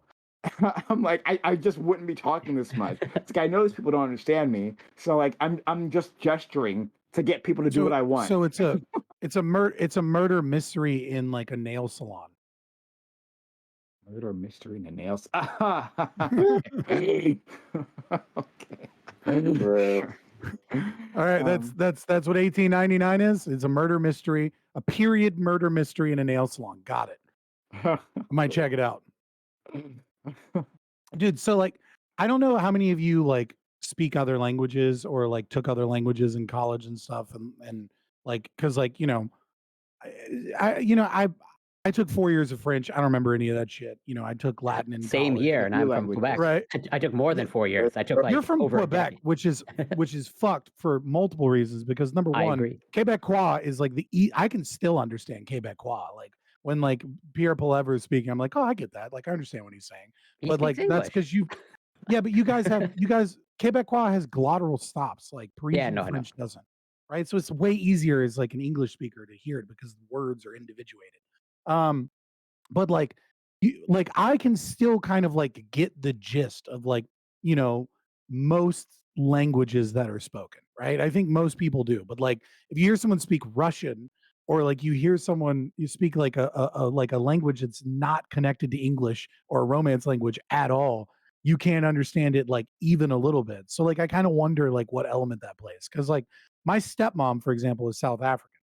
And when people speak French near me, you know, I pick it up. I kind of understand what they're saying. I get the gist of what they're saying, but I miss a lot. And it's the same thing with Spanish. It's the same thing with Romance languages, and the same thing with German because we speak English. You can kind of like sometimes hear it, and you're like, oh, I heard a word. But then sometimes she gets mad at us and she gets drunk, and she'll call her mother, and they'll speak Xhosa. And so when they're speaking Xhosa, like it is like there's no context for anything. Like I don't. Have you ever heard anyone like speak Xhosa around you, or like a language that's like I've never heard that. completely? That's like okay, being racist here, but just so you can fucking understand, it's the click language, right? It's like the like that one, like right, like it's like it sounds like Somali and like Afrikaans and like other things all kind of just jumbled together with clicks, and it is impossible to understand. Like you will not get a single fucking word, and it's I don't know, it's like it's the most awkward thing ever. Like when she's just like on the phone, like looking at it, it's like this little white lady, like mad, speaking Xhosa. It's just, I don't know. But Scott, have you ever been to Quebec? No. Okay, I'd be curious. Like, you know, you say you can understand Quebec. I have no doubt. Like, whatever. But like, I think it'd be interesting if you were able to like really encounter like a hardcore French Quebecois. Yeah, see, that's the thing. Yeah, that's probably true. Because like if I listen to like a radio or like someone that's like speaking kind of like clearly, you know what I mean? Like, yeah, that's one thing. But if you were to go like out in the boonies in Quebec, like I'd probably be like, what the fuck is what is happening? I want to fly you out here myself just to put that to the test. Like, you think? I mean, but to be fair, you think you speak English and understand people who speak English, but why don't I take you to Appalachia, just a few hundred miles west here in America, and you can listen to some people in the Appalachian Mountains and tell me if you understand. I don't have enough courage for that. If you understand English, because you probably don't. Yeah, totally fair. Like you know, encountering the Scottish on my travels around the world. It's been interesting. Like I understand them better than a lot of other people from the States. But like I'm like filling in gaps. I'm like filling in gaps. Especially when they get agitated. Or Australians, like Australians that aren't from Sydney, and like every other word is an idiom you don't understand. Oh yeah. It's like they're talking to you and they're like, you know, that's why you got rice in the wheels, and you're like, what the fuck? What is like this man's face is more bloated than a Trump tree, and you're like, the what did this fucking what did you just say? I've encountered since starting Twitch. I've encountered a lot of Australians because of my time zone of when I stream. It just happens to work for Australians, so I've talked to a lot of Australians, and I've had to stop them multiple times. Like, okay, what the fuck is that? All right, like you should know that we don't have this one. Okay, you're gonna have to explain this. I only know like thongs or flip flops and stuff like that. Flip flops, yeah. Yeah, you got like a whole dictionary for them. But I feel like it's not too bad. I think the Scottish is really tough. Could be really tough to get. But yeah, I'm not sure if I've heard much of Appalachian. Well, that's not surprising. Not much of our media coverage like those people. But like an Appalachian accent, I actually don't know what that sounds like. So Appalachia is weird because I mean it's like it's kind of southern in its accent a little bit. So like if you were to add a southern drawl, but also a lot of Appalachians are carrying kind of like a traditional Middle English accent, like their rhotic R's and things like that. It's mostly where like right, because you had a lot of Celts that moved to America, or like Irish indentured servitudes. The rare few that like made it out of indentured servitude and didn't just like die and like were able to finish their contract. And so they got pushed into the mountain. And so it's like it's Celtic and like freed black slaves and some natives and like a southern accent and also isolation with their own idioms. So it's a distinct and weird accent. I'm sure I could find it on YouTube, maybe like a clip of them talking. That might be interesting. Yeah, you could. Mhm. It probably just sounds like redneck to you, though, to be honest. Like extreme redneck. Like I'm just saying, like if you've not experienced it, it probably just sounds like extreme. Who the fuck are we still waiting on? We're waiting on Joe Lewis. He Hurry the said fuck up. Bit of a late. He said like you're on at like 8:30. So I'll give him 5 minutes, and then we'll just get started. So everyone, yeah, that's what we're doing. We're just waiting for people to come through. Thanks for sticking around. Everyone, hope you're having a great day. And we're just gonna bullshit for just a few more minutes, and then we're just gonna jump into it. Have you guys been watching any good anime lately? Because I have. Sorry, All right. what would you say? What now? You broke up. And anime. Have you been watching any good God. anime lately? I haven't seen anything new, but Prime trolled the shit out of me 2 weeks ago talking about Gundam on stream, and it made me so mad. I wanted Oh, so I new do Gundam love is coming Gundam. out. Sorry, Yeah, what? the new Gundam is coming out this season. The It's Witch already from out. Mercury. I think Already it is. out. It's already out. Anime is running. degeneracy.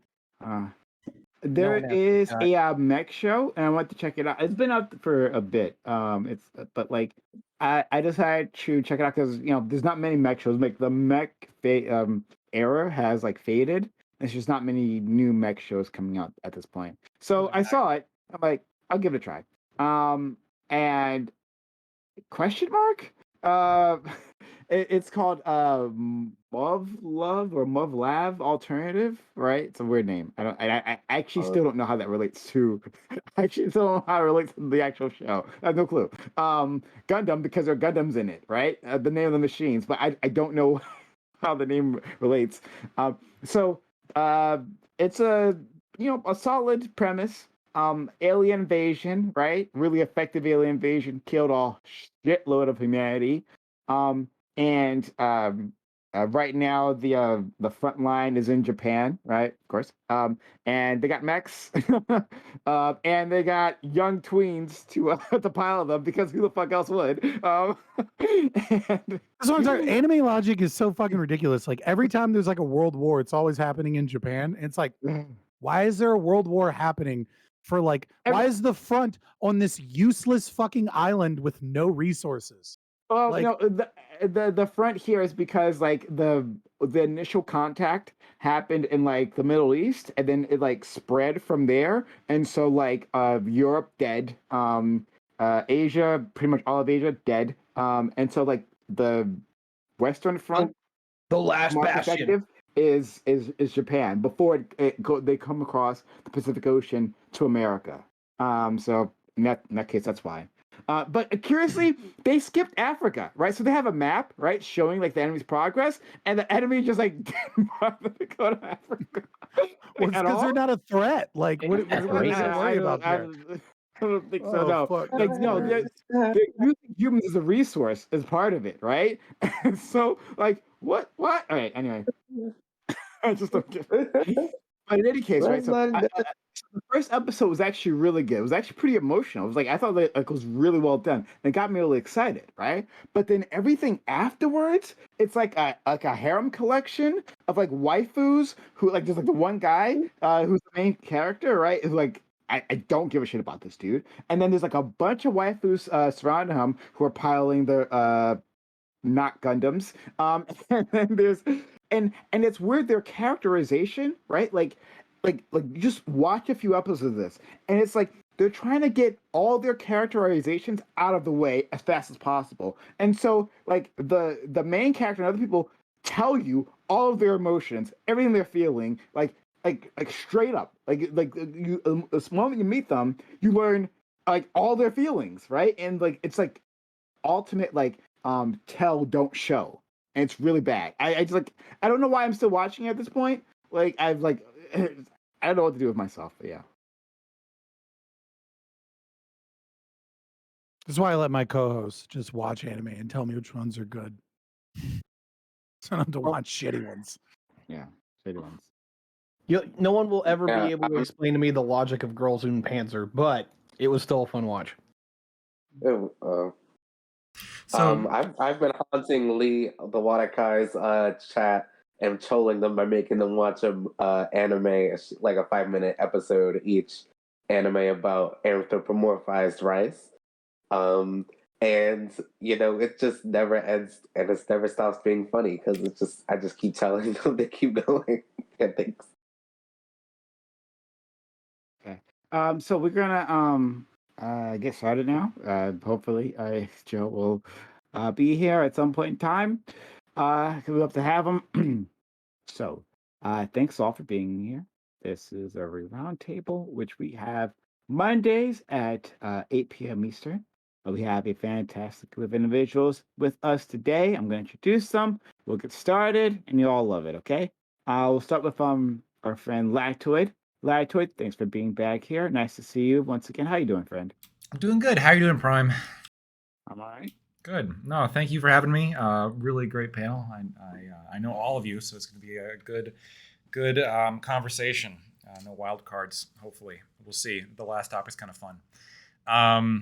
Yeah, if you want to find me, you can find me in. I got some interesting thoughts about that one. But if you're interested, you can find me at Anti-Communism United in Discord and Twitch, or Anti-Com United on Twitter, since Elon took it over and is very effectively running it now, despite all of you. I'm on there a lot more, so it's a lot of fun. Lost 75% of his workforce. Oh, he's doing a great job.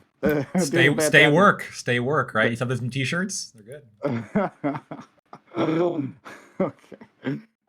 Thank you for that. Scott is back with us. Scott, thank you for stopping by yourself. How are you? I'm doing great. I am Scott from Fabian Liberty. We're libertarian duo stream. Come check us out. Fabian Liberty pretty much everywhere.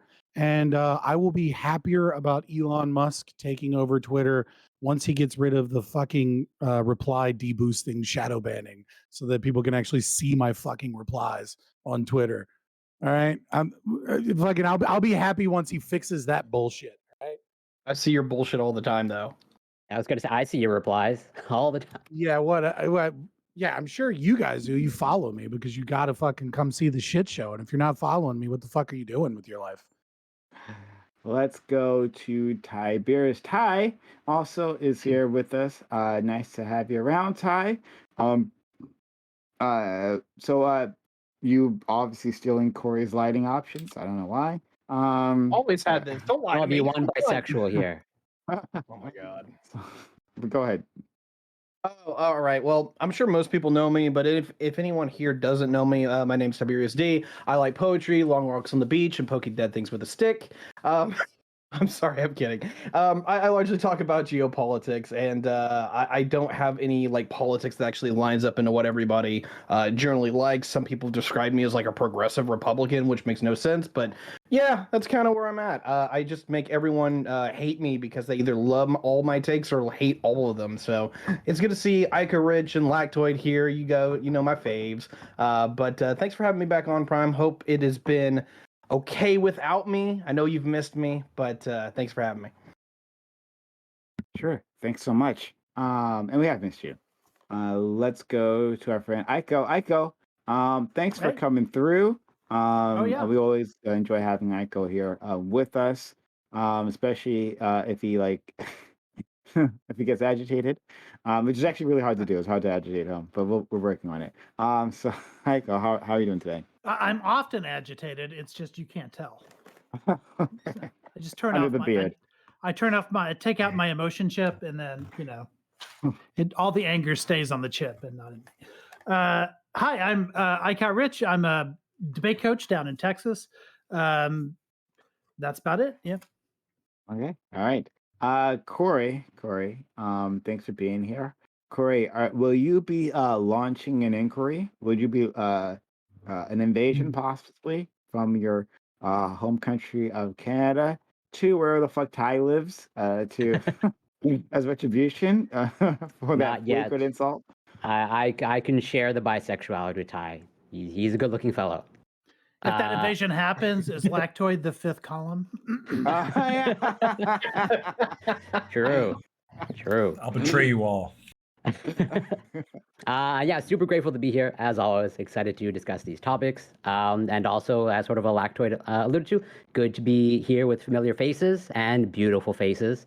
And I'm Corey Campbell. I'm a scientist. You can find me on twitch.tv, CoreyCampbell84, and on Twitter and Instagram, literally, it's Corey Campbell. Okay, thank you so much. And then last but not least, we have our friend Isle. Thanks for coming through. We haven't had you here in a little bit, I think. But you're back here with us now. So yeah, how are you feeling? I'm feeling very fine. I'm really happy that I was on this panel because of the second topic about religious matter. I think it's very cool. I've been playing some D&D lately, and I've been rocking that. So I know how to bring the fight, and I'm ready. Thank you. Okay, let's jump into it. Topic 1. After the Supreme Court unanimously ruled against them in 2021, the NCAA has finally allowed student athletes to profit off of their talents. They may now enter into so-called name, image, likeness contracts. This pertains to college athletes mostly, but in some jurisdictions, high school athletes are included. However, as it stands, there is very little regulation in place. There are contracts being made with children that include extremely shady provisions.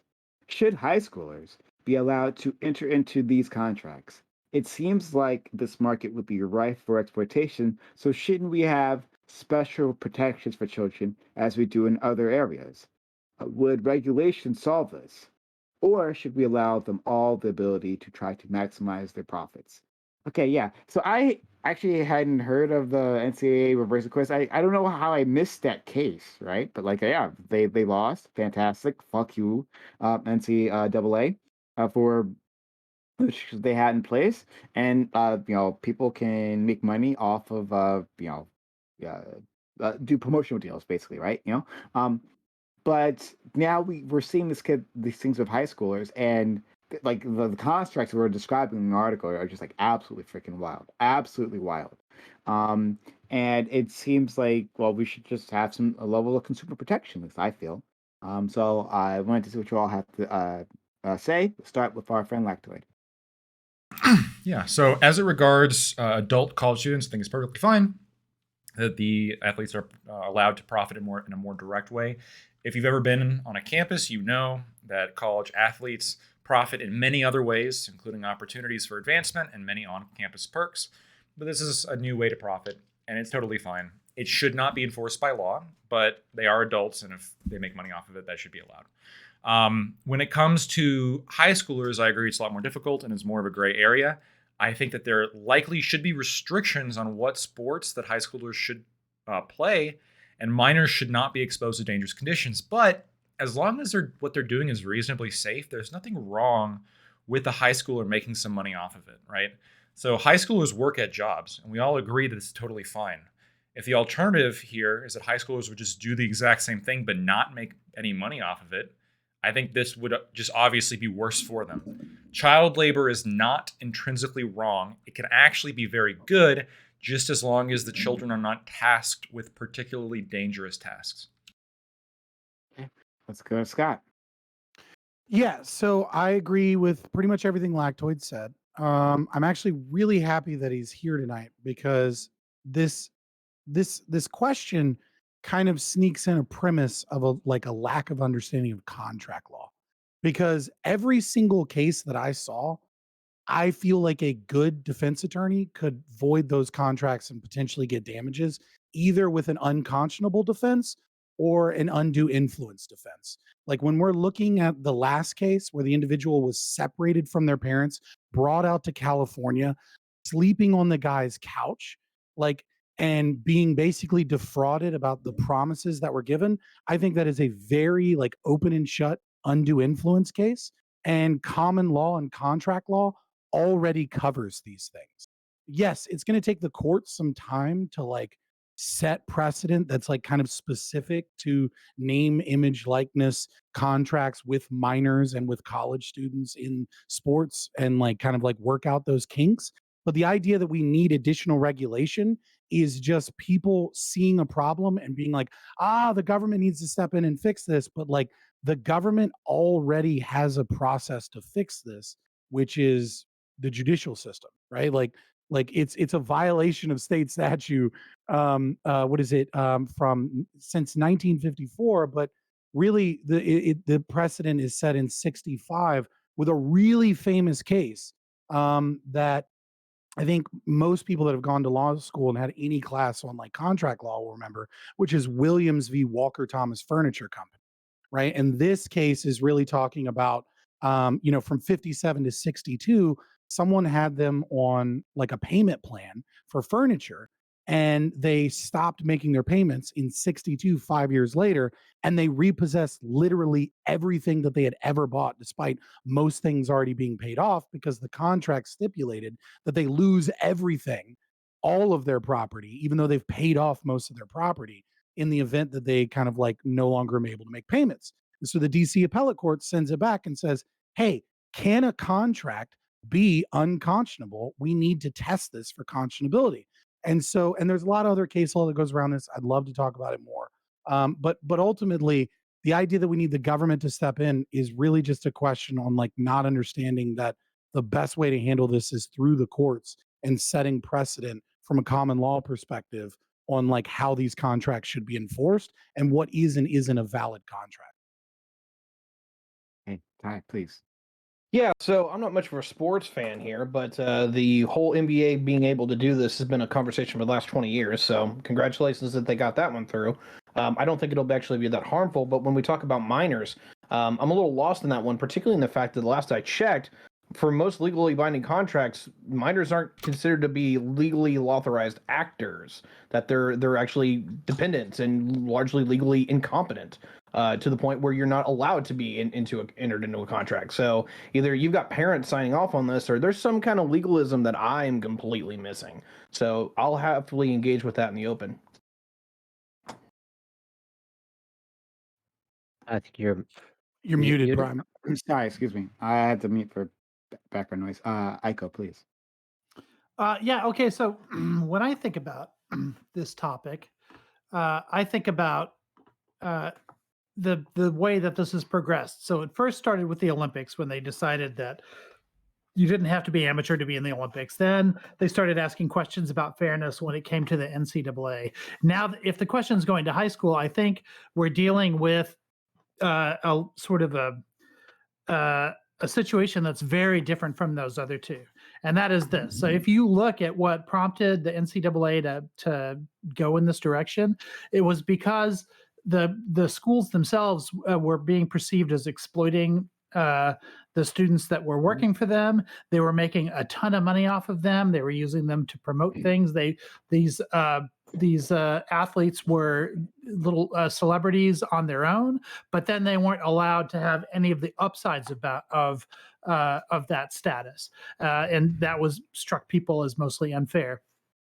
And many of these colleges that were doing this were private colleges who were using that income that came from these contracts like to benefit themselves, whatever. But at the high school level, it's not public schools that are doing this. It's almost entirely, it's not private schools that are doing this. It's almost entirely public schools. And so you don't have that sort of same dynamic of a private college sort of taking advantage of you or exploiting you in that way or using you as a celebrity. So I think that that's one thing that makes it fundamentally different. And I think in instances where that is happening, then we might want to look at whether or not we allow schools to get, to do this. And to Scott's point, yeah, you could say that, asking the government to solve the problem is stepping in. But at the same time, I would say in this case, government is the problem because these are all public schools that are doing this. If this exploitation is happening, it's exploitation by the government of students that are going to their schools. And so, yeah, I mean, I think something has to be done about it. But in this case, I think it's limiting government, not limiting private schools per se.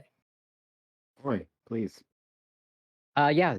So it might be a little bit of a good thing that Doobie's not here, because I might be doing some fence sitting, my usual fence sitting. But what I think is a step in the right direction, not going to solve everything, but my original position of banning football would be a great step in the right direction. But like Tiberius, I'm not much of a sports person. I think most competitive sports are pretty dumb, but I do follow real sports, specifically esports. And this reminds me of esports. Where so the scene has like matured a little bit more, but still not perfect. But this reminds you of like early days esports, where you had like really young people getting into contracts that they didn't really know the implications of. Where it's like, yeah, we'll provide you with whatever team host, but then we'll take 100% of your winnings, and there goes all your like hundreds of thousands of dollars. And so I'm not sure exactly what this. So to answer the question of should high schoolers be allowed to enter these contracts, my intuition says probably not. Given the fact that they probably can't understand the implications, but I'm open to like learning and being wrong. But yeah, I'm all in favor generally of consumer protection and like whatever sort of minimizes people being exploited, either through less regulation or more. That's the direction that I want to go in. But I guess I'll be mostly learning, trying to understand during the open. Corey, being a watcher again. I'm a voyeur. You can put that label on me. Al, please. I believe that children are too young to consent to many a thing, and they're too young to consent to legal contracts. They're too young to consent to sex and things of that nature. So I think that the only way they should be able to have these contracts for their image licensing out of high school should be like through their legal guardian, maybe their parents. But for people who are like 18 and older, like in college, I think they should be able to just go free and do what they need to do. Maybe they should ask a lawyer to sign, to look over whatever they're going to sign to make sure that they're not going to get screwed over. Try their best to find some legal help. That way they can make the best of it so they don't get too screwed over. But yeah, that's what I'm thinking on my first thoughts hearing the story. So I'm down to get into the open and start hashing these details. Did you read the article? I read it earlier, but I forgot it because I was busy doing so much throughout the day. Okay. All right. Well, let's I can jump into it. So I think the important thing to state first and foremost is that the state is already a party to every contract in the United States because they enforce the contract and they choose whether or not a contract is enforceable, right? So if I have a contract, for example, that is like 700 pages and it's like it doesn't matter what the contract is for. And on page like 402, there's like this line of legalese that's really difficult to understand that gives me the right to take your kidney away. Right. And then I take your kidney. I kidnap you and I take your kidney. And I go, oh, you signed the contract, right? The state looks at this and goes, that's an unconscionable contract because even the lawyers looking at this contract like might have missed this part of the contract. It doesn't apply to the basis of what's going on. Like there's bargaining here and there's enrichment from the other party at your expense that doesn't like fit the contract at all. So they void the contract. So what does that mean when the state that is the enforcer of the contract voids the contract? Well, what that means is when I kidnapped you and took your kidney, now I can be charged with kidnapping, and now I can be charged with like the damages of the surgery and the theft of the kidney, right? And so you're due damages for that. So when we talk about like, should we have consumer protections and things like that, part that is already baked into like the common law perspective that the state is a third party to the contract that chooses whether or not to enforce the contract, because once they're no longer enforcing the contract, they're enforcing other laws that you may have broken that would have been excused by the contract, especially if we're talking about illegality, which even some of these contracts seem to touch on. Scott, it's like I don't understand why you think that we don't understand that, right? Like the people who may disagree with you here, because of course we do. Yeah, we understand how this works in contract law. That you can have you can get these. Okay, whatever. It's not my assumption that you like understand the common defenses of contract law. Maybe you do. Nice. Okay.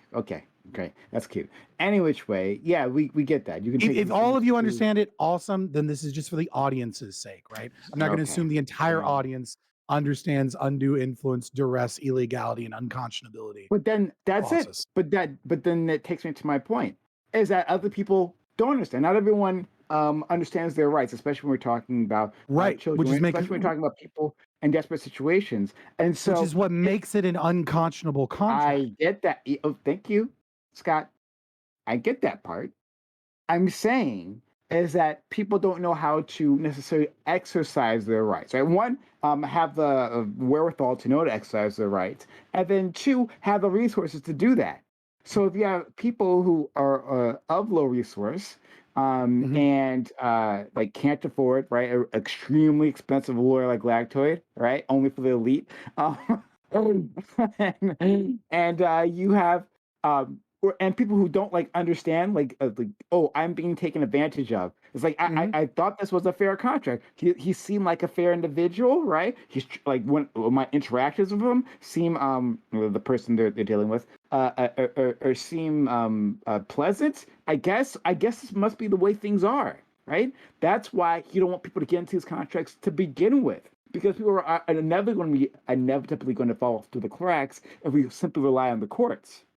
Yeah. So to your point, Prime, that's why I sort of brought up the situation of esports, because like if you follow, or I don't really follow it anymore, but if you followed it, whatever, 5-10 years ago, like that was like more of the occurrence of like you had very young people that were whatever desperate to get into the scene and become a professional, esport athletes, and they were just like signing things that like well, this is a contract, and it's just under the assumption that like it's a contract, so it's anything that you sign, like it has to like be enforced. And it's like pretty much I think you are spot on in terms of like this type of demographic aren't familiar with the contract law, and like I don't know that Scott's assumption holds true. So real quick, except that's literally what unconscionability is, right? Like the problem is that you're talking about regulations that are like blanket regulations to step into these gray areas of contracts. Because obviously not everyone's being fucked over by these contracts, right? Like some people are in, like, or we wouldn't be celebrating that many people are getting paid for stuff that they were previously unable to get paid for, right? So the problem is, how do we deal with these gray areas where people are exploiting people? And so like you can't put vagaries like exploitation into law as a terms of like regulation, except for what already exists, which is unconscionability. That's a part of U.S. law, right? Like that's Uniform Contract Code, right, from 1954. That's State Statute 2-302, right? Like that's already law. It's just like what is your prescription then, other than to use the courts in these specific examples and to make and get rid of the financial incentive to exploit these people? Well, so I'm a dumb Canadian. I'll admit that. So I'm less familiar. Yeah, that's why I cited it so you could Google it, right? Like it wasn't me like trying to flex. Like I just Googled. No, I know. Memorized. But if you want to repeat it, or like if you're able to like maybe like summarize into like because to me at least intuitively, unconscionable doesn't scream anything obvious to me. Right. That it's actually intended that way. There's a lot of other precedent that builds like what is and isn't unconscionable, right? So like in order for something to be unconscionable, like there has to be like an inability to bargain, right? So like if you have a lawyer present and your lawyer is like bargaining out your contract, then that's not like a unconscionable contract because you had like valid representation and you were able to bargain for the most part, right? Whereas adhesion contracts, like very often you can't bargain in that scenario. Lactoid, please fucking step in. You're the goddamn lawyer here, and I'm explaining. He was trying to talk, but then you like jumped over him. I Amazing. was actually going to ask Lactoid. I'll be quick. So yeah, to Lactoid, like, so do you agree with like sort of Scott's? I think they said earlier, like, yeah, well, any sort of like decent lawyer can like get these contracts essentially like null and void. Would you agree with that sort of assessment? Kind of. So, unconscious. So when there's 5 elements to a contract, and unconscionability is one of them. It's not necessarily unconscionable for a minor to sign a contract, but it's entirely one-sided in the idea that the minor can walk away. The minor is not held. The minor can void the contract at any time. The other party might not be able to if they're an adult or like a corporation run by adults, but the minor can. So yeah, I mean, if you're a minor, and this is something that I think would be important for people to learn, right? I mean, like, so one classic example would be, you know, you sign a contract for like, you know, some kind of, you know, internet subscription, I guess, for like OnlyFans, or you shouldn't be on OnlyFans if you're under the age of 18 anyway. But like some kind of fucking contract for like 2 years, and like you sign it at 15, and then a year in, you're like, fuck it, like I don't want this anymore. You know, you're quote unquote locked in for 2 years. You just send a letter to the company saying, I'm a minor. The contract's off. We're done. And legally, courts will not enforce that contract of the minor. So the minor can get out of any contract they want, as long as you're a minor. Now, here's why I said kind of. Because here's the fun part. As long as you're a minor, you can get out of any contract. But if you become an adult, you cannot necessarily get out of contracts that you signed when you were a minor. Because the idea is, well, at the day you turned 18, you essentially signed it again, right? You essentially had taken on this new role, right? This is the idea of like student loans, right? You apply and you get the student loans beforehand. You know, it's the government, so I don't even know if this is the case or not. But if it was like a bank or any other like private entity, you could cancel that contract up until the day you turn 18. But once you turn 18, I mean, now you could be in trouble, right? Now you could be on the hook for next several years, or the total amount of money. Does that make sense? To be fair, I was talking about the limit cases that were presented in the article. I was like, sure, you could win these. There's a reason they didn't go to court, right? Because like, undue influence was obvious with that last case. Sure, yeah, and you're right in that, like, so unconscionability, to put it straightforward, what it is it's harder to prove. Well, kind of. It really is just a judge who looks at it and says, this is really fucking unfair. And that's like the test. Right, if you can get a judge that like look at that and be like, "This is ridiculous. What kind of contract is this?" Right? If that happens, now you got a good argument for unconscionability. Right? That's what you have to try to do. Yeah. That's pretty much it. But yeah, if you're a company and you sign a contract with a minor, and the minor is like, "I'm not doing the contract anymore," you would be a fool to try to spend any money on lawyers to pursue that minor, because you would lose anywhere. You would just be done. Now, one issue is, what if your parents sign on behalf of you? Right? That's another question. Well, that's split, right? There's some jurisdictions that say that a parent's signature can hold a minor, but most of them say no. Most of them say even if a parent signs on behalf of a minor, doesn't mean that the minor is necessarily held by it, but what it could do is hold the parents, right? So you can include clauses in contracts like, if this kid violates it, we're gonna, you have to pay all our costs for the parents. That would be perfectly illegal if they did that. Mm-hmm. That's really interesting. Thank you for that. Like, that's actually quite helpful. Yeah, absolutely. So you asked for a prescription, right? Fuck. I had one and I just forgot. You were going to say ban football. I know. Ban football. Yeah, true. But no. What if you can't contact these kids directly, right? So like these athletes are attached to a school or maybe a league, right? And you're saying that, like, well, we don't want random agents in quotes, right?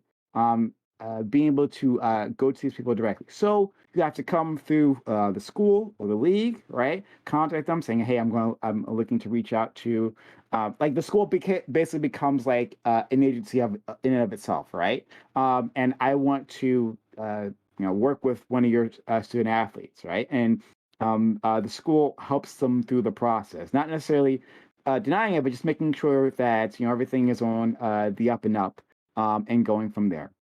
Also, you could just have regulations or like because you're talking about unconscionability, so things that are out and out like ridiculous. But like the line between ridiculous and fair, can be blurred. So you could have a regulation, especially when we're talking about someone who's going to represent you, right? Like going forward, you could have a line saying that, well, you can't charge more than like 5% of this kid's earning, or 10%, something like that, right? Like you could have like regulations around these different categories of what's going to happen, so that those contracts, if they do have to go to court, right, then they are thrown out on grounds other than unconscionability, for like a judge saying, well, this doesn't seem fair.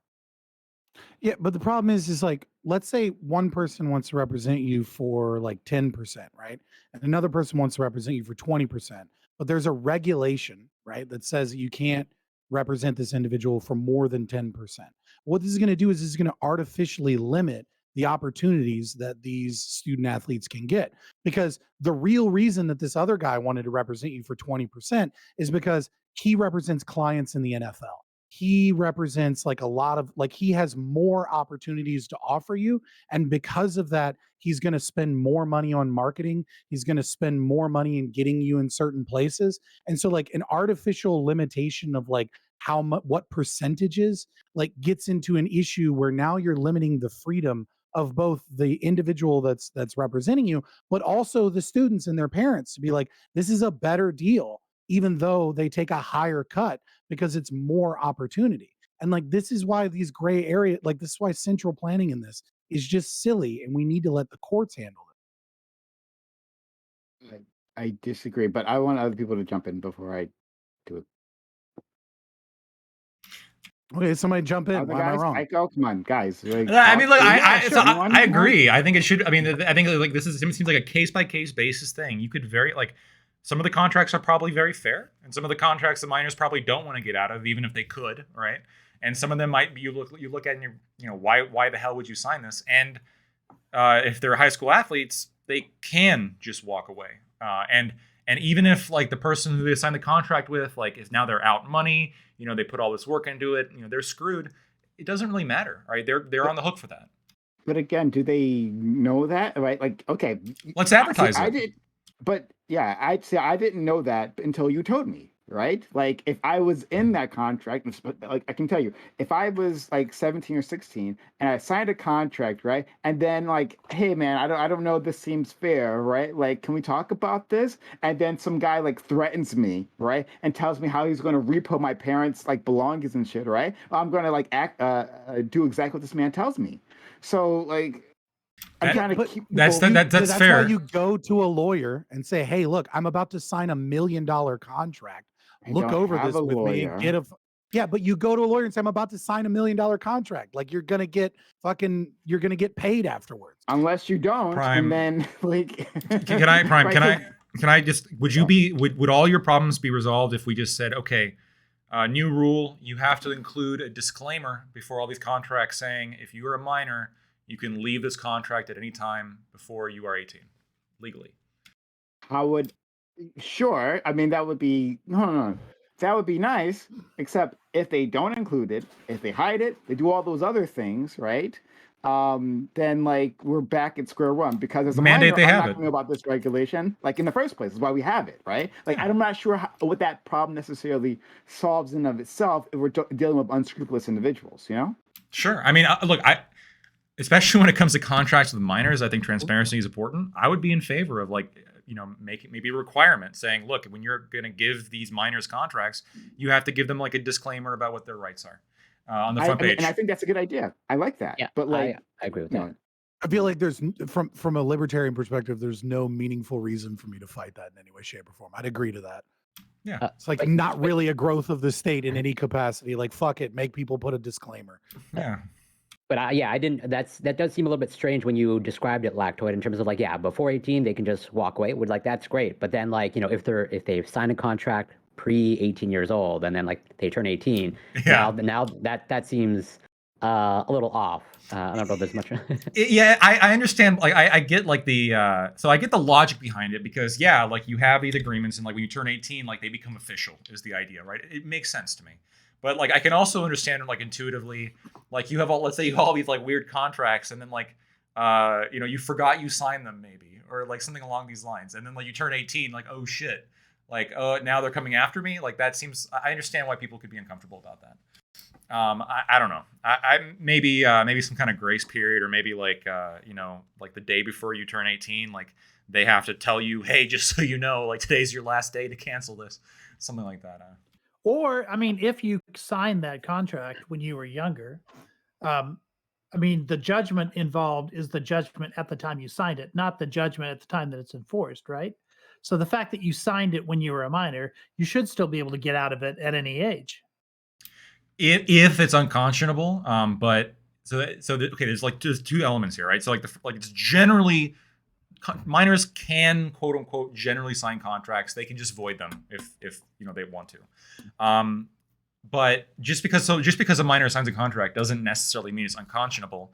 But if the terms are like ridiculous and their argument is, look, I was a kid when I signed this, like this is ridiculous, like I wasn't of the right mind, a judge is going to be very sympathetic to that argument in terms of being unconscionable than like if you're an adult. And that, I mean, and I'd be very surprised if on some of these cases a judge wouldn't rule, yeah, you know what, this is, all things considered.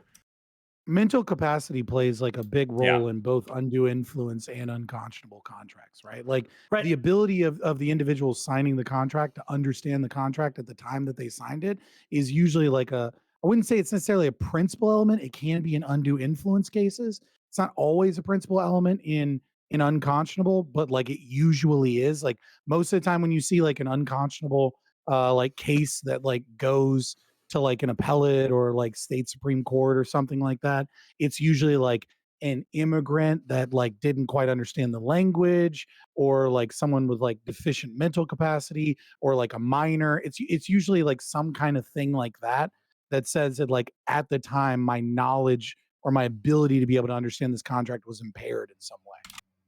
So Hollywood always presents this like in dramas about these sorts of things as sound mind and body. I don't know how legal a term that really is, but if you're not of sound mind, that is to say your brain, hasn't matured enough to where you can understand the full implications of what you're signing. I mean, isn't that a determination that gets made no matter what age you are? If you've entered into the contract really young, like, are you considered to be of sound mind at 17 or at 14 or at whatever age? 21 even? Potentially, but not necessarily, right? It's not automatic that it's unconscionable just because one party is a minor, or because one party is like has had some alcohol. It needs to reach like a threshold. Like, so you can be so drunk that you can't consent to a contract. But just with one beer is not going to get you there. I mean, like every time you agree to a terms of service, like you're signing an adhesion contract, right? Mm-hmm. And like minors do this all the time, and this is not considered like an unconscionable contract just because they're a minor. That is correct. But unconscionable is not quite the same as, do you understand the contract? Or are you capable of understanding the contract, I should say, because no one understands TOS when they click it, right? Because nobody reads it. But you I don't read it. You at least have a mind that's capable of understanding it. But if you're 15 years old and you sign a contract, so it's important to recognize that part of the reason that we are blasé about signing these contracts is these very protections in common law that exist to begin with, right? So like if none of these common law defenses, like undue influence or duress or illegality or unconscionability, if none of these existed, we'd all be really fucking careful about contracts. Yeah. Right? But the fact is that because the state is a party to our contract, when we see an adhesion contract like a terms of service, we assume that the contract is on the up and up or fairly reasonable. And we know, at least in the back of our mind, that if this contract is ridiculous, that like we're likely not going to have to agree to that. We're like that it's going to be voided, right? And so like even if you had like a free market system, you wouldn't sign a fucking contract unless you had like some form of insurance agency or something that like protected you from like bad contracts. Otherwise, you'd read every fucking line, and if it was complicated, you'd have a lawyer look over it. Yeah. So what about? You should still have a lawyer look over contracts. I just want to make that clear. So I'm going to contact you. Okay, every maybe time not I- your I- terms I- of service. you Maybe not terms of get service, paid. but like major life events, selling a house, marriage, prenups. You know, now that that stuff we're you- required, right? We're like accept, like when you go to a new website, like click OK to accept the cookies. I'm gonna send you that every time. Like, it's okay. I'll review the cookies. I'll make sure that they're good. Yeah. The fucking billable hours for Lactoid goes through Yeah, the right? roof as every Twitch streamer is DMing him TOS. As much as I like Lactoid and Pisco, I'm about over lawyers. Like, you guys make the world overly complicated. Fuck you. True. Well, I mean, why, look, they write all of this shit, and if the more complicated Right. they write it, so that only they understand it, the more their fucking billable hours go up as a whole. Like, it's in their best interest to write the shit complicated as This fuck. thing that I wrote, only I can read it. So make sure you hire me to read it for you. I'm very honest about this. The Bar Association is something of a cartel, and there is a strong argument against it being a thing. Okay. I don't think it should exist, even though it helps me. I'm not Yeah, nearly right. against. Actually, I want to talk about that, but go ahead. I'm not nearly as against the Bar Association as it is how many people that are actually legislators have a law background. Is it what 1/3 of anyone? It might be more than that, actually. Yeah, I think it's more than that. Most of them are constitutional law. Which makes sense, by the way, because if you're drafting laws, you should probably know how to read them. right. But on the other side of that is that if you're going to have anyone who's going to rig up a system, it's going to be a fellow lawyer, right? Fair. That thing goes both ways. So what if we required, in order for something to be enforceable, one of the elements that we used to evaluate it would be how easily graspable it is by the general public. Would that would dramatically change the way law would be done, right? It's already sort of done, like with unconscionability, it's sort of done that way, because like if you give somebody like an intentionally obfuscatious contract, so and certain contracts are highly regulated. Like one example is like insurance contracts, for example. So if you can write an insurance contract to make it look like people have certain coverage when they don't, that's a huge no-no, right? If the contract just looks like you have certain coverage, like they will bring down the hammer on you and make that company pay.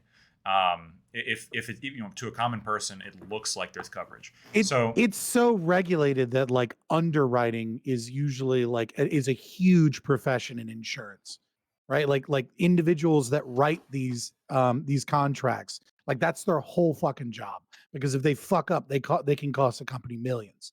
Not just from being sued and like losing coverage and issues like that, but also government fines. But yeah, like usually like another great example, and there's a lot of cases about this, is payday loans, right? Like when payday loans first kind of hit the market, they weren't that regulated, and they got hit with a lot of unconscionable cases. And I can't remember the name of the case right now, but there was a big case. I want to say it went to it was Utah appellate courts. But basically like it was an individual that like didn't speak English very well. And when the lawyers looked at it, like even the lawyers were confused by the contract and like didn't realize that like the interest, that it seemed like the interest was a monthly interest, but it was actually a daily interest. And they did everything to make it seem like it was a monthly interest, while technically it was full of like quadruple negatives and like all of these things, so that like you didn't understand that you were getting like a 2% interest rate per day. And this person like went into massive debt over like a $500 loan. And they were like, yeah, this is an unconscionable contract because it's difficult to read. Like it presents itself in such a way that technically it's not fraud, but it basically is fraud because it's hiding to you and trying to lie to you and obfuscate what it is that you're actually signing. I will not take your child. It's really fun. Terrible. A crazy time, to be sure. So I have a new question, which is this. Okay, so that's with regards to if you sign a contract and you want to get out of the contract. Okay, if you were a kid when you signed the contract, you can get out of it. Fair enough. But what about? When I think about this topic, I think about, anybody see Friday Night Lights? Classic TV show. It's a show about a Texas town, something I'm very familiar with because I live in Texas town myself and grew up in football culture and all of that. And this is a town where they would win. This is a football team that would win state championship like every year, or be very competitive for it. One of the best, football schools, in the country, let alone the state. And it's based on a real life football team as well. And there's a character in that show. His name is Buddy Garrity. He was the guy who owned the local car dealership. And he wanted to use the athletes in his like local car commercials to help sell cars. And I can imagine a scenario in which a student like sort of enjoys the celebrities, like endorses a lot of products, and isn't necessarily being forced into a contract, but as a result of focusing so much on that, as well as all of the duties, playing high school and everything else like this, is sort of seduced by these outside forces into neglecting his or her grades, academics, school, and things like that. Yeah, academics. And so, like, what do we do about that? Because we know that, again, age is a factor here. You're not necessarily making the best judgments at 15, 16, 17. So if somebody's life sort of goes downhill, let's say, because a lot of colleges that do have good football teams still won't take you if you don't have a certain level of academic performance. So if their career gets hurt, let's say they don't get into the school that they wanted to because their academics were hurt, even though they could have a great football career in college, as because of their level of skill. Like, what recourse would there be to that if somebody has like misled a student in that direction? Yeah, so you're talking about. Well, I would go ahead, Cord. No, I was going to briefly, like, I think there's a larger conversation to be had. Pretty much what you touched upon, Ika, in terms of like, it seems like this scenario has been like largely brought on due to like that Supreme Court ruling that basically sort of got rid of the exploitation of college athletes, and now it's sort of like bleeding down. Like, well, now high school athletes can be paid, but like I don't know if like. Is this basically to ICAO? Is this the direction we want to go in terms of like, well, now it's all just about money making and like, is college really about academics? And when there's like, it's mostly about sports, and now it's like high school might be turning into that as well. Go ahead, Scott. I want to flip the example kind of like of on its head here, right? Because one of the things we talk about is that these people are so ripe for exploitation because their families are impoverished. And yet we have an example from the article that was sent, if you watched the video, of a college wrestling athlete that decided to go to college for a 5th year to stay on the team to maintain his nil contract, and was working with restaurants and things like that, using his name, image, and likeness to endorse these places for money to help his family not be impoverished.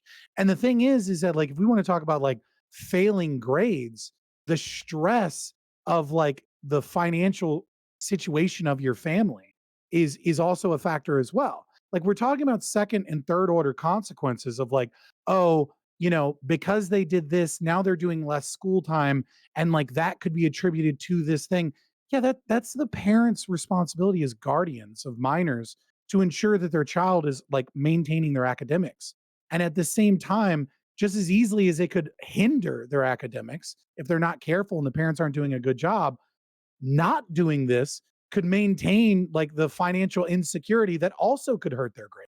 We also restrict how much kids can work, right? Yeah, that's true too. Like with minors, yeah. Who's the guardian if this high school student is now financially supporting like their entire family? I don't know that the guardian label really applies. Oh, wow. Yeah, I've dealt with that in other contexts. Like, I've worked in a school that was very low SES, socioeconomic status was low, and it was also 70% Hispanic. And the reason that was important was because, especially the girls in the school, their families, if they come from traditional families, often would discourage their daughters from going to college and would want them to contribute to the family economically instead. And they saw college sort of as a distraction for that. So yeah, I mean, even outside of sports, that's something that teachers have to deal with on a pretty regular basis. And that might be good for them. Like, you know what I mean? Like, it's not really our place to say that we have to funnel children into college either.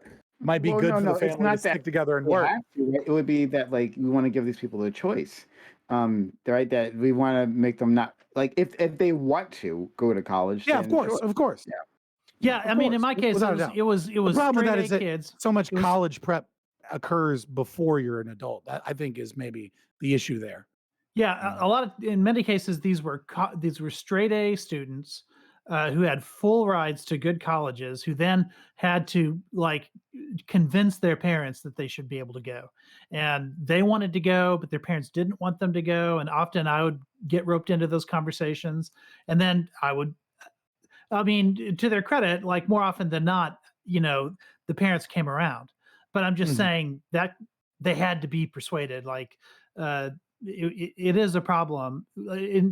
Just when you're talking about guardianship, and these are the people that are making the decisions.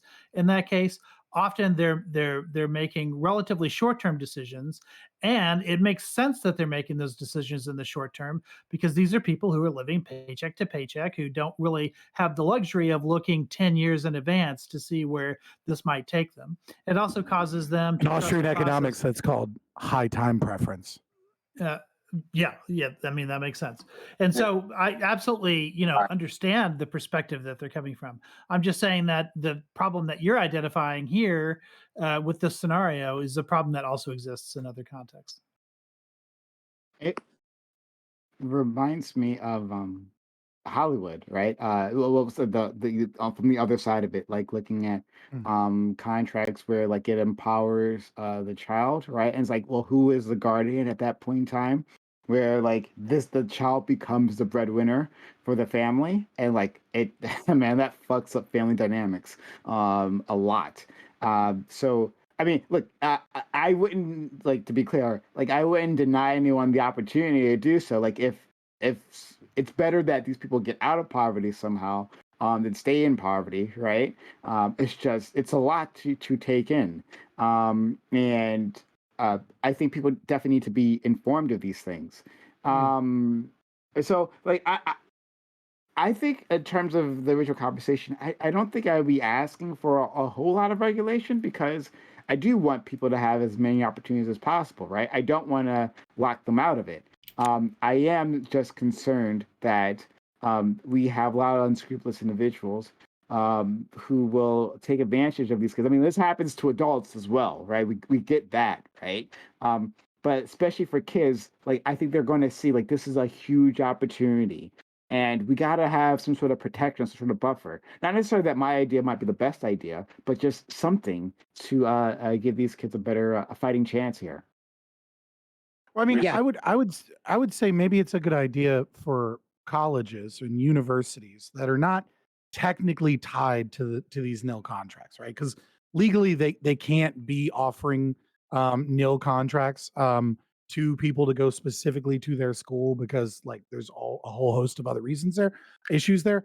But I mean, they kind of are, right? And that's kind of, one of the good things about this is that it gets all of these shady deals out in the open, because this shit's has already been going on, right? Like this has already been occurring. It's just now it's legal, so we can actually regulate it via judicial systems and contracts and stuff.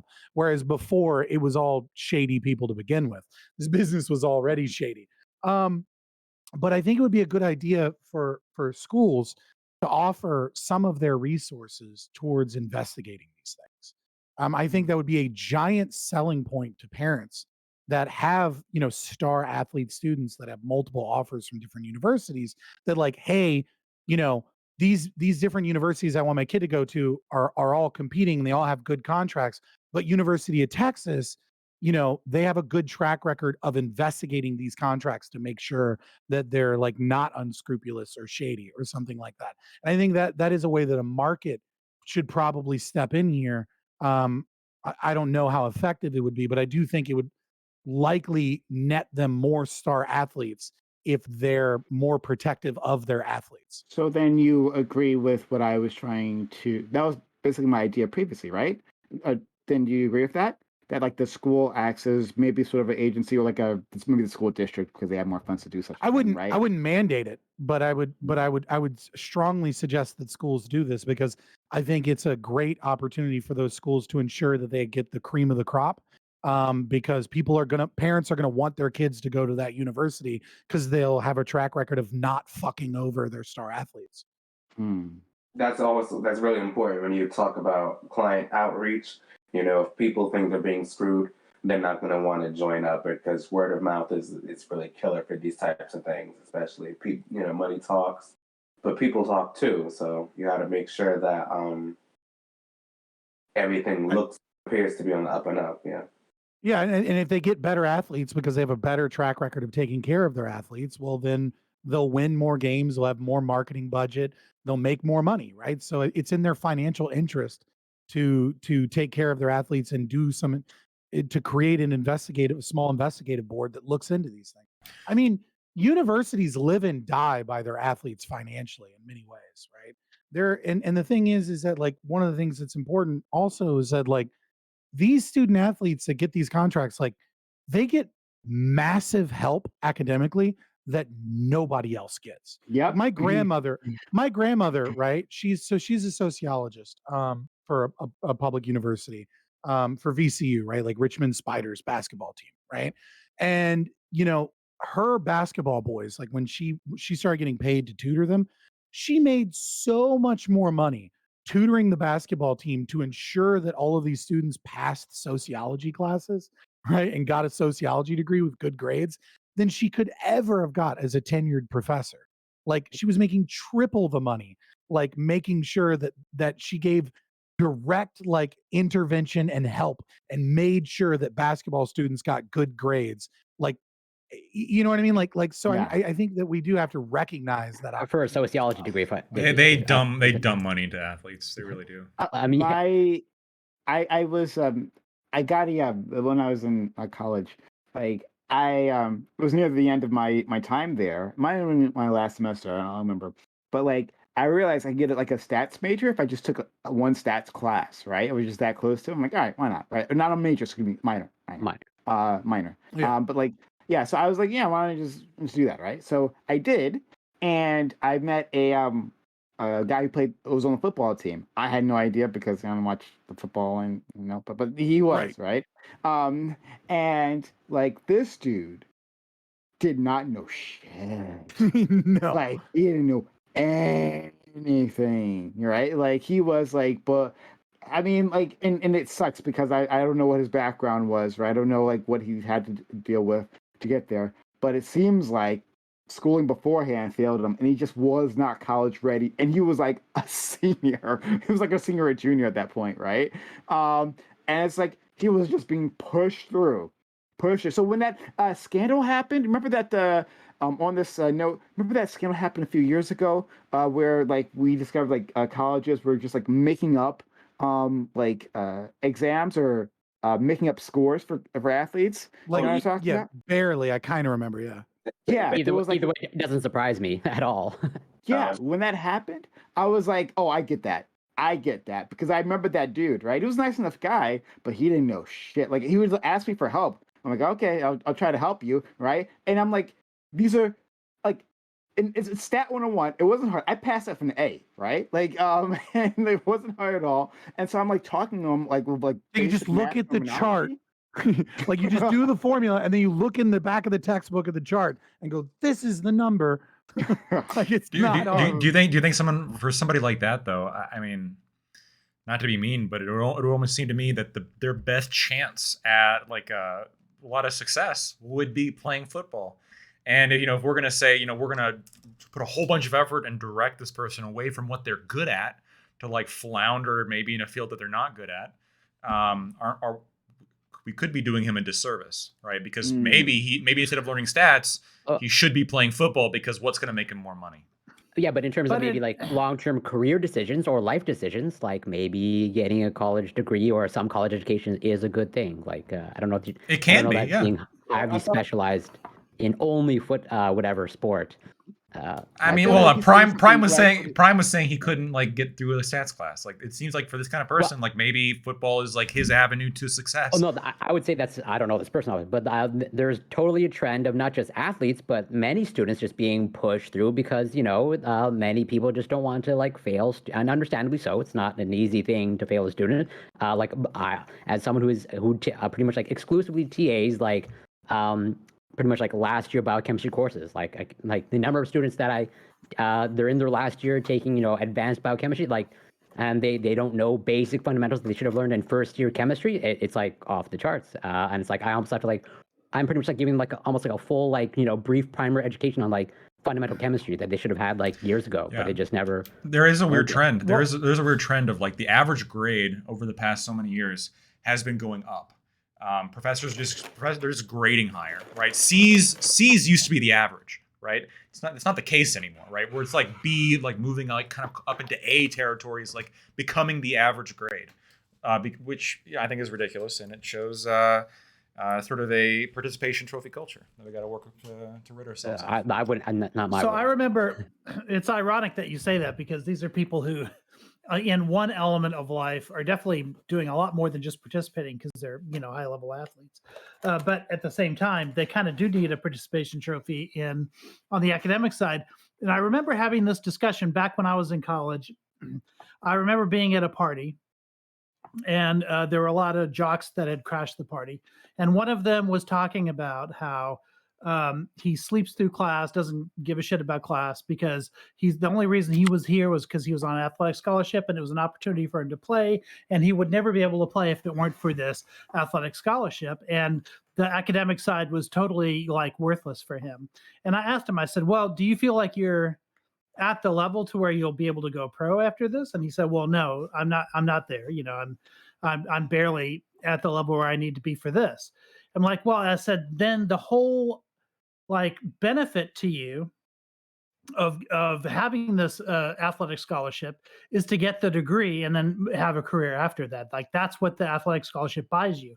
And in theory, that's what it is for almost all athletes, right? Very few are going to move on to a professional career. But I remember he got so incensed at me saying that. I almost started to fight because it just had never occurred to him that when his 4 years of eligibility are over, he's going to need to rely on something else. And he's got a plan for the future. How controversial! How dare you confront him with that, Aiko? Well, the whole benefit. We're told that the whole benefit of these athletic scholarships is that it allows a whole class of people who might not otherwise go to college to be able to leave with a degree and with serviceable skills and higher income after graduation. But for him, that absolutely wasn't the point of the scholarship. And it just hadn't occurred to him that he would have to do something after the 4 years was up. Right. Part of me also thinks, though, at some point they're adults, right? If they're in college, if they want to make bad decisions, they should be able to. And they're athletic, right? They're ripped, they're jocks. I have a hard time feeling bad for them. I'm sure their life is probably okay, right? They're the ones going to the parties. Yeah, they're going to the parties. They're getting the girls, right? I'm studying. I'm at home studying, right? I suffered how many years, and now I get the degree, and work first, play later. His life is going to be so awful. His life is going to be so awful. He had fun early. When he gets Listen. When he gets his sports medicine degree and he goes to a gym to become a personal trainer, and he just finds 40-year-old hot women, a sports medicine degree for that, right? It's going to be so awful. Good for him. You want to play first and work later. That's on you. That's but you are acting like these are in equal quantities. Oh, okay. So I just exchange this for time, right? And so now I'm playing afterwards. Are you getting? Are you partying the way they used to party? Are you having the amount of ladies throw themselves at you the way that it used to be the case? Someone in my chat. Also, Fabian. This Fabian is a chill assumed, panel. Someone in my chat just said, "LOL, athletic scholarships are high testosterone welfare." By the way, I like how Fabian assumed that he was going to graduate with this kind of true degree. Yeah, I think his argument was that he was not going to graduate because he didn't care about his grades. He just all he cared about was getting C's through the first 3 years and then like failing all of his classes senior year because eligibility wouldn't matter.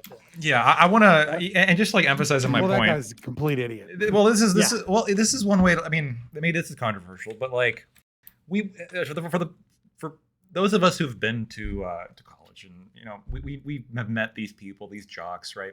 Like we see the kind of life they live. How bad do we really feel? I don't have resentment towards them, Lactoid. I don't feel, but I don't feel bad for them. All right, that's all I'm saying. Like, coming this way. If they, like, there was a lot of people I didn't like in high school, but damn, I sure don't talk about them now that I'm 30. Yeah, and also, you know, I was in college when I deal with students, there's one thing that we teachers say to each other sometimes, and that is you're not necessarily like when you give them a lot more patience than you feel like they're due at that time so that they can have, you know, perform better later on. Like, you're not doing it for the person that they are now, you're doing it for the person that they one day will become, because we're all kind of jerks at 15, and when we're 30, at least I'd like to think that we're better people at that point. No, I'm a bigger jerk.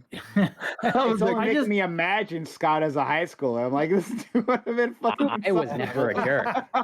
Listen, some of my worst students come back. I'll be honest, 30 and 35, and say, hey, you know, you may not know this, but this is the impact that you had on me, and they have way better lives and are way more productive than I ever would have thought they were at the time that I had them as students. I was way worse. I was a horrible high schooler. I mean, yeah, I don't know. I just think like at some level, like it kind of shows like the unfairness of welfare, right? I just look. Well, can you expand on that? To try and get this back to the topic, right? I think my overall point here is that, you know, when you introduce regulations onto this, instead of allowing the courts to do what is the court's purpose here, which is to find these contracts that shouldn't exist, that should be voided, and potentially pay damages to individuals that have been taken advantage of in these contracts. I think you limit what we all recognize are a lot of opportunities for these students. And we see a couple of tales. We see like the end of the distribution, right? In these articles of like some of the horror stories. But that's true of anything in life, right? Like anything that exists that you think is good, we can find a couple stories where it turned out horribly awry. And this is the place where the courts are supposed to step in and fix this. And there's a reason that last case didn't go to court, because they know they would have gotten their asses handed to them in court. And that's why they settled out. And so I think I don't want to limit student athletes' opportunities just after getting this victory to where they can finally be able to reduce some of that stress and actually get paid, help their families, help propel their careers, because we're worried about the limit cases that should be taken care of in court. And we should set that precedent, and we should support them in setting that precedent. And we should call motherfuckers to sue these assholes that are using these, like, essentially engaging in fraud with these people. Yes. Yeah, I'm not against athletes getting paid, or even like high school athletes, but I think again there's that larger conversation of like, you know, should a child be placed in the position like they're supporting their family, as Prime said, like that's a lot of pressure. I think that's a testament to the lack of support for families in these situations. So we're okay with child labor, right, to some extent, right? Is there anybody here that's like fundamentally opposed to child labor? Well, unironically. To some extent, it's fine. I got in a shitload of trouble on Twitter for this. Define child labor for me, please. So sure. So like I would define child labor as anybody under the age of 18 working like in employment, you know, getting paid, paying your thefts, aka taxes, and you know these kind of things. Like I would consider this to be like employment. Okay, the reason I asked this is because when I think of what you just said, I'm like, yeah, like, you know, someone who's 15, 16, 17, getting their first job, working to pay, you know, for their first car or what have you. I think that's incredibly based. But whenever I mention that on Twitter, apparently I want 9-year-olds in coal mines. So, like, it's one of those deals where, like, yeah, apparently I'm pro child labor. You know, I fucking hate. Yeah, not coal mines.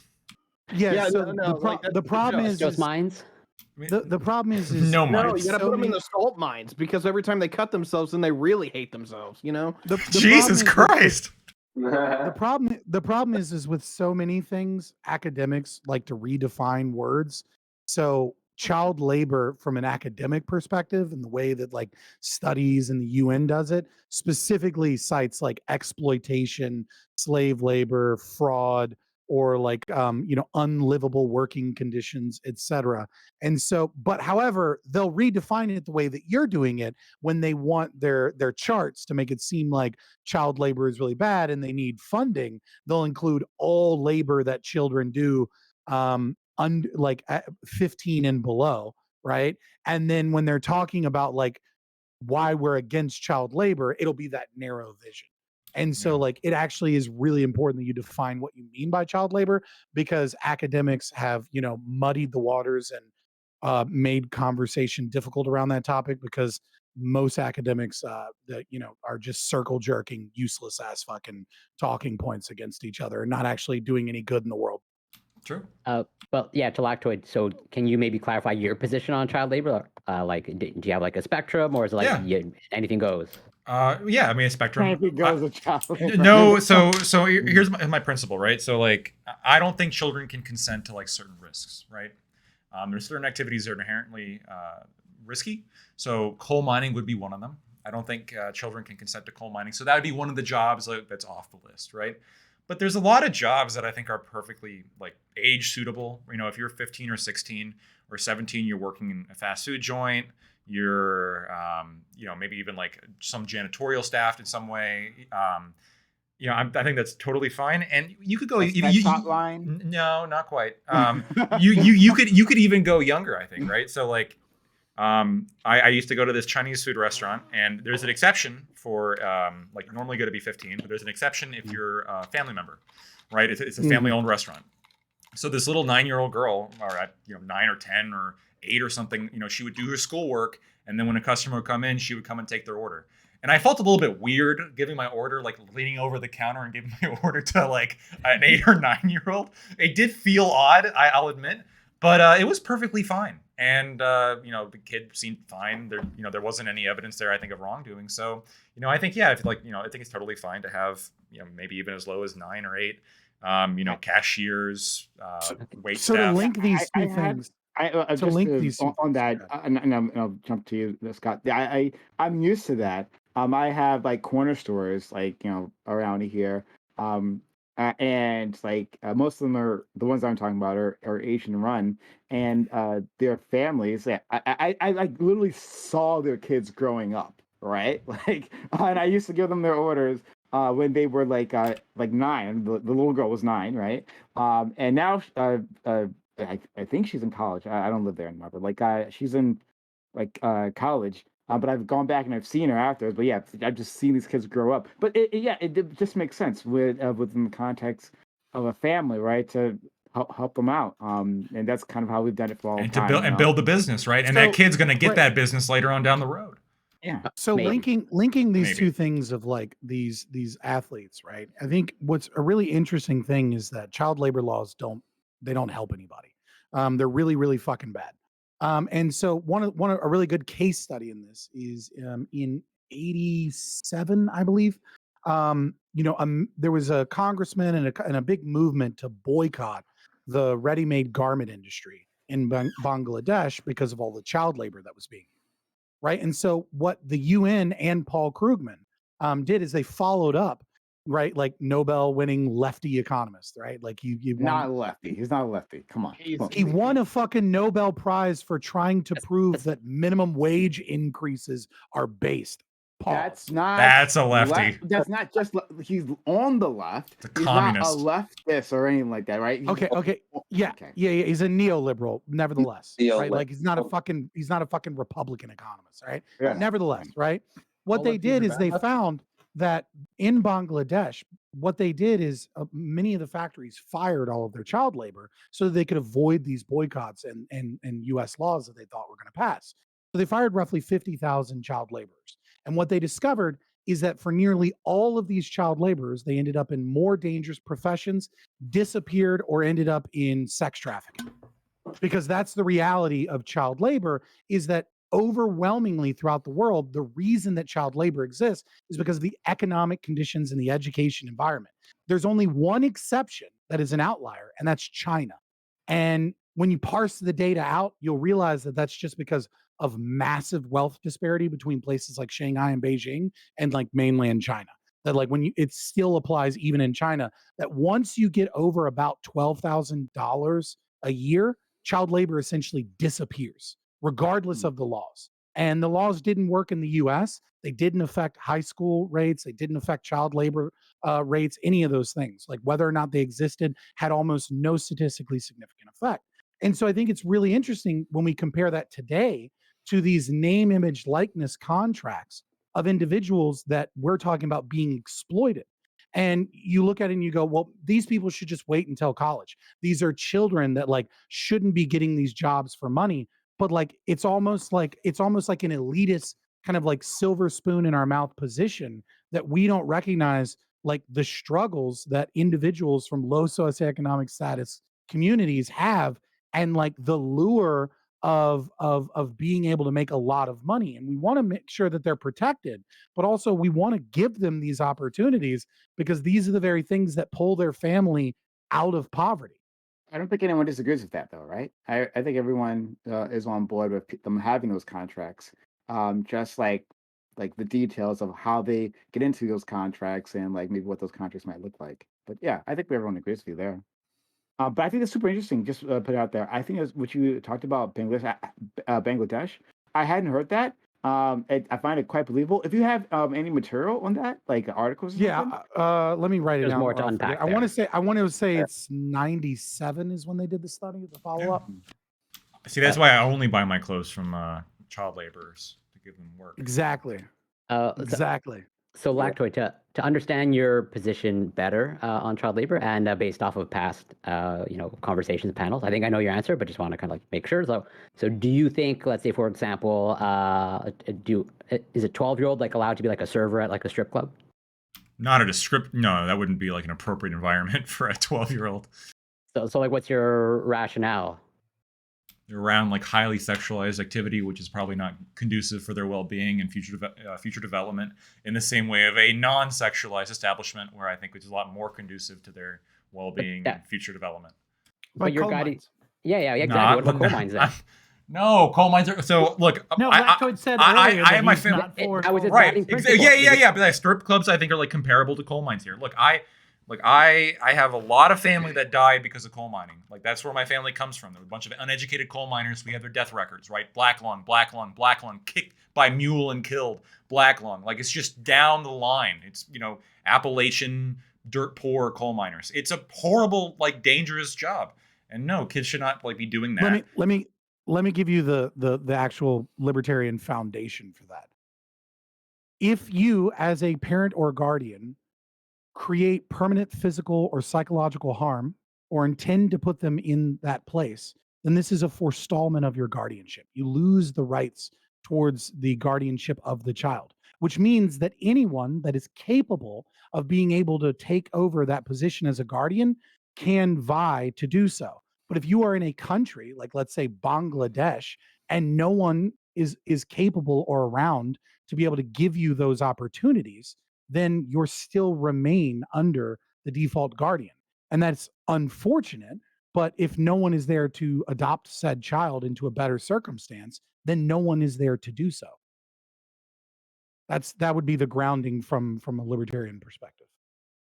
And I can agree with that to some extent, but I would still not allow on kids to work in coal mines pretty broadly. But for other jobs, yes, I think there's plenty of jobs kids can do.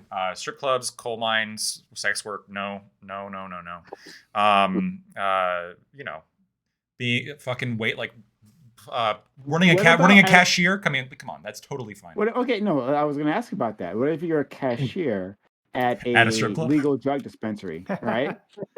At a drug dispensary. You know what? I'm actually.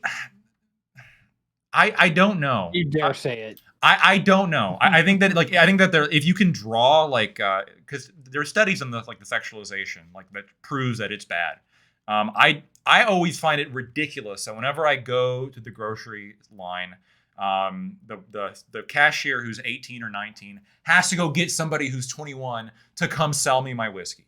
Like, are you kidding me? Like, you saw it on the conveyor belt. You know I'm buying it, and like you have to go get somebody else just to scan it. That's a ridiculous law. That doesn't help anything. It's just stupid. It's time consuming.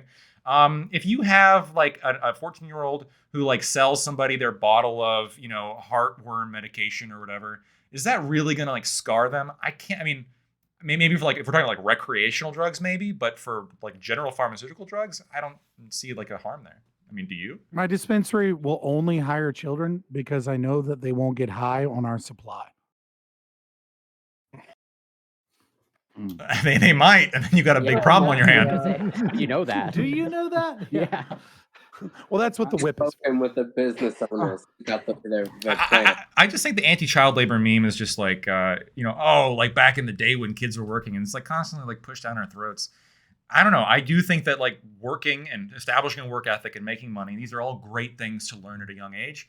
And I'll tell you, like from my own experience, I learned way more actually doing than I did in a classroom. When it comes to my current job, when it comes to every job I've held before, I learned like being an attorney was nothing like law school. Like it's just not, like doing is so much more important when it comes to all the actual life things. And I'm sorry, I know there's some educators on this panel, so I don't mean to insult you, but I genuinely Please do. Please do. I will go on a full tirade and rant over how bad like education is now, because we study what King Henry and his wives, and then all of a sudden we actually have to go into the real world and pay taxes and fucking learn how to cook. None of which is really taught in schools anymore. Like me and Sprout are on this one. If you took chemistry, you know how to cook. Cook what? You know how to make anthrax in your fucking garage. It's still cooking. Oh my god! Great, we're gonna turn our kids into Walter White. Let's go. Yep. It worked out just fine for him. We're turning him into Jesse. That should be legal, by the way. But that's You've got to go to college. Wait, what? Walter White. Meth. What should be? Wait, yeah, meth should be legal. Meth should be legal, of course. Why? It's a crime. It's a crime that it's not. It's a prescribed drug, technically. I mean, that's true as well. But I'm saying, like, you know, if you want to get like tweaked out and like clean your room, that's. What universe am I? That's Jordan Peterson's advice. Yes. Yeah. I don't think that's exactly his advice, you know. Oh, that was a deep joke, actually. You know, I think it's more like benzos and clean your room, but you know, whatever. Not quite as energetic. Yeah. I was going to say, That's just a spectrum. Hi, you wouldn't allow meth to be legal? Okay, correct me if I'm wrong. This is one of the highly addictive, like both mentally and physically destructive drugs out there. Like I know people who are on meth here who fucking don't have teeth anymore and shit. Yeah, I don't think that should be legal. Crystal meth is like different than the prescribed meth. Fair. Like, I mean, when it comes to controlled substances, I've definitely gone more to the right on this regard. Now, I'm not going to be like legal, throw them in the jail. But I do think we need to strongly push people into rehabilitative services to where it's like, all right, we recognize that we need to get you unhooked from your shit. Now, I know that's a pain in the ass, but I'd rather do that than just throw people in jail for 5, 10, 20 years, because that's clearly not fucking working. Yeah, no. I agree with you. I think there's some sort of like the best of both worlds of like, I agree with Lactoid that in terms of like there isn't. Well, I'm not fully fleshed. I haven't finished fully fleshing out my point of like, yeah, drugs should be whatever. All drugs decriminalized, and no one should be in jail for consuming whatever it is. But that doesn't mean that you're advocating for them. As in, like, I take this position, but I don't consume. I've never been Decriminalize is a useless, made-up term that is not logically consistent. There's no such thing as decriminalize. Decriminalize can only exist if it means legalized. When people say decriminalize, what they mean is maintaining a black market, arresting drug dealers, and taking other individuals that are the buyers of said good and then putting them in, like, trying to get them help. What they're talking about when you say decriminalize is we want to maintain the war on drugs, but we want to put a pretty face on it. No. Decriminalize is not logically consistent. No. disagree with you here. We only have a few minutes left, but like maybe. And we I can said have at the this- very least, I said more or less I'm in line with Lactoid of like legalization. So I'm not sure why. Hell Like, yeah.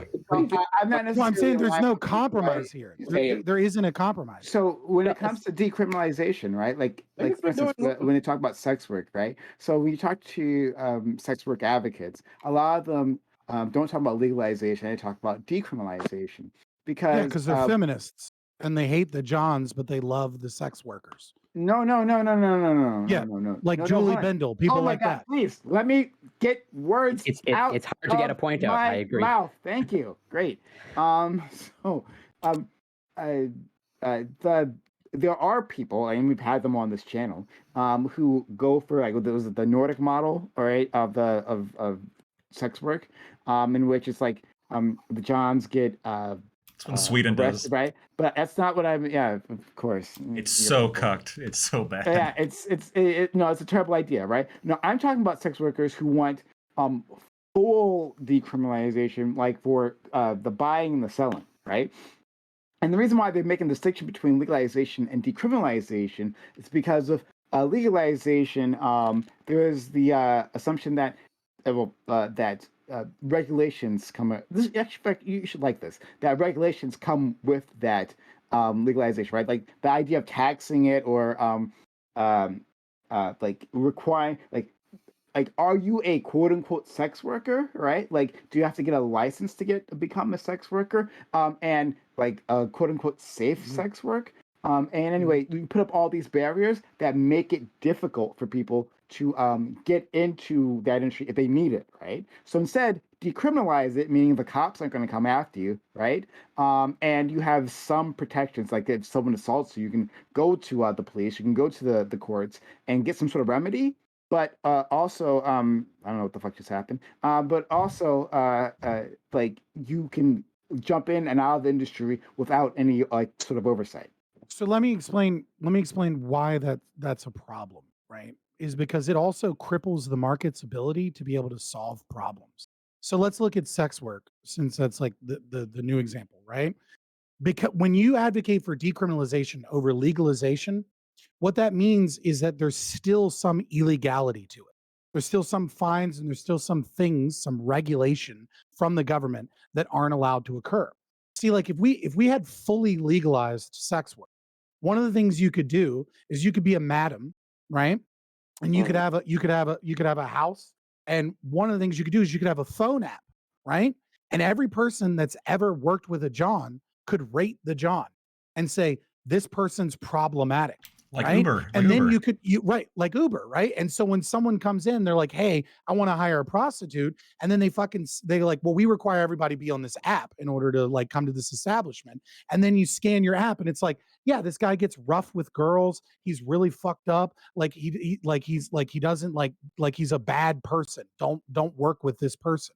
Right. And so what you actually do is you take away protections for sex workers because you maintain the illegality of the act, but you like make this weird compromise where the police aren't going to come, right? But you don't actually allow people to be able to innovate in such a way to protect people. No, You still maintain a black market.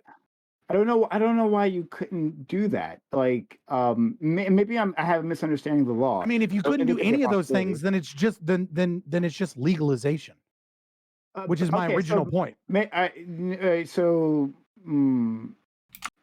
Okay, and maybe it's just we're arguing over terms. So I guess their point is they are anti-regulation, and so like you saw this like relating this to the drug market, you saw this like as soon as it's legalized, they have a whole list of regulations placed on it, barriers, right, that kept smaller drug dealers like out of it, right? You're not an official like sanctioned drug dealer. Yeah, Humboldt County is like the worst. Yeah, right. So they're trying to basically avoid that situation, and that's where the idea of decriminalization is. Now we have a lawyer here, so we can talk to him. But I'd rather keep talking myself, right? Hear the sound of my own voice rather than hand it off to Lacto. But Lacto, maybe you can help us out with this, right? So is there some sort of a real difference between this idea of legalization and decriminalization, and the way at least I've described it previously? Would that make sense?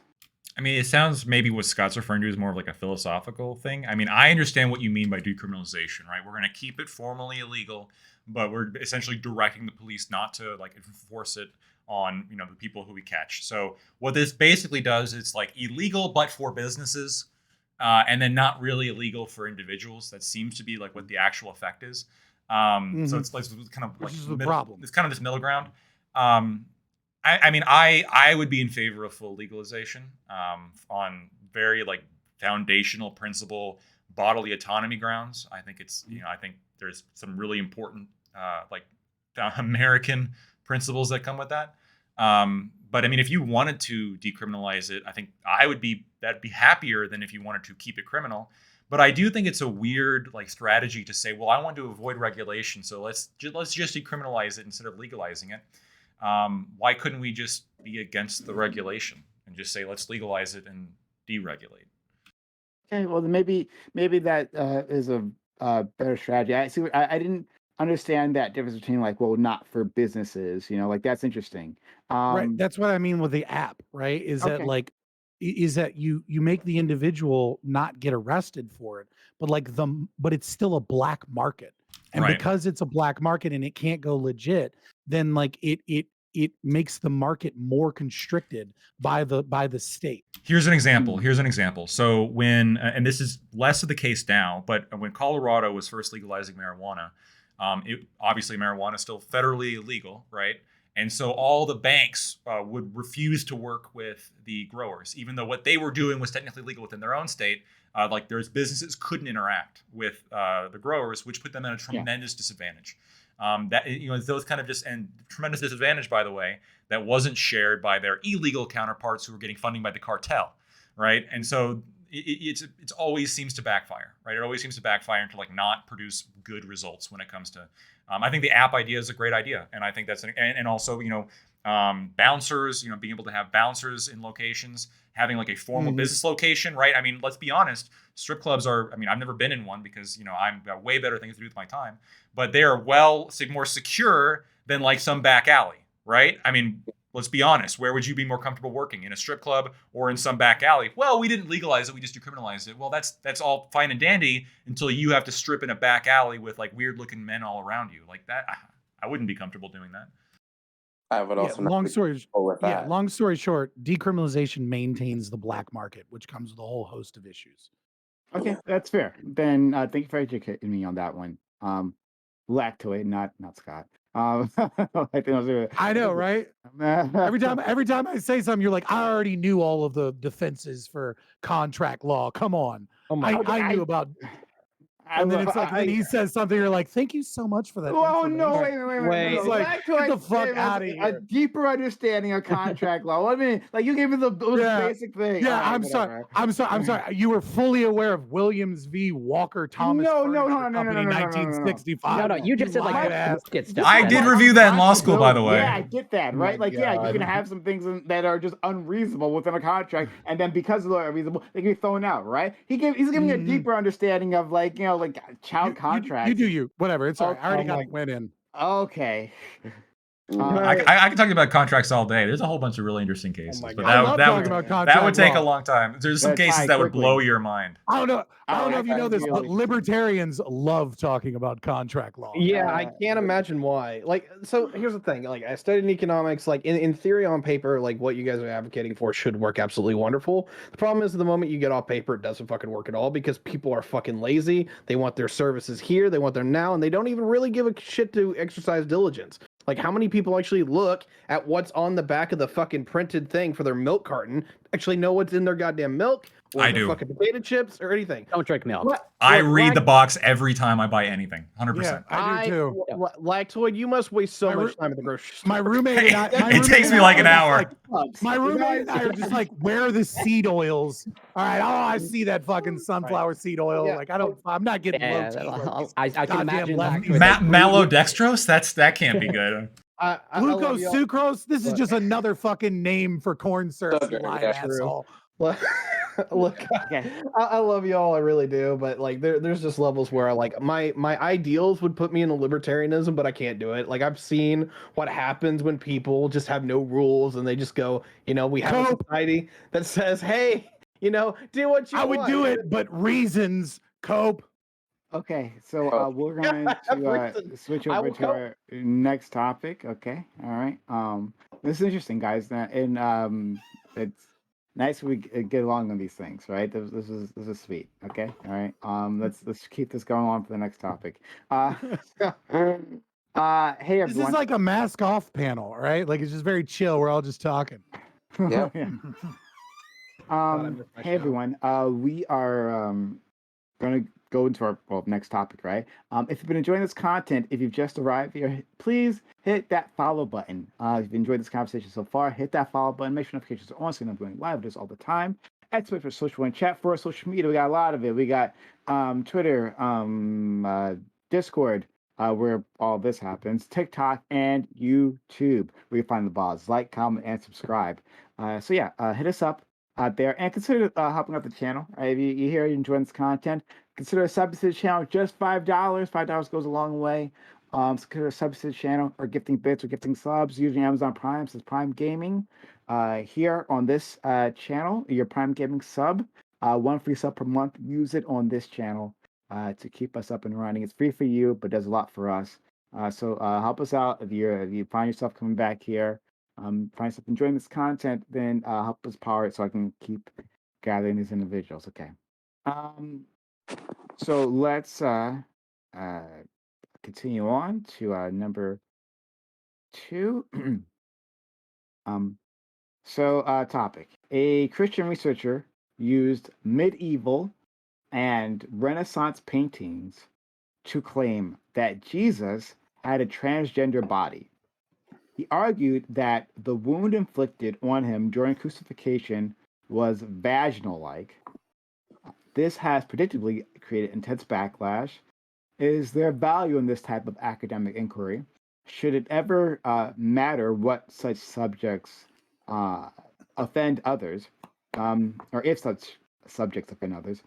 Is this moment indicative of a leftist movement that has gone too far in its attempts to normalize trans individuals?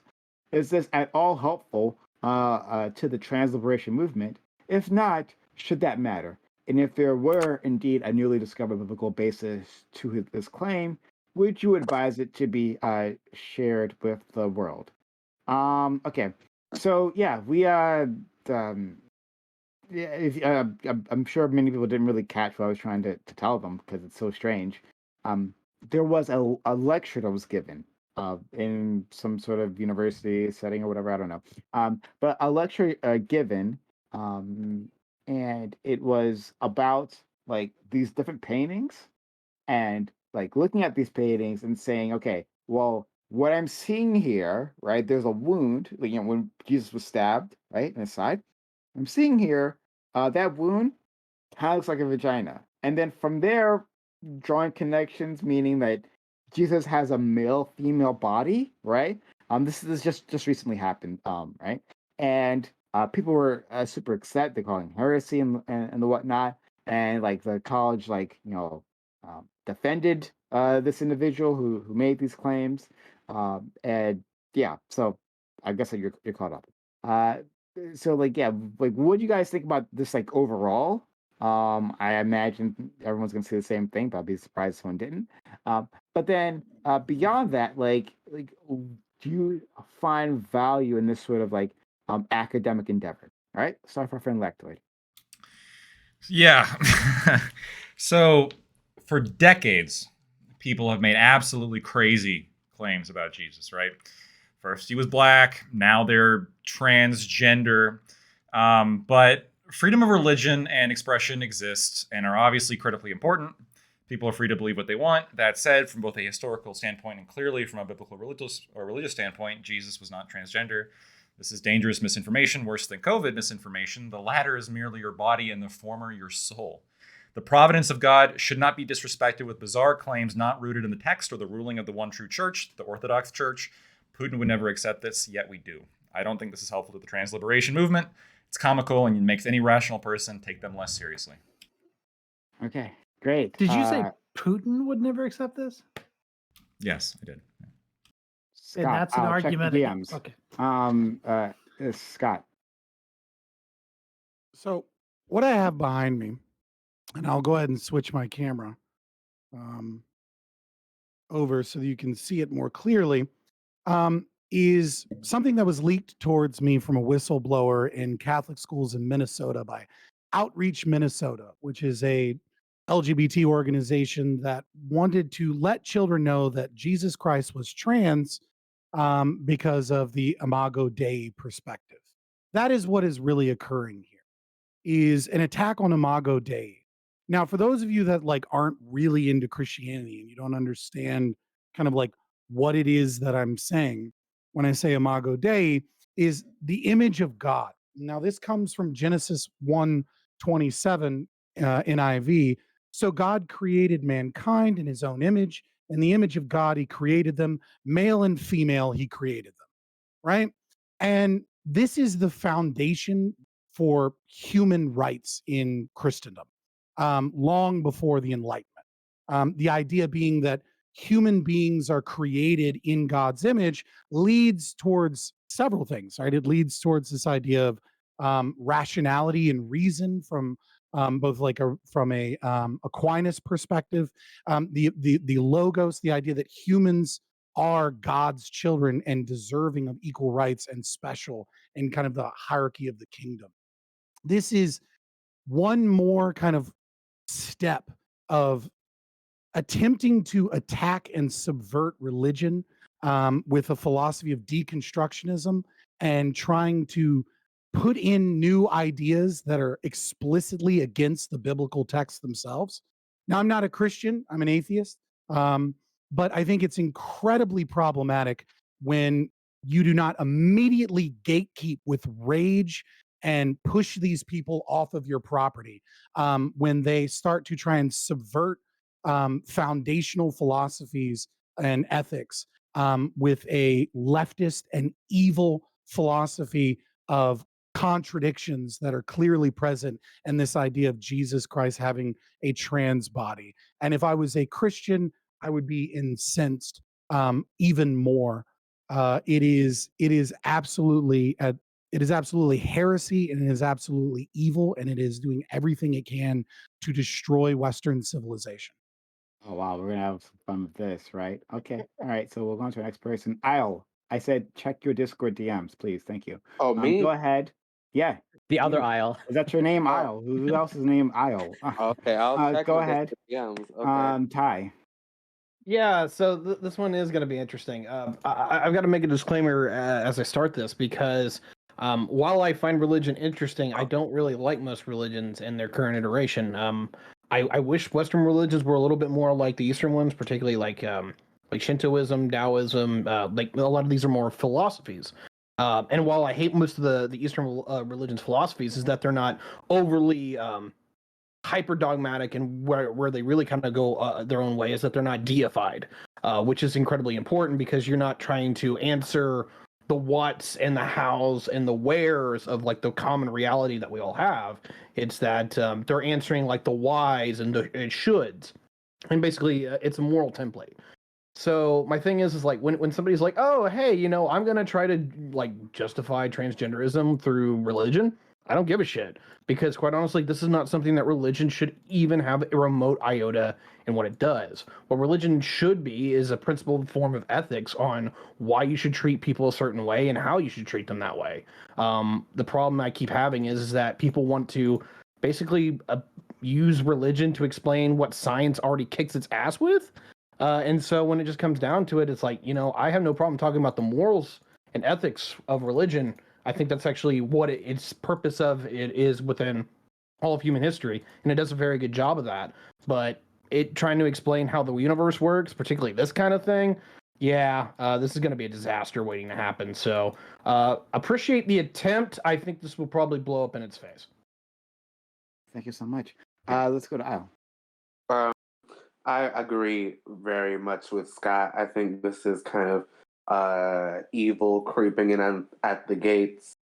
trying to pervert what is true. But, I believe that since it's on a college campus, I think that, and I'm someone who values free speech, I believe that it's totally fine for for anybody to have any sort of academic inquiry they want. If they decided to, for some reason, that they decided to look at paintings of European femboy Jesus and say, you know what, that looks trans to me. I mean, okay, I guess. But, I'm Catholic and and what I believe is, the Nicene Creed, and I can cite it for you at some point. I just gotta, let me just bring it up and I can show it to you. Okay, I thought I had the link, but I lost I'm sure it. Aiko can do it for you. Oh no, I found it. I have it. Terrible Catholic doesn't even have the Nicaea Creed memorized. I Got have the link, it. though. Ironically true. Got the link. I have it. I know, because I just wanted the specific excerpt about Jesus. It's like, I believe in one Lord Jesus Christ, the only begotten Son of God, born for the Father before all ages, God from God, light from light, true God from true God, begotten, not made, consubstantial with the Father, through him all things were made. And then it goes further to saying that, he was incarnate of the Virgin Mary, he was crucified under Pontius Pilate, he suffered death and was buried, blah, blah, blah, he came back. So I believe that, that those things don't necessarily are, something that denies that he was trans, but it doesn't say he was trans. So I don't think that it's necessarily something that's like, oh, like something so crazy that someone can believe. Like, people believe Jesus is black for some reason. People believe that Jesus is Chinese. Like, if you go to Chinese churches, like, every culture, like, adopts Jesus as their Lord and Savior. And so they have a little version of them. Like, if you go to Vietnam, like, I think that was a joke in like like a buddy cop movie, like with Vietnamese Jesus. I forgot what movie it was, but so I have no problem with the academic inquiry. I just think that it's wrong, and I think that this is clearly a plot of evil. But it was so comical this time that it's not even a real concern to me. And so I'm to my turn right now. I love watching Lactoid over there, like, shake his head, right? He's like, yeah, the only Jesus I recognize is clearly Nordic, right? Like, where else would Jesus have come from? All the pictures I saw, he's got blonde hair. I don't know. Yeah. Like, I mean, blue eyes. It's weird that he's mistaken for Ewan McGregor a little too often, Yeah, it's interesting, right? Okay, Or Obi-Wan. all right. Well, maybe we should deal with that another day. Jesus All right, looked like me. Sure. Yeah, right. Exactly. Right. Representation matters. He looked more like Saddam Hussein. There was like a thing that like they did like a reconstruction. What he probably looked like? He looked like Saddam Hussein when they finally did that. All right, let's go to Aiko. Aiko, thank you so much for being here. Yeah, I'm shocked. I'm shocked and horrified that you came up with this topic. I don't know where you got it from. I forgot to say that it was Aiko was actually the one who forwarded this to me. Yeah. Right.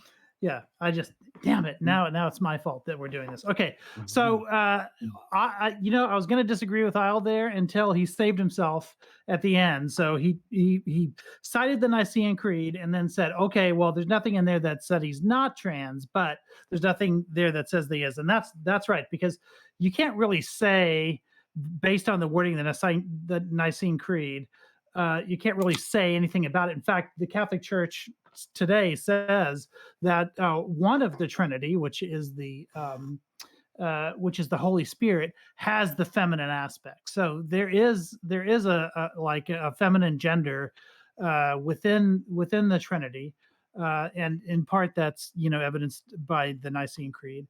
But that's neither here nor there, because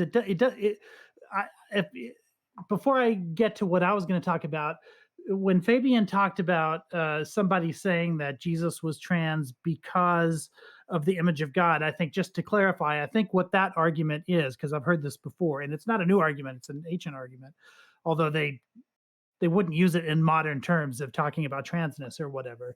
But it's the idea that God transitioned from this sort of spiritual element to becoming human. I think that's one of the arguments that gets made.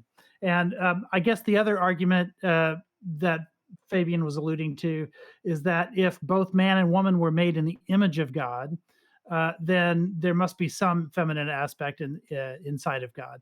And of course, since we know that the Holy Spirit also has the feminine aspect, at least according to Catholic doctrine, then there is something to that. And the reason I bring all of that up is because I think that this sermon has there. If I were going to steel man it, I would say that there are some elements of it that make sense.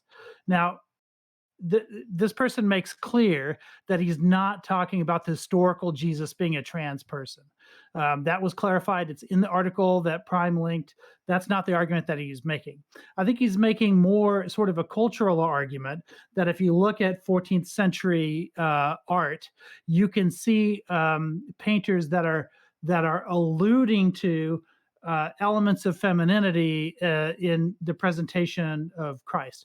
Now, that doesn't mean anything. I mean, with regards to scripture or doctrine or dogma or anything like that, or even, and it certainly doesn't talk about the historical Jesus having those elements.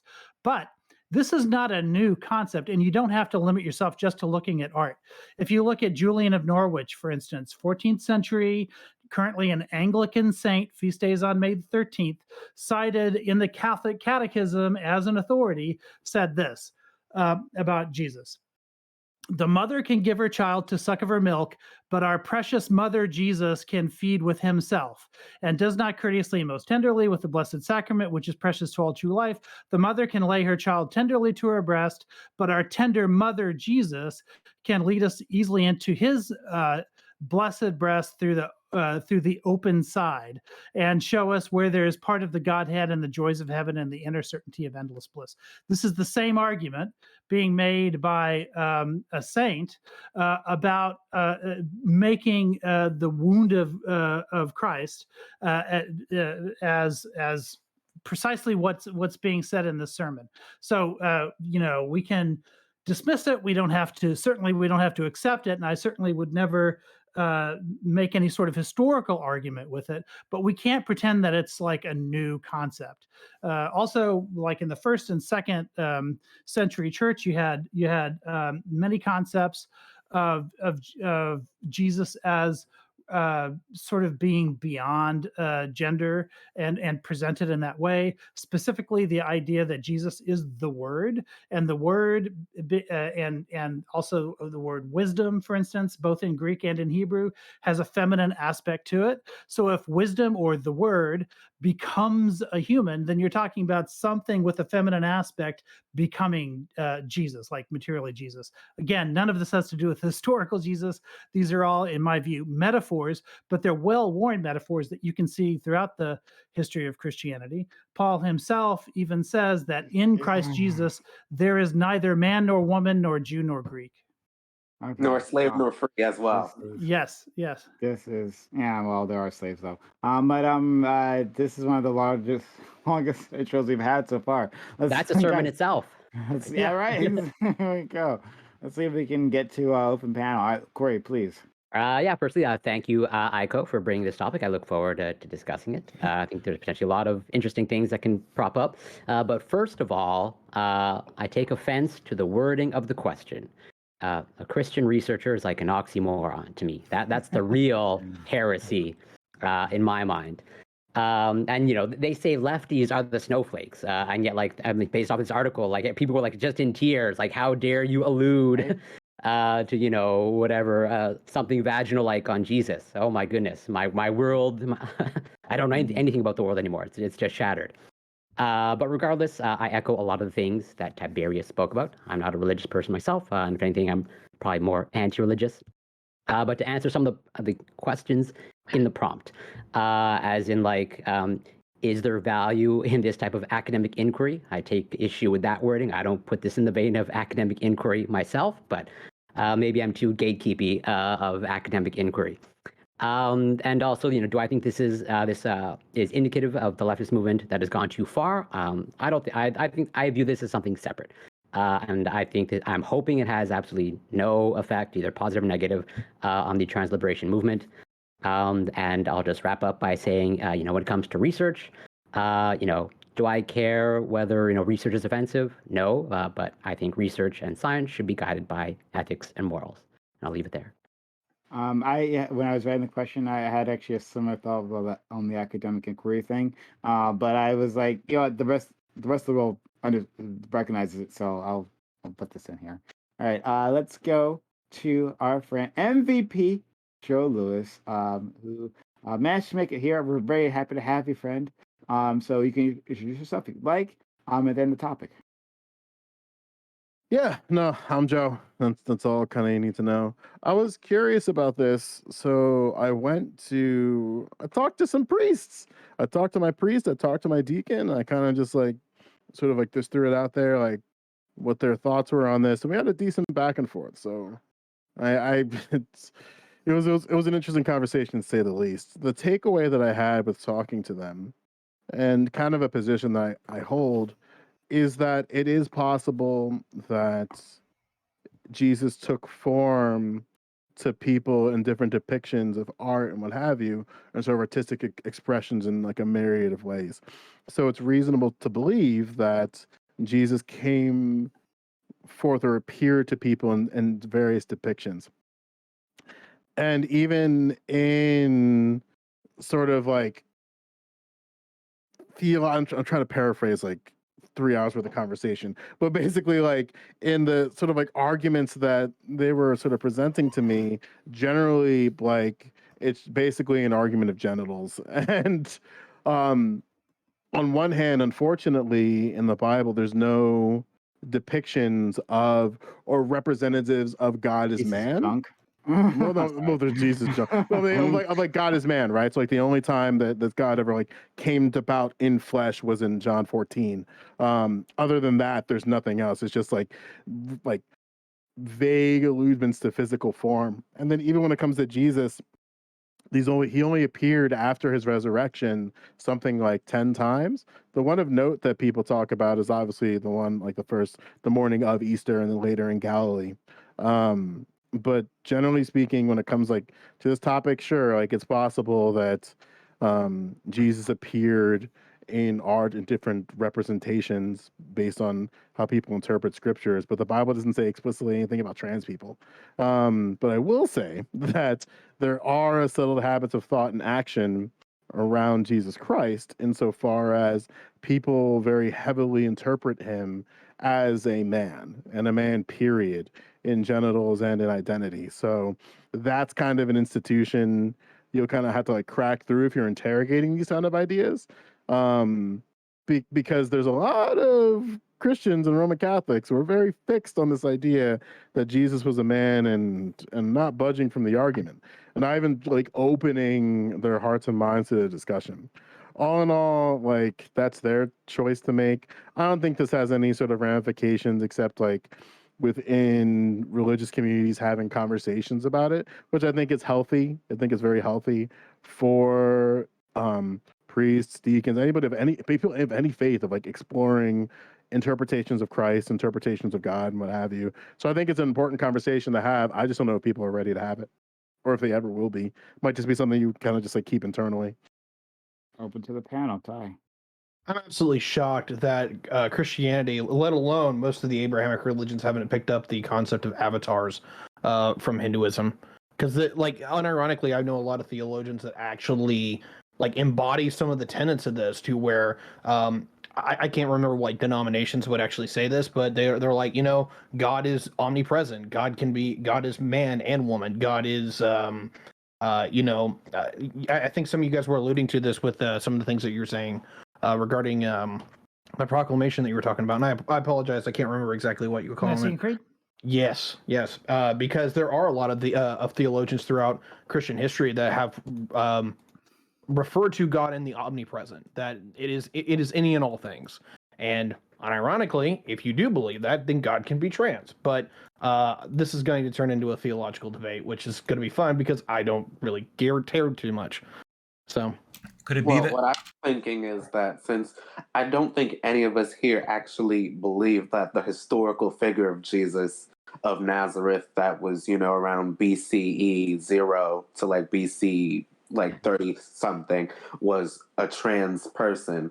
So I think maybe we could play around with what Aiko was saying about allegorically having the feminine inside of God, with God, even though you would normally think God of as a masculine figure, but there's different feminine aspects, and it sometimes gets played with through different cultures and different theologians as they try to explain God, what it means to them and what it means to their communities. So maybe Corey, like, Yes. I So thought you were done. I didn't mean to interrupt you, Corey. yeah, if you want to finish your point, go for it. I'm just trying. I'm trying to just set like what we should actually talk about, because I don't think any of us doubt that the historical figure of Jesus was a cisgender man. Do we? Well, so Even the person in the article doesn't argue that. Yeah. There's some people that do, but presumably not any of the people involved in the article. But yeah, maybe just to clarify what exactly you mean of historical figure, Isle of Isles. So The historical. I just want to ask a couple of questions. Like, so you believe whatever Jesus was a person that existed, okay, and I presumably you believe that they're a cisgender man. So do you also believe that they were resurrected? Yes. Okay, so that's where being transgender, the bridge too far, but resurrected. That's No, in your wheelhouse. No, it's not about bridge. That's the historical figure. Resurrected, but definitely not transgender. That's like that's not a bridge too far for me. It's just you're a cisgender male. I'm a cisgender male. I never said that. Okay, I'm sorry. I didn't mean to. Sorry. Well, you did. Now it's weird. Anyway. No, I'm just saying that I don't believe that the historical figure was trans, but I think we can play with the allegorical truth, or claim that there's a femininity in God, even though you would normally think he was masculine, but there might be a femininity that we can talk about that lots of people have been seeing throughout the millennia. Well, it is doctrine that there's a femininity in God, right? Because the Holy Spirit is feminine.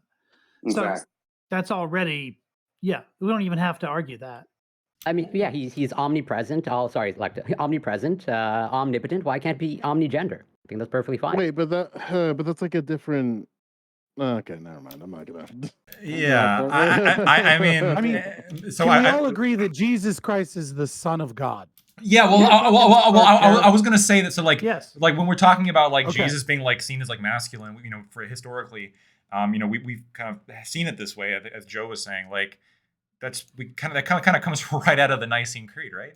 I mean, the only begotten Son, he fucking. Hold on. Right. Rose from the dead. I don't think ascended. The important thing. Are you learning on the fly, Lactoid? No, so I'm trying to find I'm trying to find like a specific sentence, and my eyes are jumping on this. Wait, real quick. The important thing about the Nicene Creed, right, is that this is coming from Constantinople, right? This is coming hundreds of years after Christianity is a religion, right? This is kind of like setting the creed, and picking Matthew, Mark, Luke, and John, picking which books are to be included in the Bible and which are not to be included in the Bible, etc. Like, obviously there's still some disagreement about like the Apocrypha and things like that, but nevertheless, right? And so, like, what are the Gospels? And what's also important to recognize is what is inspiring the art in question. Because most of the art in question that depicts Jesus Christ as having feminine characteristics is like pagan inspired, Grecian inspired, not necessarily Roman inspired, right? And so we understand that there are certain cultural kind of like ways that art is depicted. And so when you get a more Roman kind of influence on the art, you're going to get a more masculine Jesus, right? And as we move into when we move into Middle Ages and things like that, even more so. The problem here is not, is Jesus Christ trans? That is like kind of the radicals of the TRAs. The problem is, why is this discussion being why are we having this specific discussion? And the lefties might get mad at me and go, oh, are you or are you not free speech?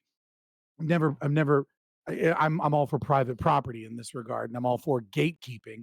And Trinity College is a weird place because Trinity College has always been both kind of a religious center, while also, since its founding in 1823, been open to all religions, right? Which is, it makes sense that this conversation occurred at Trinity College, right? This isn't like Duke, but at the same time, this isn't like just like a regular liberal arts school that isn't like religious in some regard.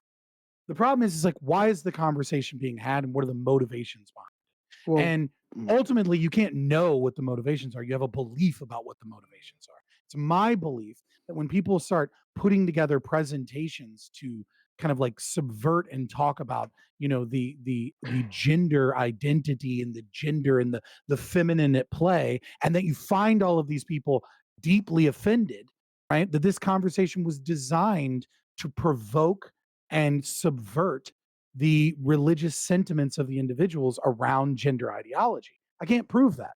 I simply can't, because I wasn't there and nobody recorded it. I have no idea what that was all about. Yeah, like we can recognize that sermons are discussions of particular topics, and the person conducting the sermon can decide how it goes. Like, and even then, like the sermons are not supposed to be structured in some type of way to feel one way or another about a particular issue. It's generally to like pose certain questions, and those questions lead you to having conversations with priests or other like figures within your religious community. I wanted to finish really quickly what I was saying because my eyes are jumping on the page, right? But like when I'm reading through the Nicene Creed, like it's very clear, like constantly referring to like it became man, he, begotten son. Like isn't this even the philosophical like you know, you could say like men can be feminine, I guess, but like to say that the stab wound was like a vagina, that seems kind of like a step too far. It's very clear, even within Roman Catholicism, that gender and sexual orientation are separate from each other. But that's something that, like, well, but hold on. I mean, you can prove all you want. Like, I don't know what to fucking tell you. No, I'm saying that like, it's very clear. It's clear, very clear. Says the atheist, but whatever. So you're saying it's very clear in Roman Catholicism that gender and sex are two totally different things. As a gender and sexual orientation, I can like. Wait, why is sexual orientation relevant here? Why are you okay? Sexual orientation is not relevant. Like if you're saying sexual orientation, okay, cool.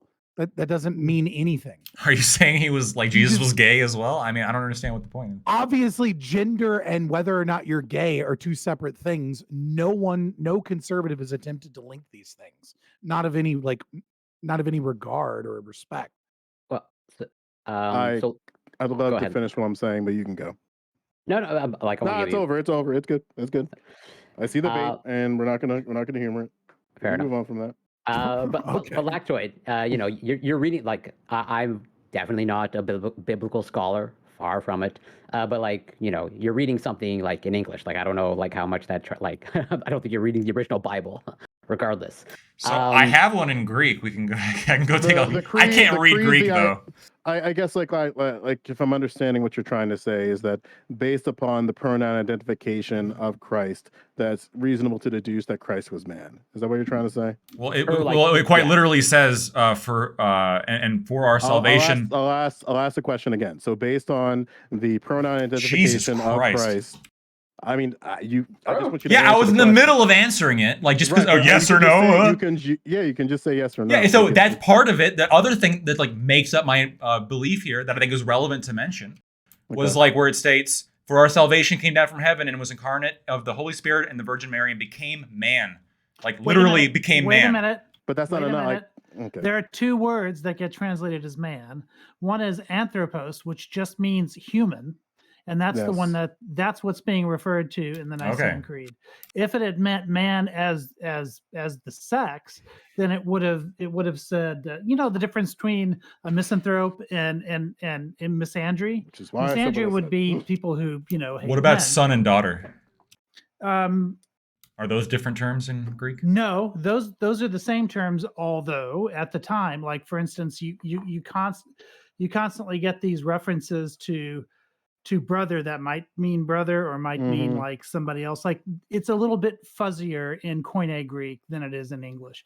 But I still would argue that the general terminology that you see in here definitely alludes to a male gender and as opposed to a feminine gender. But I just don't think it's as cut and dry as it's not as like, and that's even like the takeaway that I got earlier talking about this, because it's just like it's not fixed, but again, like there's a lot of subtle thoughts of habit of just like that Christ is man, and man not only in gender identity but also man and all the things that like make up the sexual orientation we believe to be a man. That was my point earlier. But yeah, he was so much more than just. I don't think categorized. That's what it means.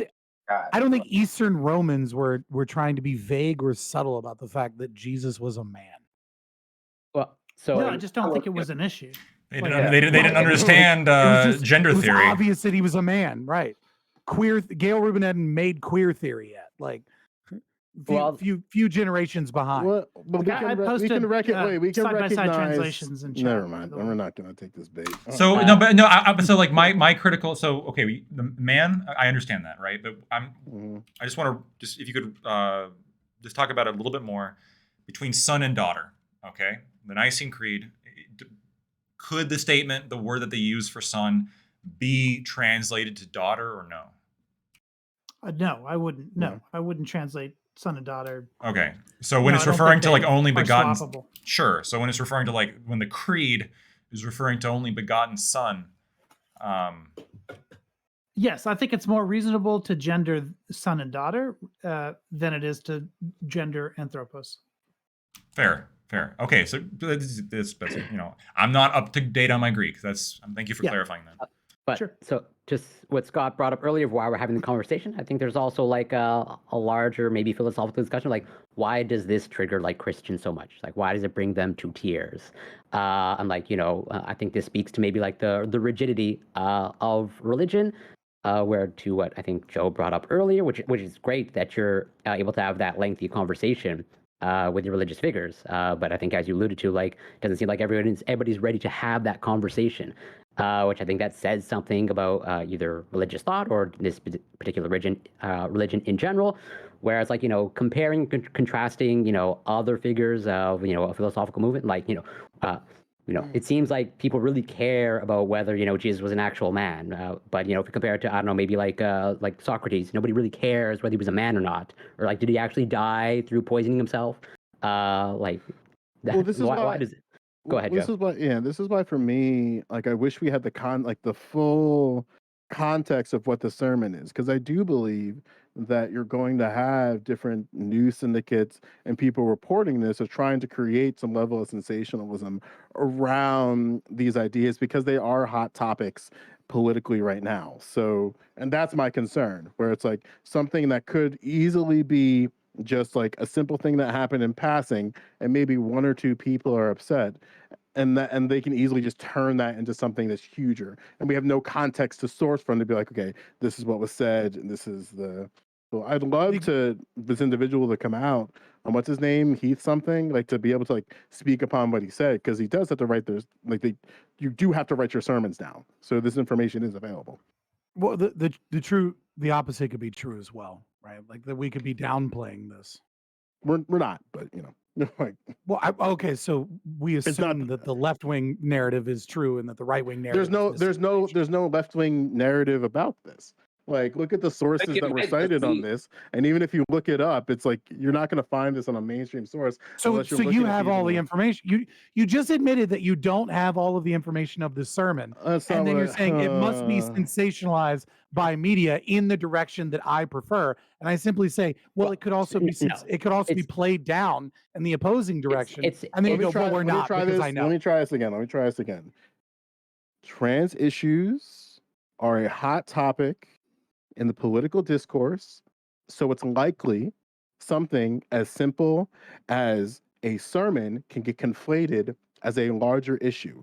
Even the wording of the very topic itself was doing that sensationalism. And I understand that this is a panel and like prime time, and like I know how Prime words questions, so I'm used to it at this point. But it's something that's absolutely possible. But again, like when I was looking at these sources, like different people talking about these topics, it doesn't seem like there's this like larger buzz of it. And like we can't make the argument that it's early.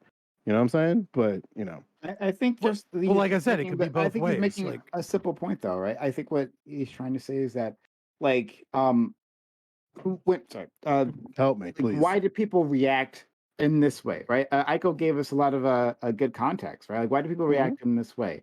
Well, if we have a history of people talking about like the male femaleness of Jesus Christ, right? And that like it has there's female aspects to the Holy Spirit. Well, this isn't like a new thing, right? Yeah. But like in our current context, like that evokes the idea of being trans, right? And trans equal bad, right? And how could you associate my Lord with that thing?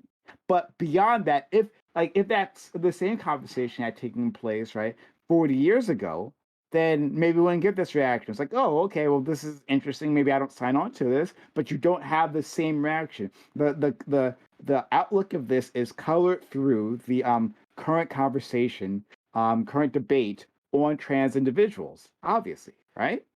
well, 100%. Like if 20 years ago, if someone had a rainbow flag in their classroom, yeah, some Christians might be mad, but it wouldn't be like a viral fucking thing that like libs of TikTok needs to point out. There's a larger context of queer theory being put into schools, and so like people are looking for the symbols of it. They're looking for the instantiation of that philosophy. I think the same thing is true with this instance.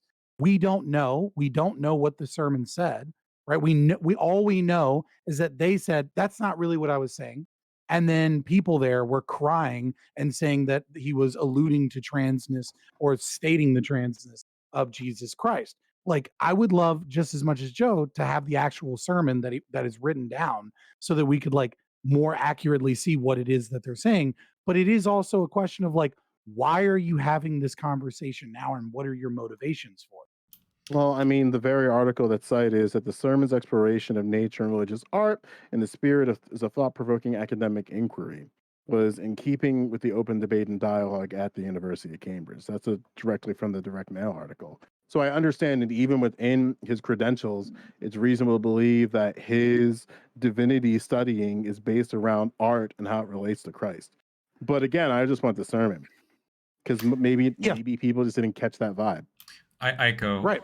I want to ask you. I think the most ridiculous part of the whole story, and the one where the woman got really angry about, was like the depiction, or I guess the explanation of a spear wound as a vagina, and this idea of like, well, Jesus could be penetrated through the ribs. Like this idea is like kind of like bizarre.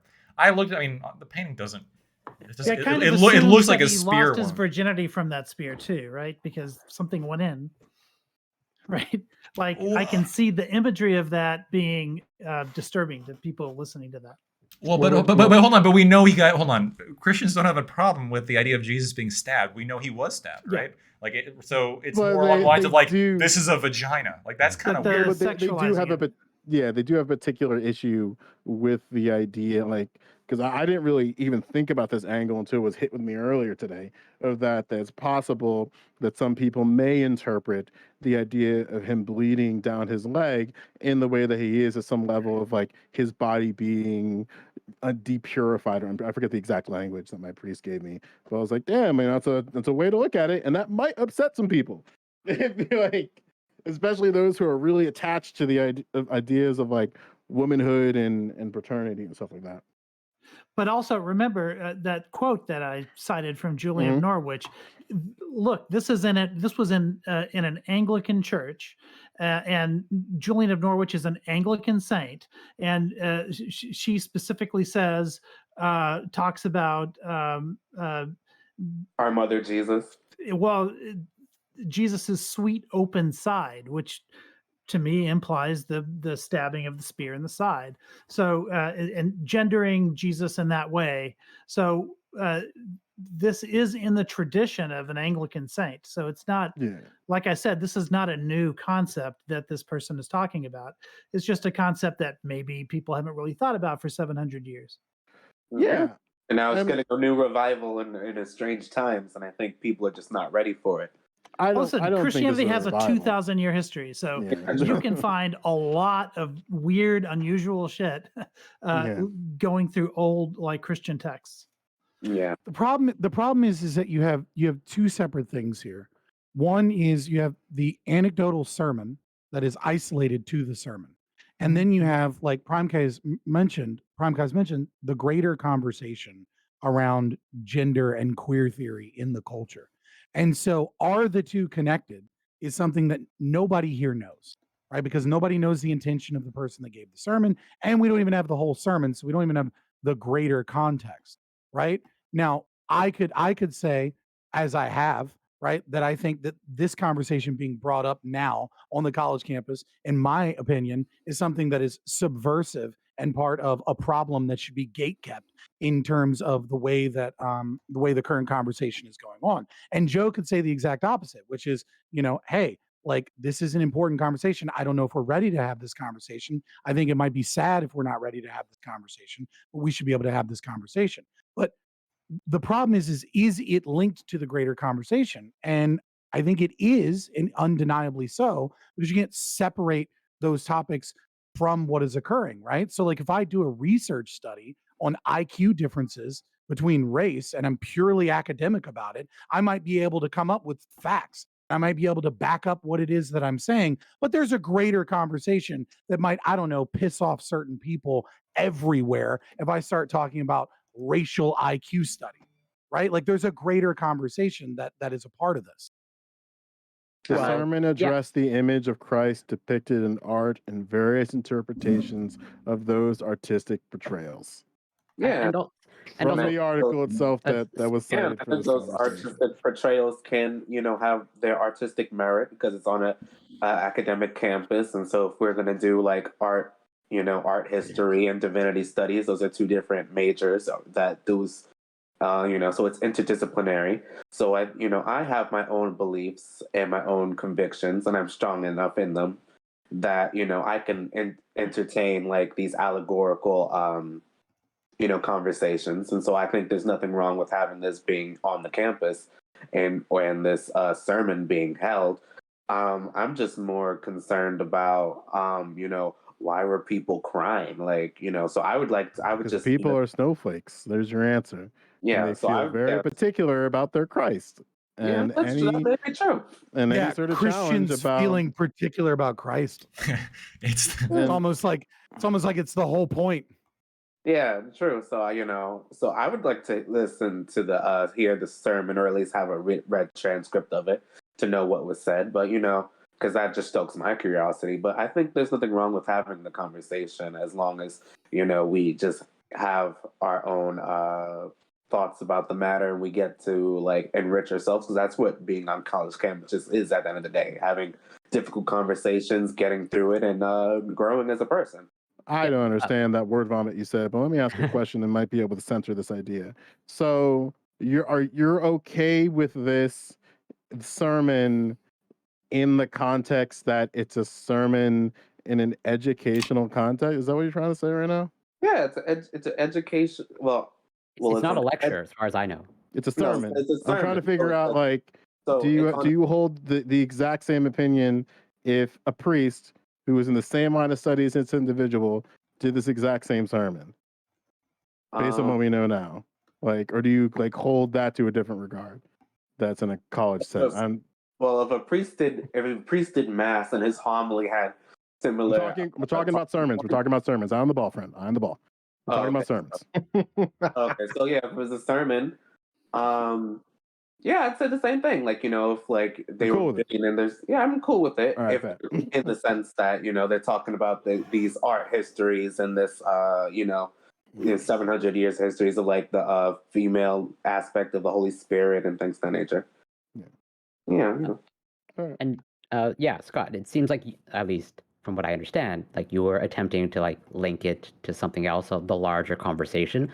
But like, this is, as far as I gathered from the article, like it's a sermon. This wasn't a lecture, and like this is like, it seems like it takes place like in the concept of like church worshipers. And I think there's a fair degree of overlap between those who are religious and those who are on the political right.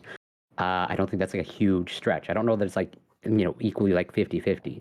Or like I don't like you're right. We don't know for sure the motivations, but I think given the demographic and given the fact that this appears to be like explicitly sort of a religious whatever location on a whatever academic campus, but like and this was a religious demographic.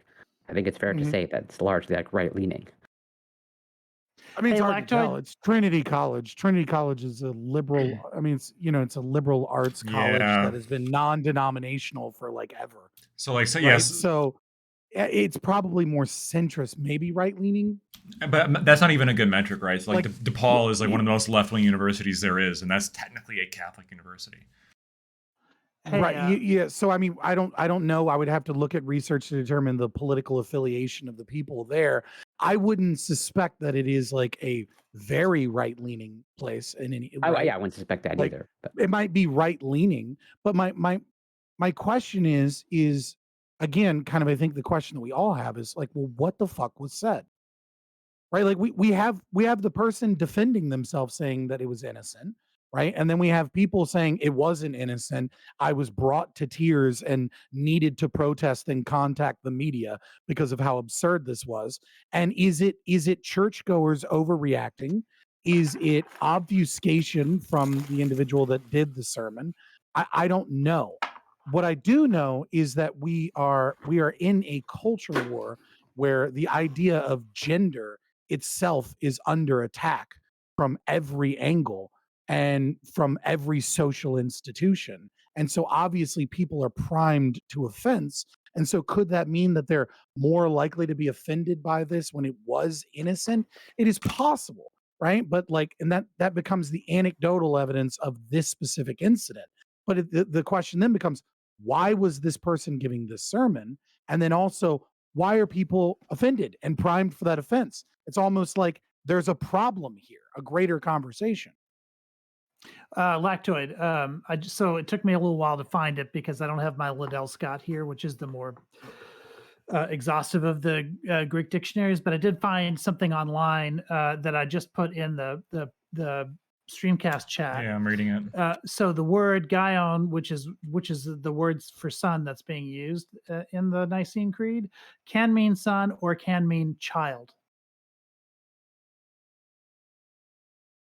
So although I would still argue that the force of the gender implication that's being used isn't exactly gender neutral, I would say that there's a implication of masculinity there. There's nothing in the language that anchors you to that I mean, that's interesting. I'm reading it now. I see what you're saying, but what about? I mean, I guess the final one is what Joe said, right? The pronouns, right? There are different pronouns for he and she. There are no pronouns in Greek, so I'd have to go back and look and see. Yeah, I I can't the way that we mean them. I can't imagine any historical interpretation that the people of Constantinople were, fluid intentionally and subtle about whether or not Jesus was the Son of God. No, not at all. Not at all. Right, like at that point, we're just utilizing something. I would say that they were less obsessed with sex and gender than we are in the 21st century. So it just wasn't an issue for them. Something that I do find interesting is if you do like a sort of like a link tracking, it goes back to Joe Biden in 2022. It's like in March. Biden saying some cool things, right? What else is new? He mentioned in I don't know what this is, but basically New York Post says Biden says trans people made in the image of God, parents must affirm identity. It's doing like the thingy, and it says, I want you to know that your president sees you. He later goes on and says, made in the image of God and deserving of dignity and dignity, respect, and support. I'm assuming that's it's referring to trans people directly. So I could see that if you that vocabulary is very Catholic, by the way. Yeah, deserving of dignity and all that. Yeah, I mean, Joe Biden's Irish when he decides to be. Yeah, sure, yeah. Don't that's a whole other conversation about Irish So presidents. here's another question: has Jesus Christ ever claimed to be trans or non-binary? There's no trans Gender interpretation fluid. in the Bible.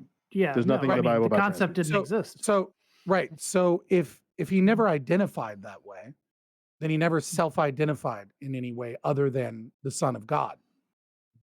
So if we can ascribe transgenderism to someone that never self-identified, then it destroys, at least from that religious point of view, the very idea that self-identification is a component of one's gender identity, which He is also an never impossibility. identified That was as some God. That was jujitsu. something that Yeah. that was put on him after his death as well. So Yeah. we can't And go then too al- far with that, otherwise my Yeah. religion I mean, falls apart. does self-identification matter in terms of gender identity? If he identified as the Son of God the entire time, how do we then reinterpret and put our own identity onto Christ if he never identified that way? Well, that's a good question you ask a priest, my friend.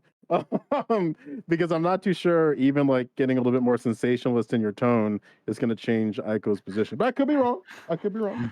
Well, again, like my position is to take all of this metaphorically, which is what I do with a lot of scripture. And I don't like, certainly if you were to tell me, if you were to ask me like flat out, what was the gender / sex of the historical Jesus? I mean, I would say male and masculine, but all I'm saying is that these interpretations who you that fucking run though? throughout history, there are people like this is not a new concept that's being talked about here.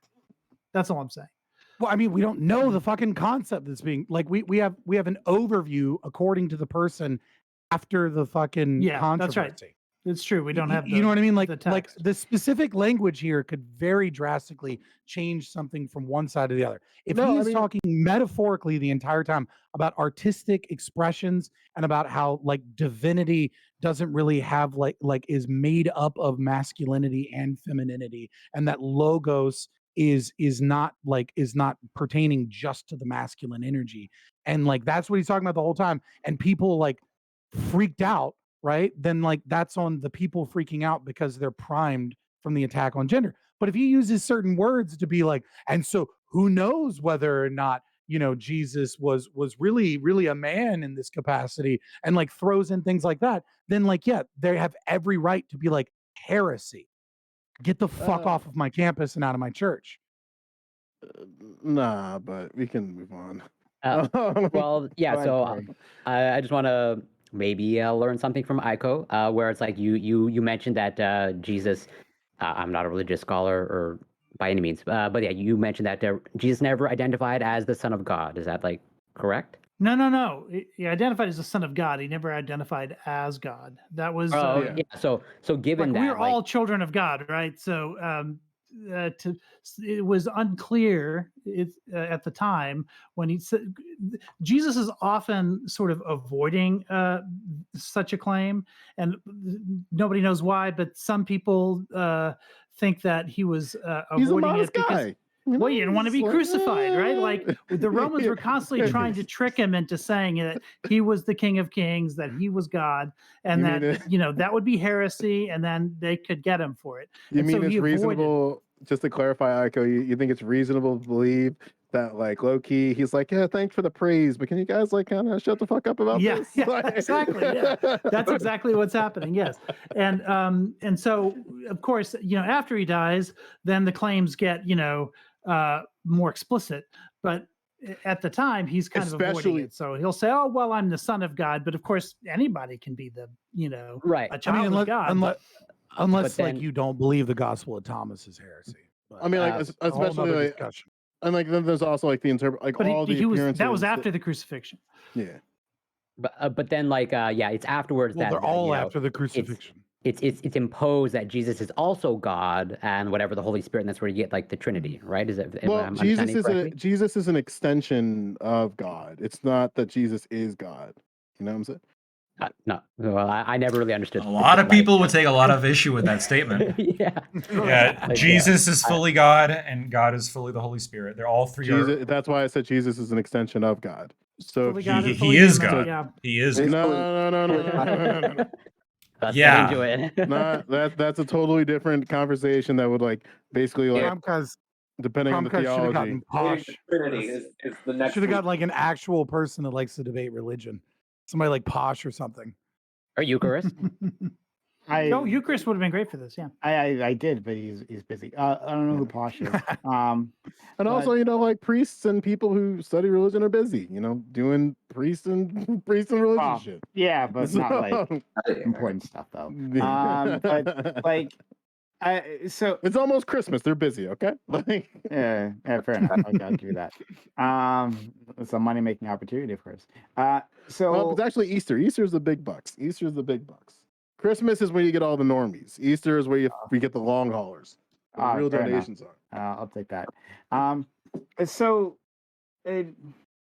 this idea being like male or female, like that's the thing I wanted to talk about. I wanted to respond to Scott. Scott, you had called this an evil exercise. Are you still on that? Do you still, after this conversation so far, do you still believe that like putting this out there was evil, or have you? Via balance of probabilities, I still think it's evil, yes. Okay, right. Am I And open to the what- potential that this was like an innocent sermon in isolation? Yeah, of course. But I'm going in fucking hard because why the fuck is this person having this conversation now? Why are they doing it here? And if it is my opinion that this person is not engaged in like in a sermon to discuss art and, you know, metaphorically talk about these things, I think people were offended, rightly so, because I think this person is coming out to subvert religion. Sure. So you're saying that like if it was indeed intended to be provocative, then it is evil. Okay. And specifically it's evil because it undermines, I think you said previously, the ethics or morals of this foundational religion. Is that correct? If it's intentional, right? Then the design of the subversion is queer theory, critical gender theory, right? And that in and of itself is evil. If it's not intended to be subversive and it's just some academic talking about artwork and metaphorically talking about, you know, the different representations of masculine, you know, divinity being both masculine and feminine, right? And people are just in an uproar about something that they didn't understand, then it's an isolated incident, but it still speaks to the larger conversation of why people are upset. I don't want to talk about whether gender theory is evil or not. But you might. I know. In which way? Of course. Thank you. It's Twitch. I get it.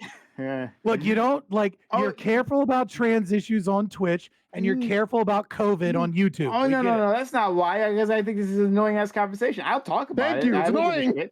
I don't. Yeah, it's extremely annoying conversation. No. Okay. So, I don't see how this could be evil, right? Even if this is indeed provocative, right? If it's like worst case scenario, whatever exactly that is in your mind, right? Worst case scenario, I don't think you can ever describe this as fucking evil. I think that I don't give any doctrine any special protection, right? Not my doctrine, not the doctrine of like America, like the Constitution and like the beliefs attached thereof, right? And certainly not Christianity. Like there's no doctrine or you know, that is above that sort of critical examination and reinterpretation. There is no religion above everything- Prime shitting on it. Exactly. Pretty much. There's no Yeah, religion. exactly. Can I ask though? So hold on. I'm an let me atheist. finish up. And I'd love to hear from you and Scott. Excuse me. So yeah. So this is why I can't think of that, and especially since one, I think this is less undermining the ethics and morals and more like the lore. And you know, the lore changes all the time. You watch but- too much goddamn anime. I do. That's exactly how Scott. That's literally exactly how I interpreted all of this. Let's do the lens of anime. Like 100% how I did Christian that. lore. Exactly. I related to One Piece when I was reading this. So The art stabbing wound is just the plot for Christians. But yeah, so I think that it's it would be healthier for Christianity, right, as a whole, to be reinterpreted to at least to a certain extent, right? But people do this. Like we have these again. Christian researchers. I'll do that for my man Corey. Thank you so much. Why do we have to put the quotation marks? There's not this gentleman. And they're doing these they do these deep dives into the Bible and they find new connections, right? If it was a connection, right, some sort of new, a deeper connection that is outside of this larger debate of trans, whatever, then we wouldn't say anything about it. Like, oh, look at this interesting discovery, right? And maybe this is something to talk about. I don't think you would apply this as being evil if not for the gender ideology thing. So you can respond to that, and then I also want to hear from Lacto. Okay, yeah. I think anything that seeks to subvert logic with the dialectic and with contradiction undermines the capacity for the rationality of man, and that this is the most evil thing that can be done if you are seeking to create contradictions in the world and philosophy and add subjectivity towards the world and the material world, and that is evil incarnate as far as I'm concerned. Okay, I'll deal with you later. Let's go to Lactoid and then Isle. I'm curious. Someone was talking about how like this is healthy for Christianity. Maybe it'd be nice if Christianity would be reinterpreted this way. And somebody brought up other religions. I mean, we're talking a lot about how Christians would be are upset, like in this case. I think there'd be more anger, and this is just intuitively speaking. Like, let's say they made Muhammad transgender. I think that, would you guys be in favor of like maybe that interpretation? Or I would love it. Nigga, I don't know what the fuck. Like, what the fuck kind of dumbass question is that? Like, are any of us Shia or Sunni? We can't answer that shit. Come on now. Well, even if Muhammad was just depicted, I think that's a problem as well. So yeah, let the cartoonists in France figure that shit out, not us. All right. Yeah, no, I'd be, if you're asking me specifically, would I be okay with that? Yeah, fuck yeah. You know what? I hope it does undermine, as Scott said, undermines their ethics and stuff. I could change that shit. Sorry. Brian is trying to end up in one of their cool videos. That's what he's. They're gonna show pictures of this panel and conflate it to Americans, and they're gonna have CNN have to explain Twitch panels. I'm Canadian. So for the Taliban watching, I do not share their opinion. Spare me. Listen, if there's anything that I've known about their propaganda, they are the premier clip champs. Okay, they know how to clip things out of context to really send a message. For anyone watching, Muhammad was a pedophile, and you can take that to the bank. Okay. I'm the one that's I'm gonna live. You all are gonna fucking die. I'm trying to live too. I'm trying to live my life. His Swedish Jesus will protect him. Let's go to Isle. Yeah, Tiberius knows better in this conversation. I see you.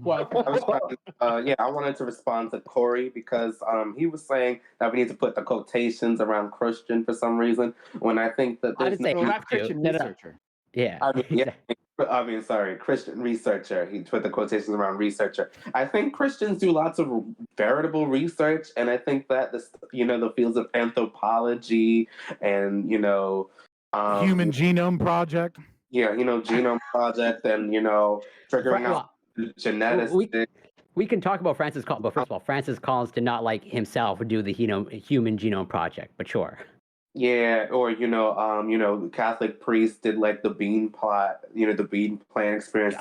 You really want to cite Catholic priests in this conversation? I don't know if you want to really go down that road. No, I'm just saying that Christians do lots of research in veritable sciences, so I don't know why there's derision around Christian researchers. I think research. And you also go ahead.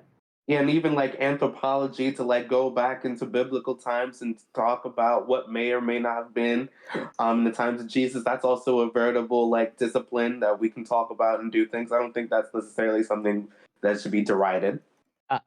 Well, so this is all separate, but anthropology is its own discipline. It's not tied to Christianity whatsoever. Certainly there are Christian anthropologists, but and also, there's a whole breed of, whatever Christian science in the United States, and maybe some other locations of you have whatever creationist museums and all that stuff. I don't want to get there's there's a reason why I am sort of like, I took issue with Christian researcher, but like I also Prime is just like humoring me. Like, yes, you can also be a researcher and Christian, but like I take it as a little bit of a joke personally. Wait, so I want to fight about this. This seems fun. Okay, sure. So do you think that, like, so the idea of Christian researchers, you kind of just like not down with? I'm trying to understand like where the rub in the bathtub is. Yeah, no, that's a fair question. Like, so do I Who have hurt you? This is my question. Christians and the religious folk? No. True, I believe it. But I do have like it, as someone who runs in a particular circle, and like there's a little bit of kind of a real researcher. Let's come on, just say it. You're a real researcher. Where it's like, well, yeah, like go into a room with any filled with scientists or an academic conference,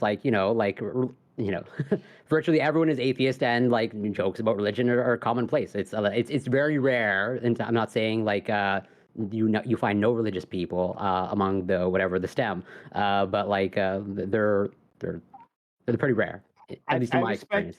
I respect the like Christian studies the most in actually anthropology, right? Christian anthropology.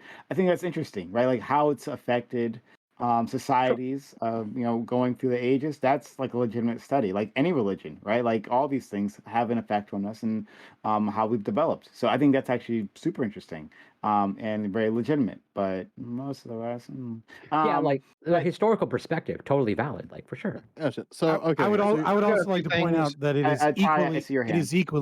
it's equally silly to have someone that is professes socialism and consider them a researcher as well, because we know that they're brain dead, that they don't follow logic. No, first of all, so true. Let me clarify. Right? I would trust Christian researcher more than I would trust you, Corey.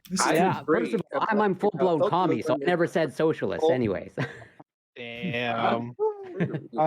Joe, if you want to respond, you can. Then I want to hear from Ty. I was just about to say, holy shit, Kino's here.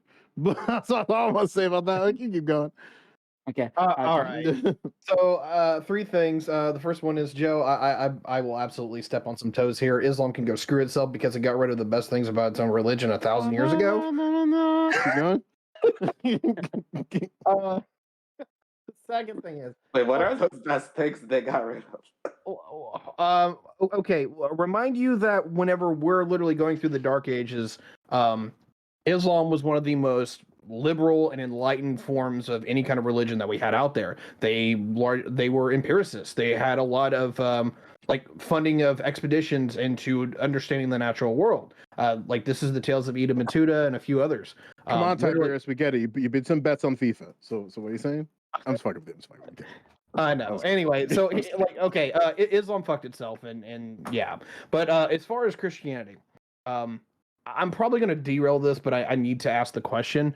We're seeing Christianity just get eviscerated in Europe, and even here in the United States, it's 40% of the country is now some form of secular, where they don't even believe in like Christianity, and that continues to be the case more and more so. What's Christianity's critical flaw that it's got right now? Like, if I can direct the conversation there, because I've had that conversation before, but I think we're touching on it, but we haven't actually addressed it with this one. Some ideas, but what you're asking? What's the problem with Christianity today? Yeah, I think fundamentalism. Fundamental, and also I think it's issue, or at least I think basically its effect on or the discrimination towards the LGBT community. I think that's why you see like this huge disconnect where like the younger demographic, the younger generations, they are largely identifying more and more as less religious, and they tend to be also more pro LGBTQ rights as they should be. But leave it to a leftist to describe the fall of religion to be based in politics and not culture or philosophy. You're atheist. What are you talking about? And science as well. That's culture too, right? That's primarily a cultural issue.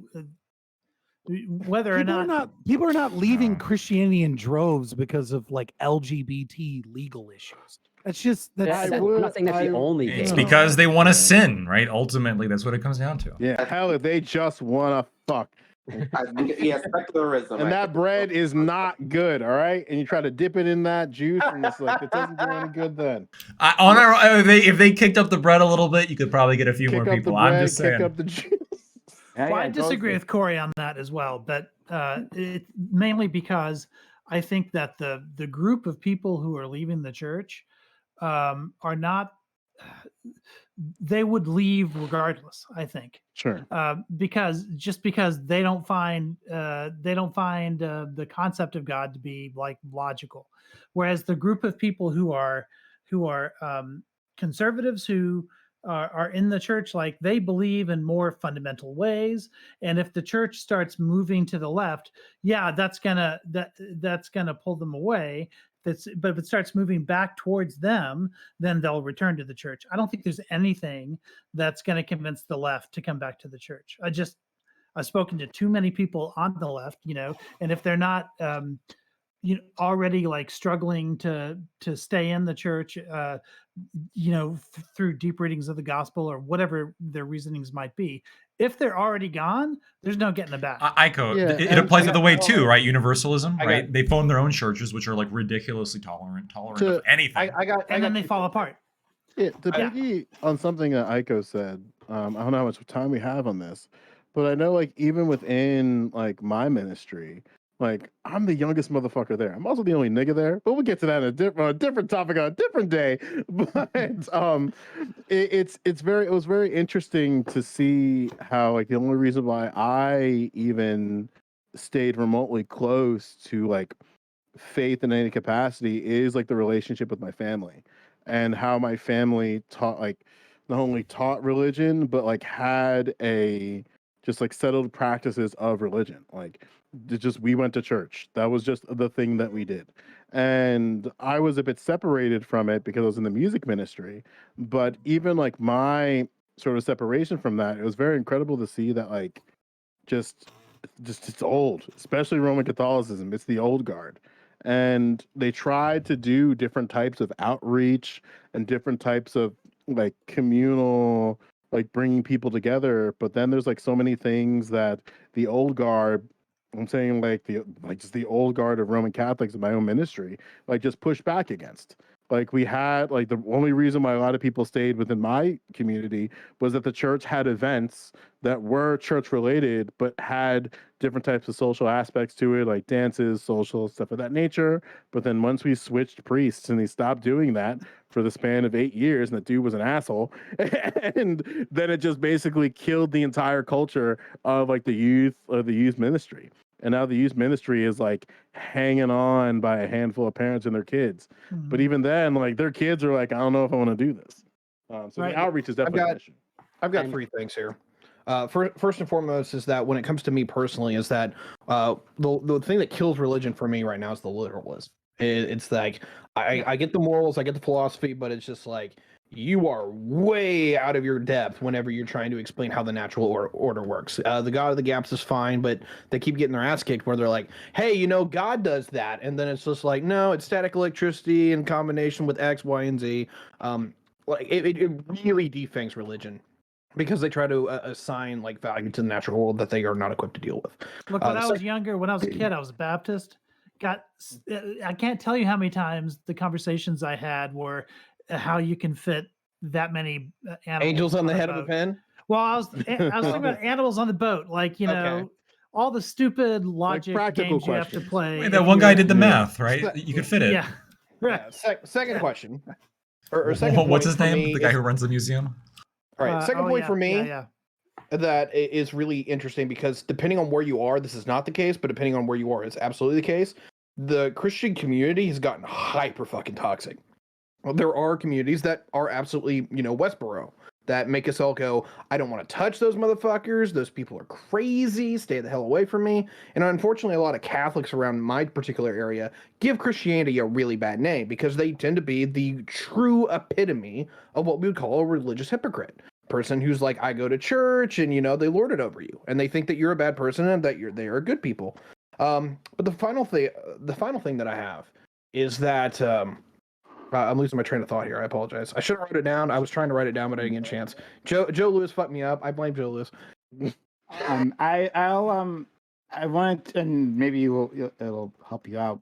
I wanted to actually engage with Scott, because Scott, you talked about, and I don't want to screw up your words. The last thing you said to me, you were talking about like how religions shouldn't shift. Like, if you could What do summarize you words? mean when I say that religion shouldn't shift? Well, anyway, like so what I said previously is that like I think religions should reimagine themselves. Like I think it would be better reinterpret. for Christian, yes, if they did that, right? Like it would be actually a healthier way of looking at it. And then you had a problem with that, and you responded to me. I don't remember your exact words though.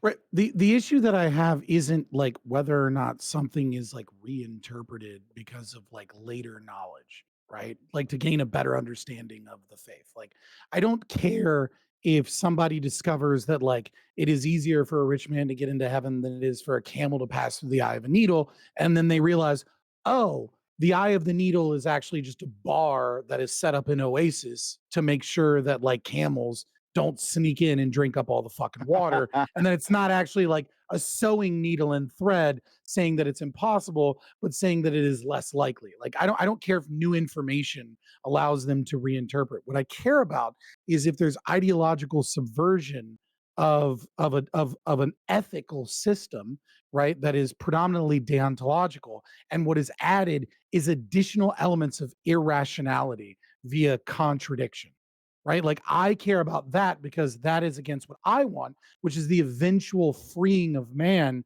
to be able to utilize his rationality. Ultimately, I'm not a Christian. I don't really like, I don't want us all to become a Christian fucking nation. I want people to have the freedom to do that, but I find the Christians to be less dangerous than the leftists that refuse to ground anything in reality and are okay with logical contradictions and subjectivism to Sure. justify whatever evil they want. Okay. You didn't have to do the rant on leftism. Okay. We know your feelings. Yeah, there. but that's But Yes, he did. I wanted to bring in because when you said that, like, it makes me think of two things. One, our friend Aiko, actually.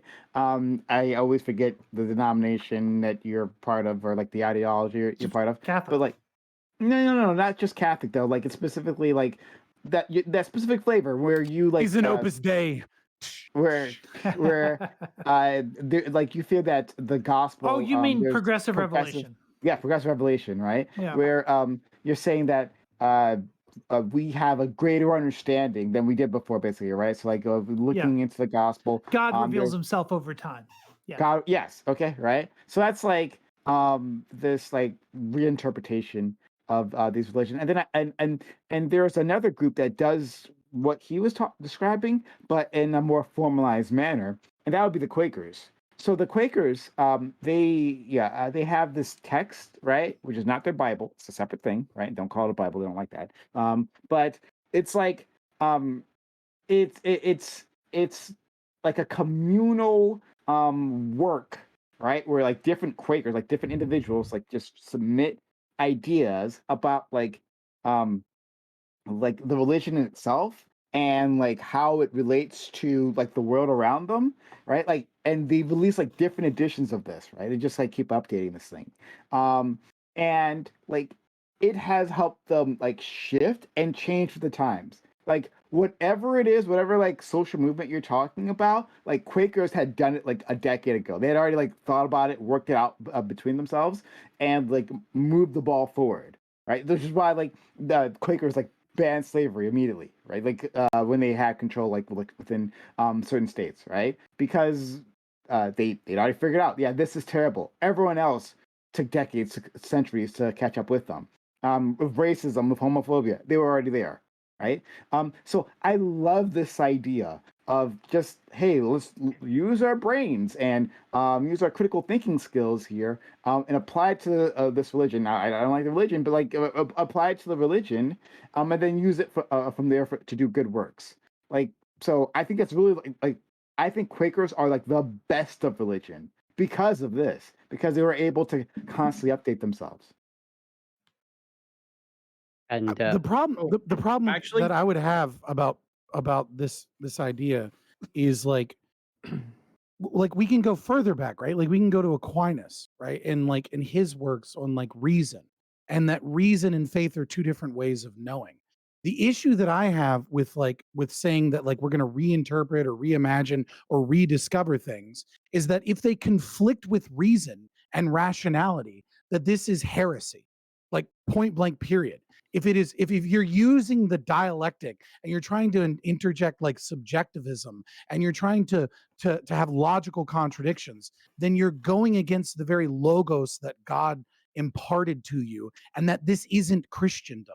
This is some other philosophy that is eroding your Christian faith and your text, and instead is supplanting Christianity. Like if you want to learn something new, and like we want to reimagine something, and it is rational, and that's perfectly fine. But once we start talking about like, gender abolition and things like that go against rationality, that's against God from the Christian perspective, as far as I'm concerned. I just remembered what I was going to say. What was my third point? Thank you, Prime, for reminding me. One of the things that really showed where Christianity had done a lot of good in the world was that whenever I'll call it the end of the Middle Ages, you come into the early Enlightenment period, it's largely spawned out by Christian thinkers and Christian theologians who had the principles and the philosophy that in order to better understand God is that you would understand his creation, that being the world, and that they actually kind of kick off the scientific revolution, and that the best way to understand God was his creation. And they actually are some of the people that actually, ironically enough, are the people who would build out the scientific method and scientific doctrine. Yeah, Shakespeare makes this argument. He has, so in Hamlet, you have two opposing characters. You have Hamlet himself. You have let's see. You have who is it? Ophelia's brother, who goes off to college at the same time as Hamlet, but he ends up going to Paris, which means he's getting a traditional sort of medieval education. But Hamlet ends up going to Wittenberg, which is where the sort of the Protestant revolution starts happening, and at that time, in Shakespeare's time, that was associated with the Renaissance and with the growth of science and stuff like that. So by virtue of being part of this new sort of religious break from religious tradition, you get the very kinds of things that Tiberius was talking about. And Aiko, if I can ask you a question based off of what you mentioned earlier, where when Ty asked the question of Christianity's biggest problem, you mentioned fundamentalism. Can you sort of maybe expand a little bit on that a little bit more specifically? Yeah. So fundamentalism is a relatively new concept in human history. A lot of people that seems kind of counterintuitive to everyone. Everyone thinks about ancient medieval peoples as taking everything literally and not having any understanding of metaphor or science or anything like this. And in fact, that's really not the case. Metaphor was sort of more deeply understood, and there are a lot of different areas that we can go into to prove that. But what happened is around the 19th century, there arose something called higher criticism, which is scientific thinking applied to the Bible, where they started saying, okay, that's when they finally figured out that it was actually 4 different strands of tradition that contributed to Genesis, and that those strands were sort of knitted together into a single book, which is why you get so much repetition in Genesis, because they're combining, cutting and pasting different books together, things like that. That was called higher criticism. And the response to higher criticism was something called the Fundamentals. And it's in storage right now, but I've got a 5-volume set of the Fundamentals, which was a group of tracts written specifically against higher criticism. And that's when all of a sudden there was this push, specifically in North America in the late 19th century, early 20th century, to start interpreting everything. And the word fundamental then became fundamentalism. And that was everyone just saying, nope, the book was written perfectly from beginning to end. It's one seamless. They wanted to make it seem as if it was more like the Quran, where it was just one person who wrote a single thing, and it's not.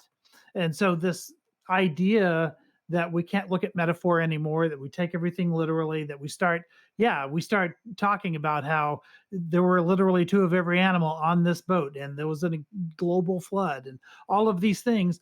People weren't really making those kinds of claims, or at least there wasn't any pushback like that until relatively recently, when fundamentalism arose. And I think that's where Christianity sort of goes off on its own. That and prosperity gospel, which was equally damaging. Okay. I love to shill for this book. I'm just going to shill for it one more time. Robert Bellah. He is a sociologist of religion. Well, he died before he could finish volume 2, but Religion and Human Evolution. All right. It is an amazing piece of literature. I think every atheist that says the silly, stupid shit that they do about religion should read this fucking book, because it is from an atheist perspective and actually understanding like religion without just simply calling everything that is religion fundamentalism, because that is the mistake that, no offense, but this is the mistake that people like Corey do in terms of like interpreting religion, is they try and imagine it through the fundamentalists' perspective instead of a more evolutionary perspective of like how religion came to be and what it meant at the time.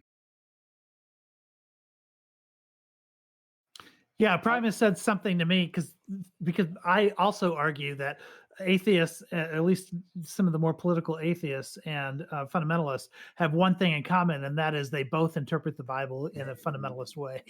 And absolutely. And Prime has always responded to me, yeah, that's what makes fundamentalists more based than people like me.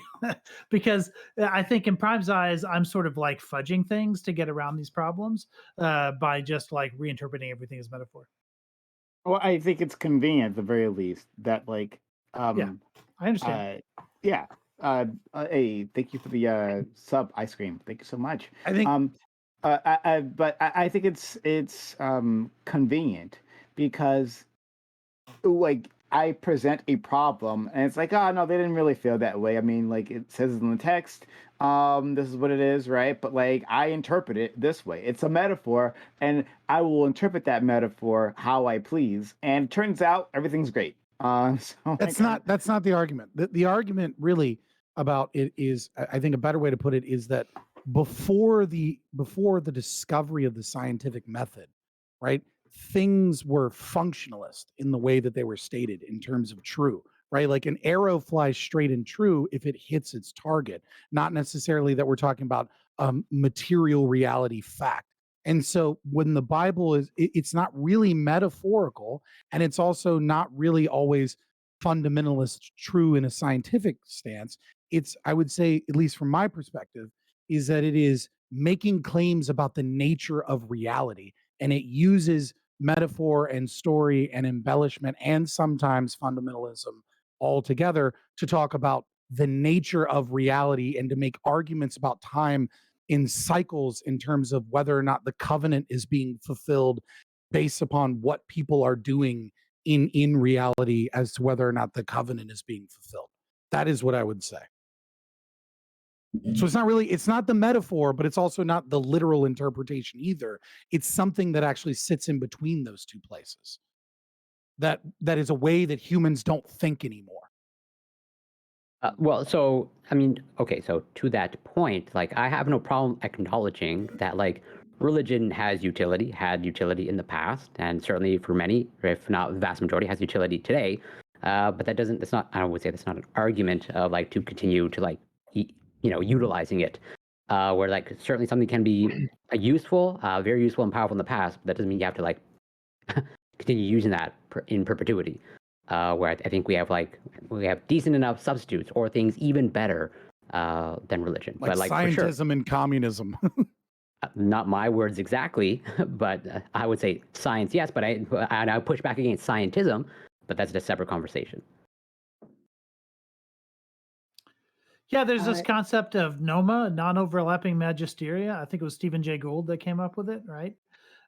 He was convinced that there are many functions of religion that if science were to take it over, like it wouldn't be great. And he points to periods in history in which that was the case. I think people point to Nazi Germany a lot with regards to this, but this idea that that we can't get our morality from science, or at least if we do, we have to be very careful about it. Like, for instance, social Darwinism became very popular after Darwin's theories became popular. But getting our moral cues from that scientific principle turned out not to be so great.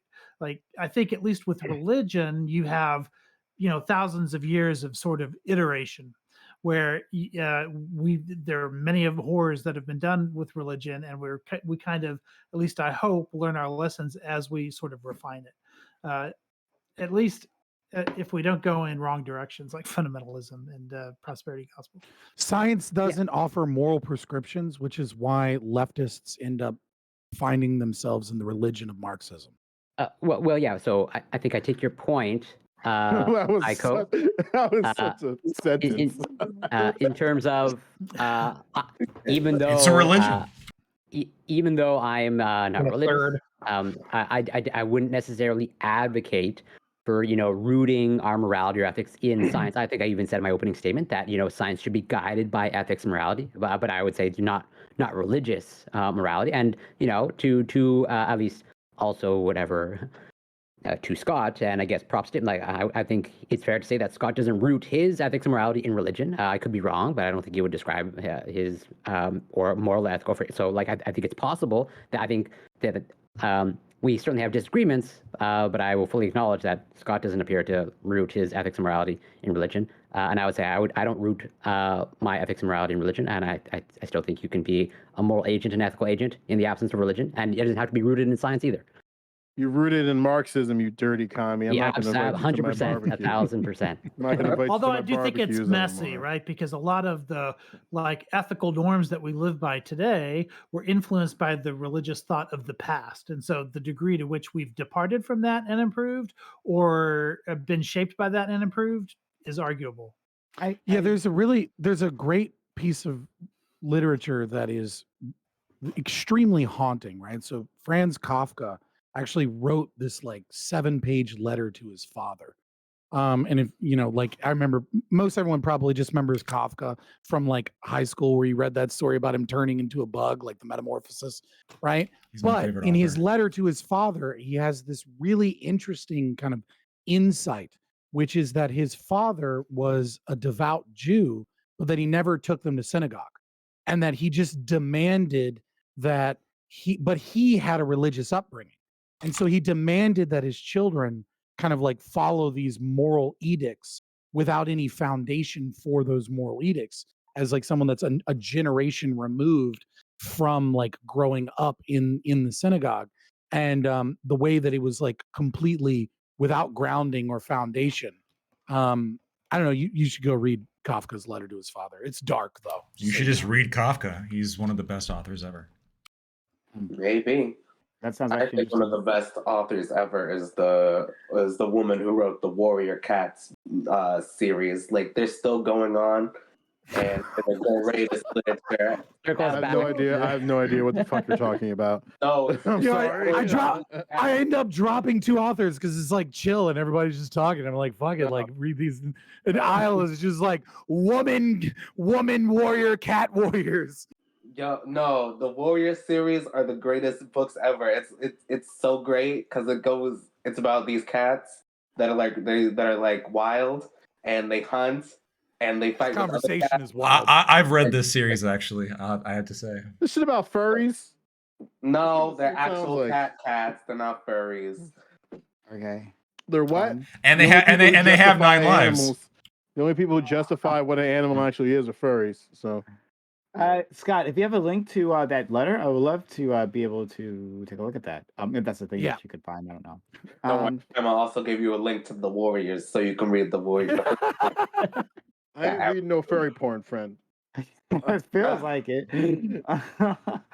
But okay, yeah. So I like this. You can't blame idea. me on this. I didn't derail the topic this time. You I you did. didn't. It's not my fault.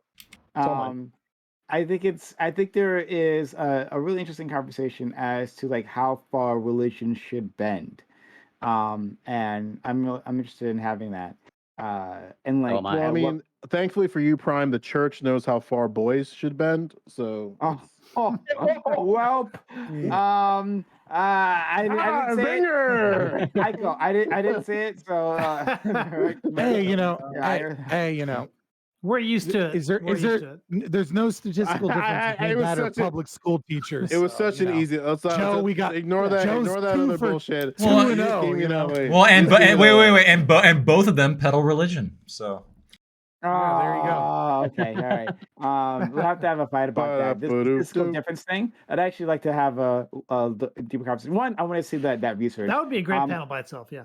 Yeah, and two, I have thoughts on this, and okay, whatever. We'll just move on here. This is a good time, and hey everyone, we are going to continue on to our open walk on panel right after this. So the content isn't over. I'm going to give an outro to all these great individuals, but we will still have more content, and maybe we can have that conversation about like how far religion can bend. In any case, if you've enjoyed anything that you've seen so far, and you're new here, hit that follow button. Hit that follow button right now. Make sure notifications on so you know I'm going live. Do this all the time. Extra social and chat for social media because we got a lot of it. We got Twitter where we tweet. Discord will have everything, including our walk on panel will be there, right? So we want you to be a part of that community, that conversation. TikTok, and then YouTube. Like, comment, and subscribe at our YouTube channel for more of that. Okay, and for anything you've missed, right? That's where you'll find the VODs. All right, so I'm going to give an outro, but remember, the content does not end. We will start with my Lactoid. Thanks for you continuously. I feel like you continuously surprise me. Right? You'll say things like I will not quite see it coming. I don't have you completely figured out. I got Scott completely figured out. Not you yet. So thank you for coming through and always adding a little bit of a a variety here.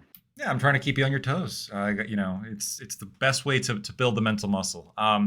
In closing, Marxism is religion, and the Bar Association is a cartel. I'm telling you this as somebody who benefits from it. The sovereign citizens are right. We control you through your birth certificate. You are traveling, not driving. Make sure to tell the judge that. It will work. If you like what I had to say, maritime law. if you like what I had to say, you can find me at Anti-Communism United on Discord and Twitch, or Anti-Com United on Twitter. Thanks.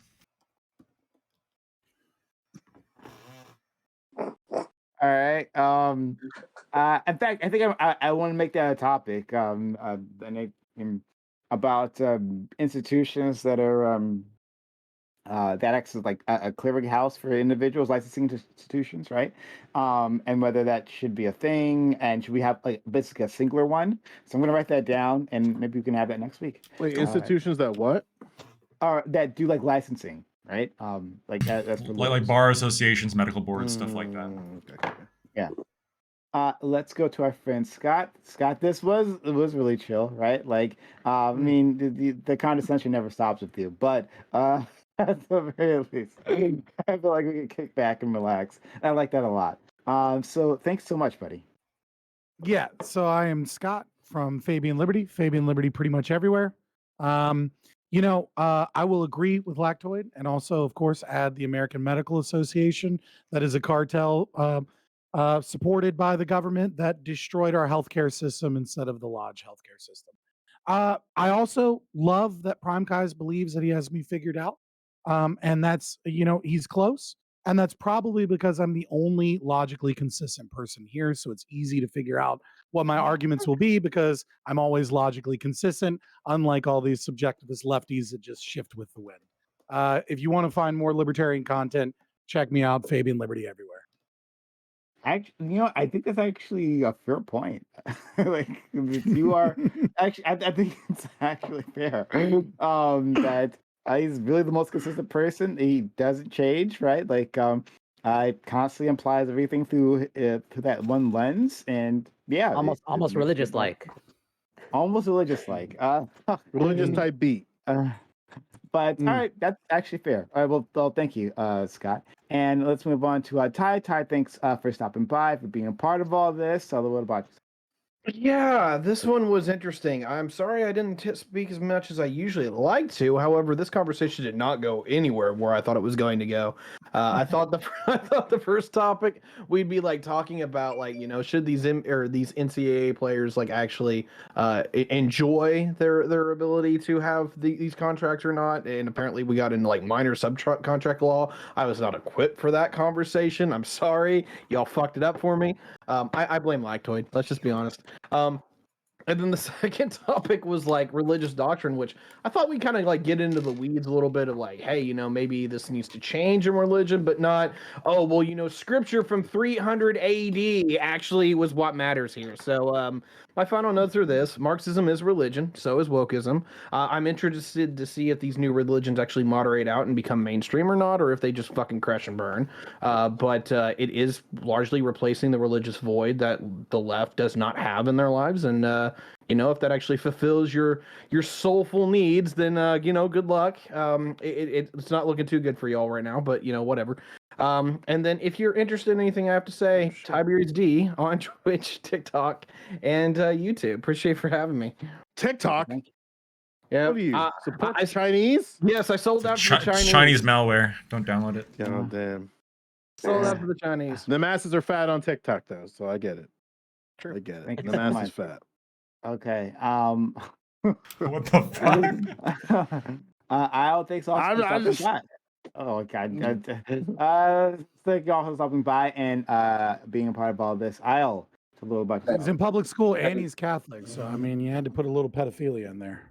Thank Right? you. So, I really enjoyed myself. Thank you, as always. Thank you for inviting me today, Prime. The PCNF community is alive and well.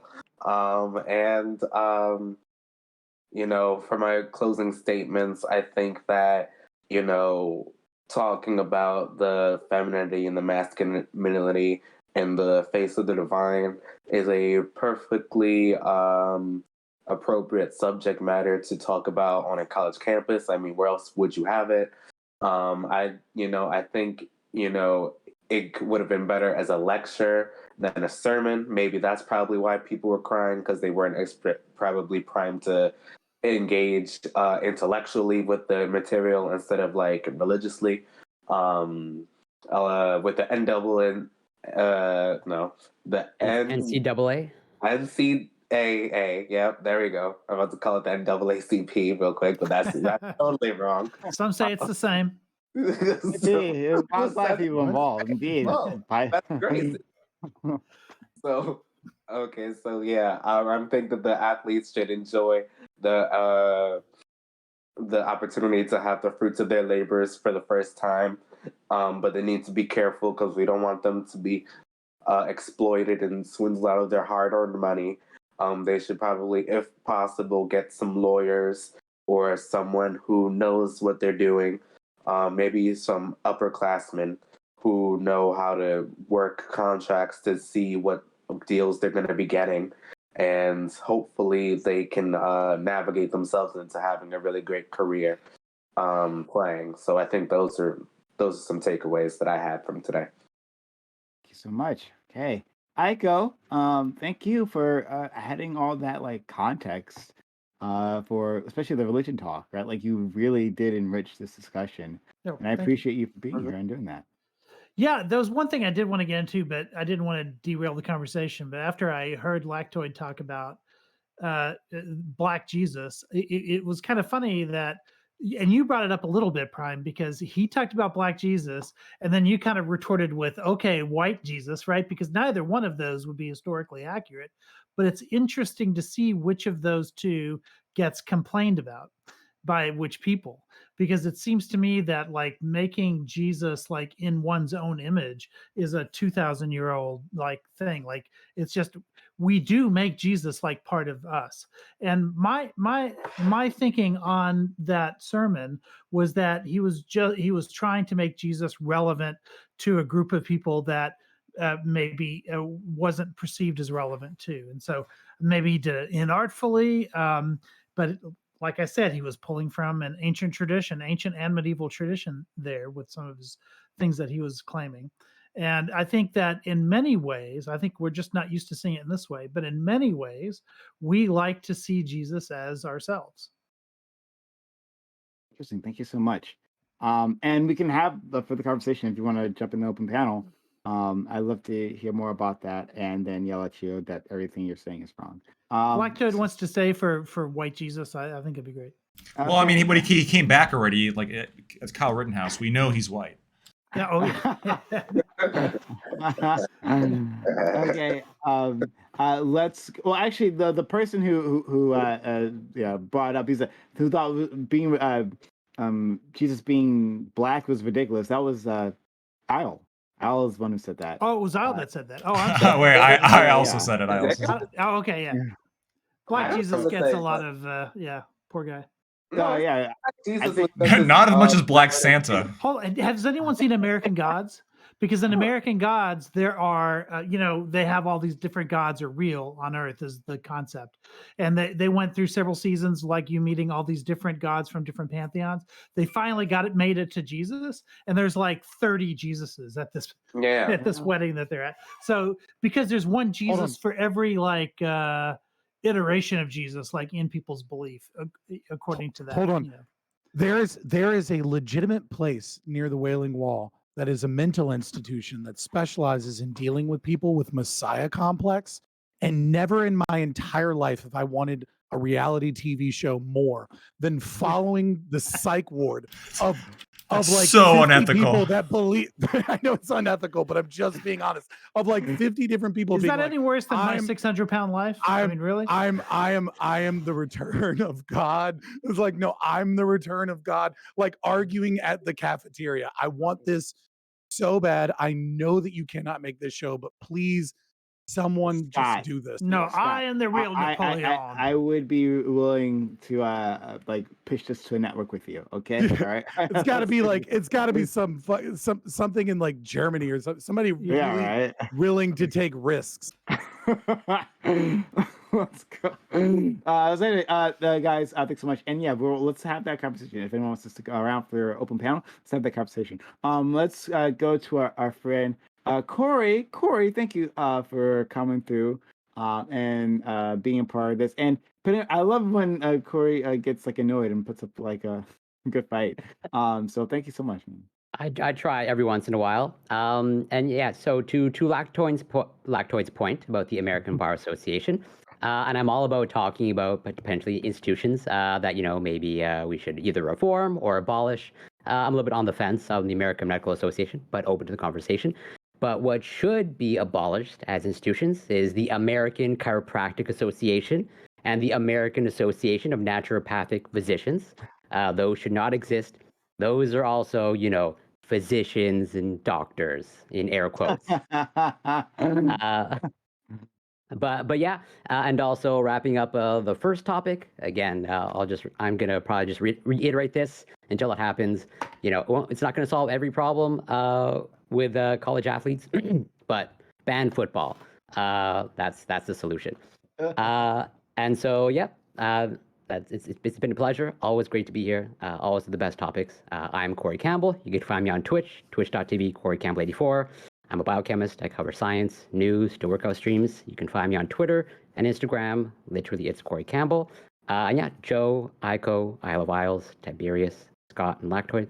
Always a pleasure. Familiar faces and beautiful faces. Thank you. Hey, Corey, have you ever debated homozygote? I'm just curious. I've been curious. Well, I don't think what would we debate about, since I think we almost perfectly overlap. There's got to be science controversies. Let's go. I'd be open to it. Let's go and finally, because I've held you guys up here long enough. Our friend Joe Lewis. Thank you, Joe Lewis. Right, like Joe Lewis, like you always add like so many extra dimensions to these conversations, right? Like as soon as you came in, right? Like you just came in last second before the second topic, and like you dropped some like really interesting perspectives, right? And I always appreciate that. Like it's for you at your finest. So thank you, Joe, for doing that. I try to be a shitter from time to time. Yeah, no, I wish I was there for the first topic because there's a player in Texas. His name's Octavian, and like they're kind of just giving him the runaround on his Whataburger deal. And I was hoping that I could be able to go in the first topic and talk about that, because basically what's happening is he has like his giant Whataburger deal, and he's basically untouchable because he runs a 4-2. And just I don't know. I was hoping we'd have a conversation. We could talk about that. an open panel if you want to stick around there. Maybe. I will, dude. Here's what I want to talk about. All right. So like, and maybe it's gonna be an open, maybe it's gonna be another topic, because there's a wonderful, really cool Florida woman who's suing Kraft right now because the Velveeta shells and cheese is misleading in her eyes because it takes longer than 3.5 minutes. And apparently, according to her, the package is wrong. It's misleading. She's suing for $5 million. And I'm just saying, why the fuck didn't eat Velveeta shells my whole life? Because I want that come up. God damn it. On YouTube, sorry. There's Lawyers are terrible. There's a short documentary of a person who only eats like Velveeta shells and cheese. Exactly. Like, well, they're not so happy, and they're not living their best life. Let's put it that way. Look, I'm sure he's doing great. I don't know, man. Like, it's like I hope, like, if she wins, like, how big is this come up gonna be? Because like, Lacto, would you take that case? Like, if someone's gonna pay you. Yo, I mean, yeah, of course. Someone's gonna pay me. I'm just saying, like, her it's argument ridiculous. apparently is that like it's too premium. Like I read it over. It's crazy. I was at the bank. How do you with prove damages? Like I don't know. I'm just saying that like she's got a point. If it doesn't take all if it doesn't punitives. take 3 minutes and 3.5 minutes, she's got a point. If it takes over 3.5 minutes, then like you can. She's add talking about the prep time. that you. Yeah, if you add the time that you've extra time that you've spent on that, right? This is I could have been doing something else, right? Add in your wages, right? Multiply that, and then you got damages. $5 million, I'm sure. Right? If you do the math. Yeah. I'm just saying. I hope it changes so we get that piece of history for our kids. Why does it say ready in 7.5 minutes? Because some lady in Florida sued. All right, thank you all so much. This is a lot of fun. That's why I enjoy having this group of people, right? We have a lot of fun here. Thanks so much, everyone. We are going to go into Open Walk on panel right after this. Anyone here can join us, but if not, that's okay. Thanks for spending your time, your energy, your knowledge, and your passion in my community. I know they appreciate just as much as I do. Have a good one. Bye. Always a pleasure. Later. Oh, you still around, Lactoid? Hold on. It was so much fun. It was great. Let's do it again. I don't know if you're being sarcastic or not, but I thought that was pretty. I'll see you around, boys. It was all Care, over the Scott? place. You There was up? points where I'm like, all right, this could be fun to get into. Oh, well, we moved on already. God damn it. Yeah. Black fair Sword, enough. I'm loving the beard though. Oh yeah, it's No Shave November. I thought I would stick it out, see how it works. Maybe I'll. Wait, that's you not shaving for all of November? I So feel that's- like I so that's- may have, but I don't recall. I may have. Oh, okay. I may have not, to be honest with you.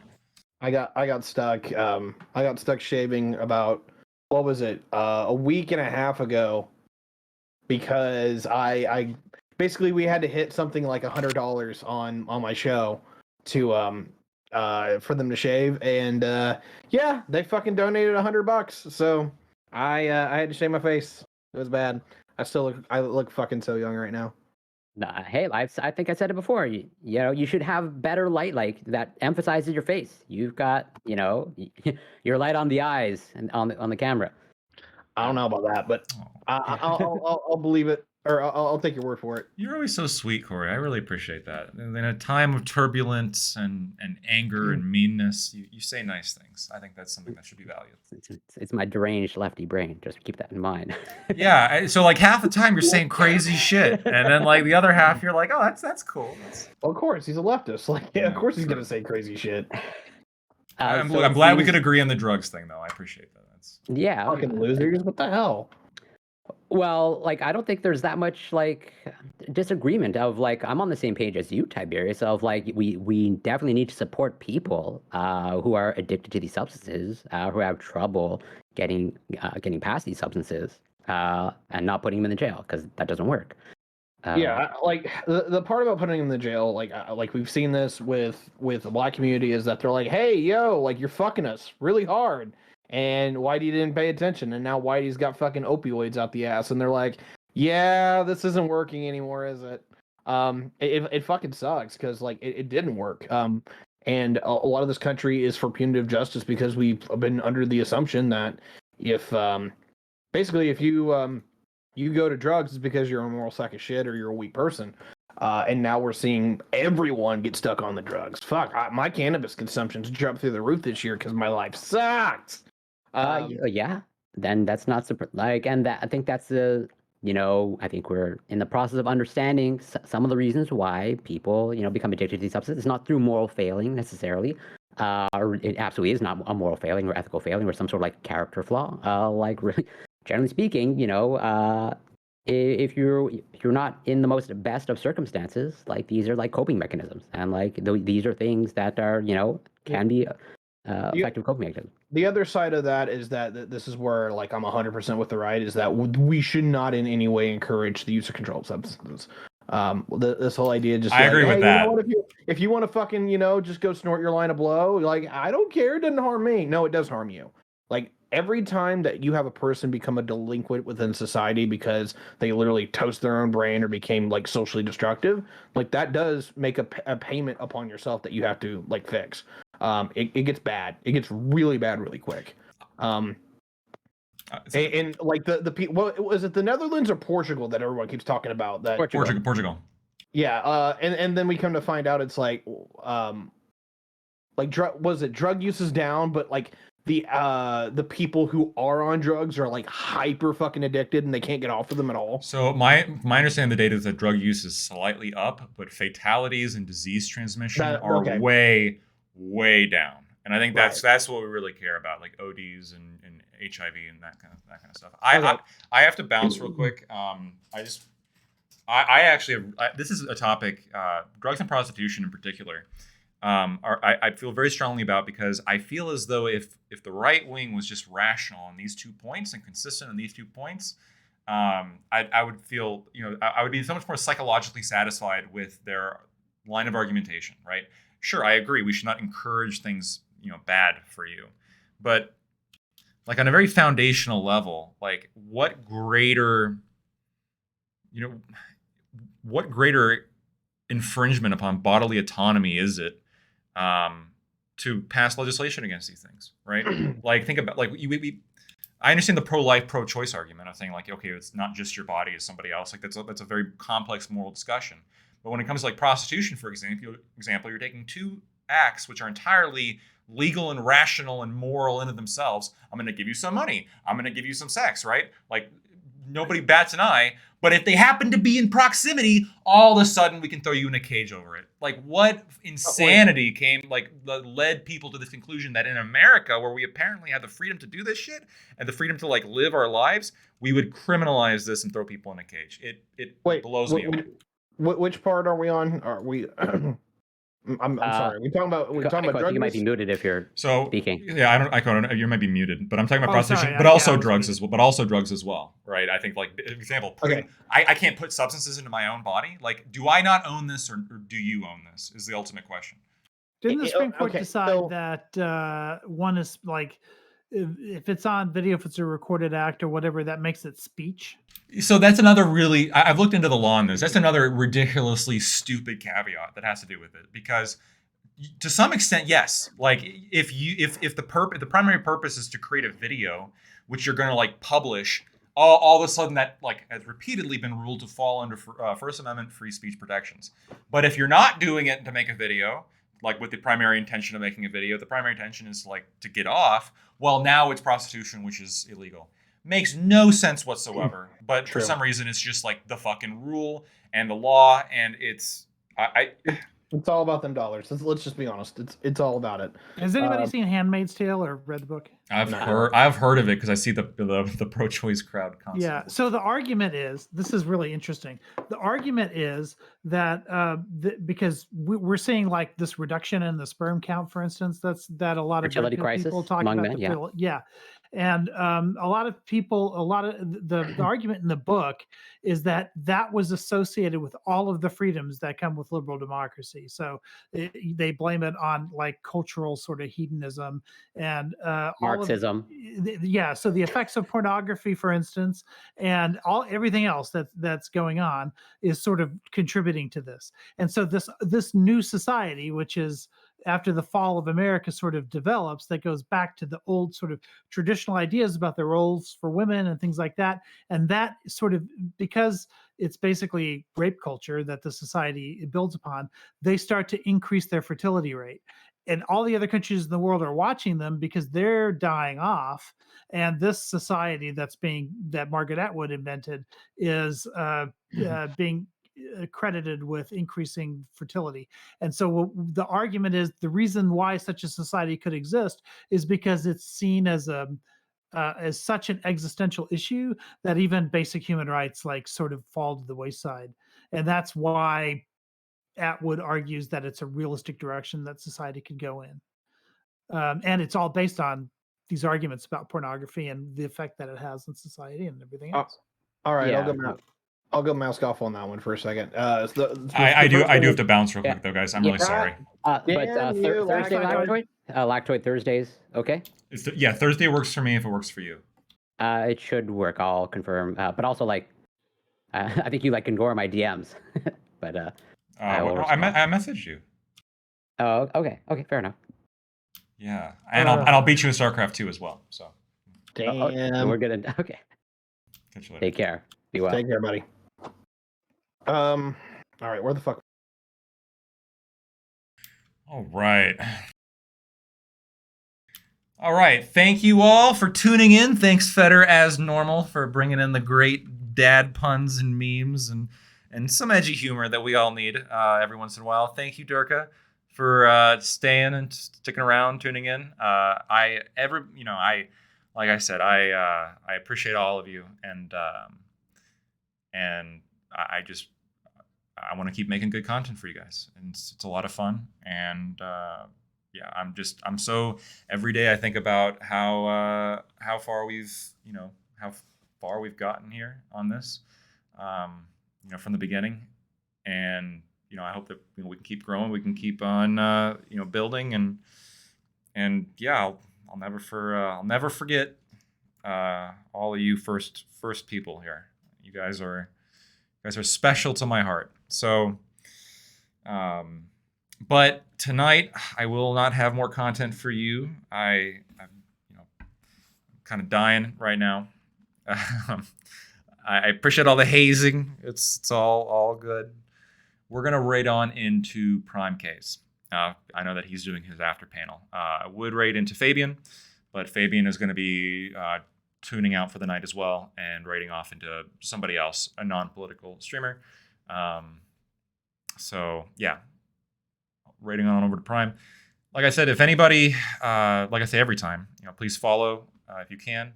And if you have any questions for me, if you ever want to talk about something, join my Discord. It's linked right here on Twitch, and shoot me a message. I try to be as responsive as I can. Yeah. Love harassment. That's a good term. That's a good term for it. Oh, and Thursday is likely going to be a stream with Corey. It depends on. He's definitely a lefty. It's going to be a debate about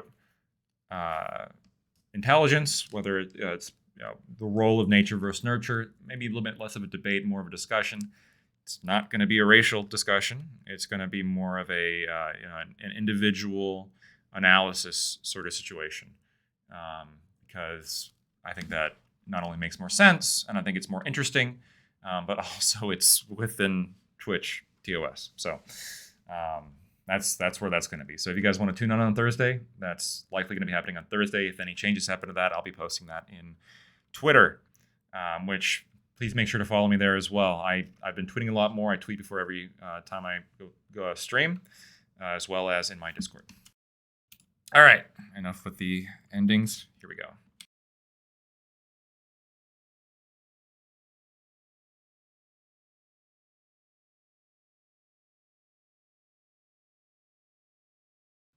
Yeah. Have a great night, everybody. Really appreciate all of you. Good shit. And real quick, thank you. Hold on before I hit raid now.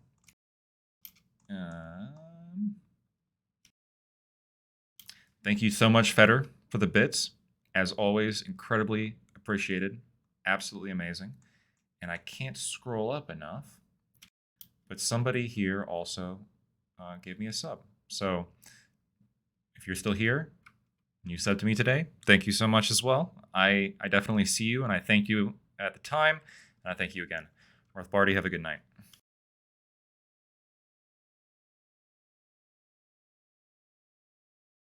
So they take me to their church, right? And like it's like out like I live like at the edge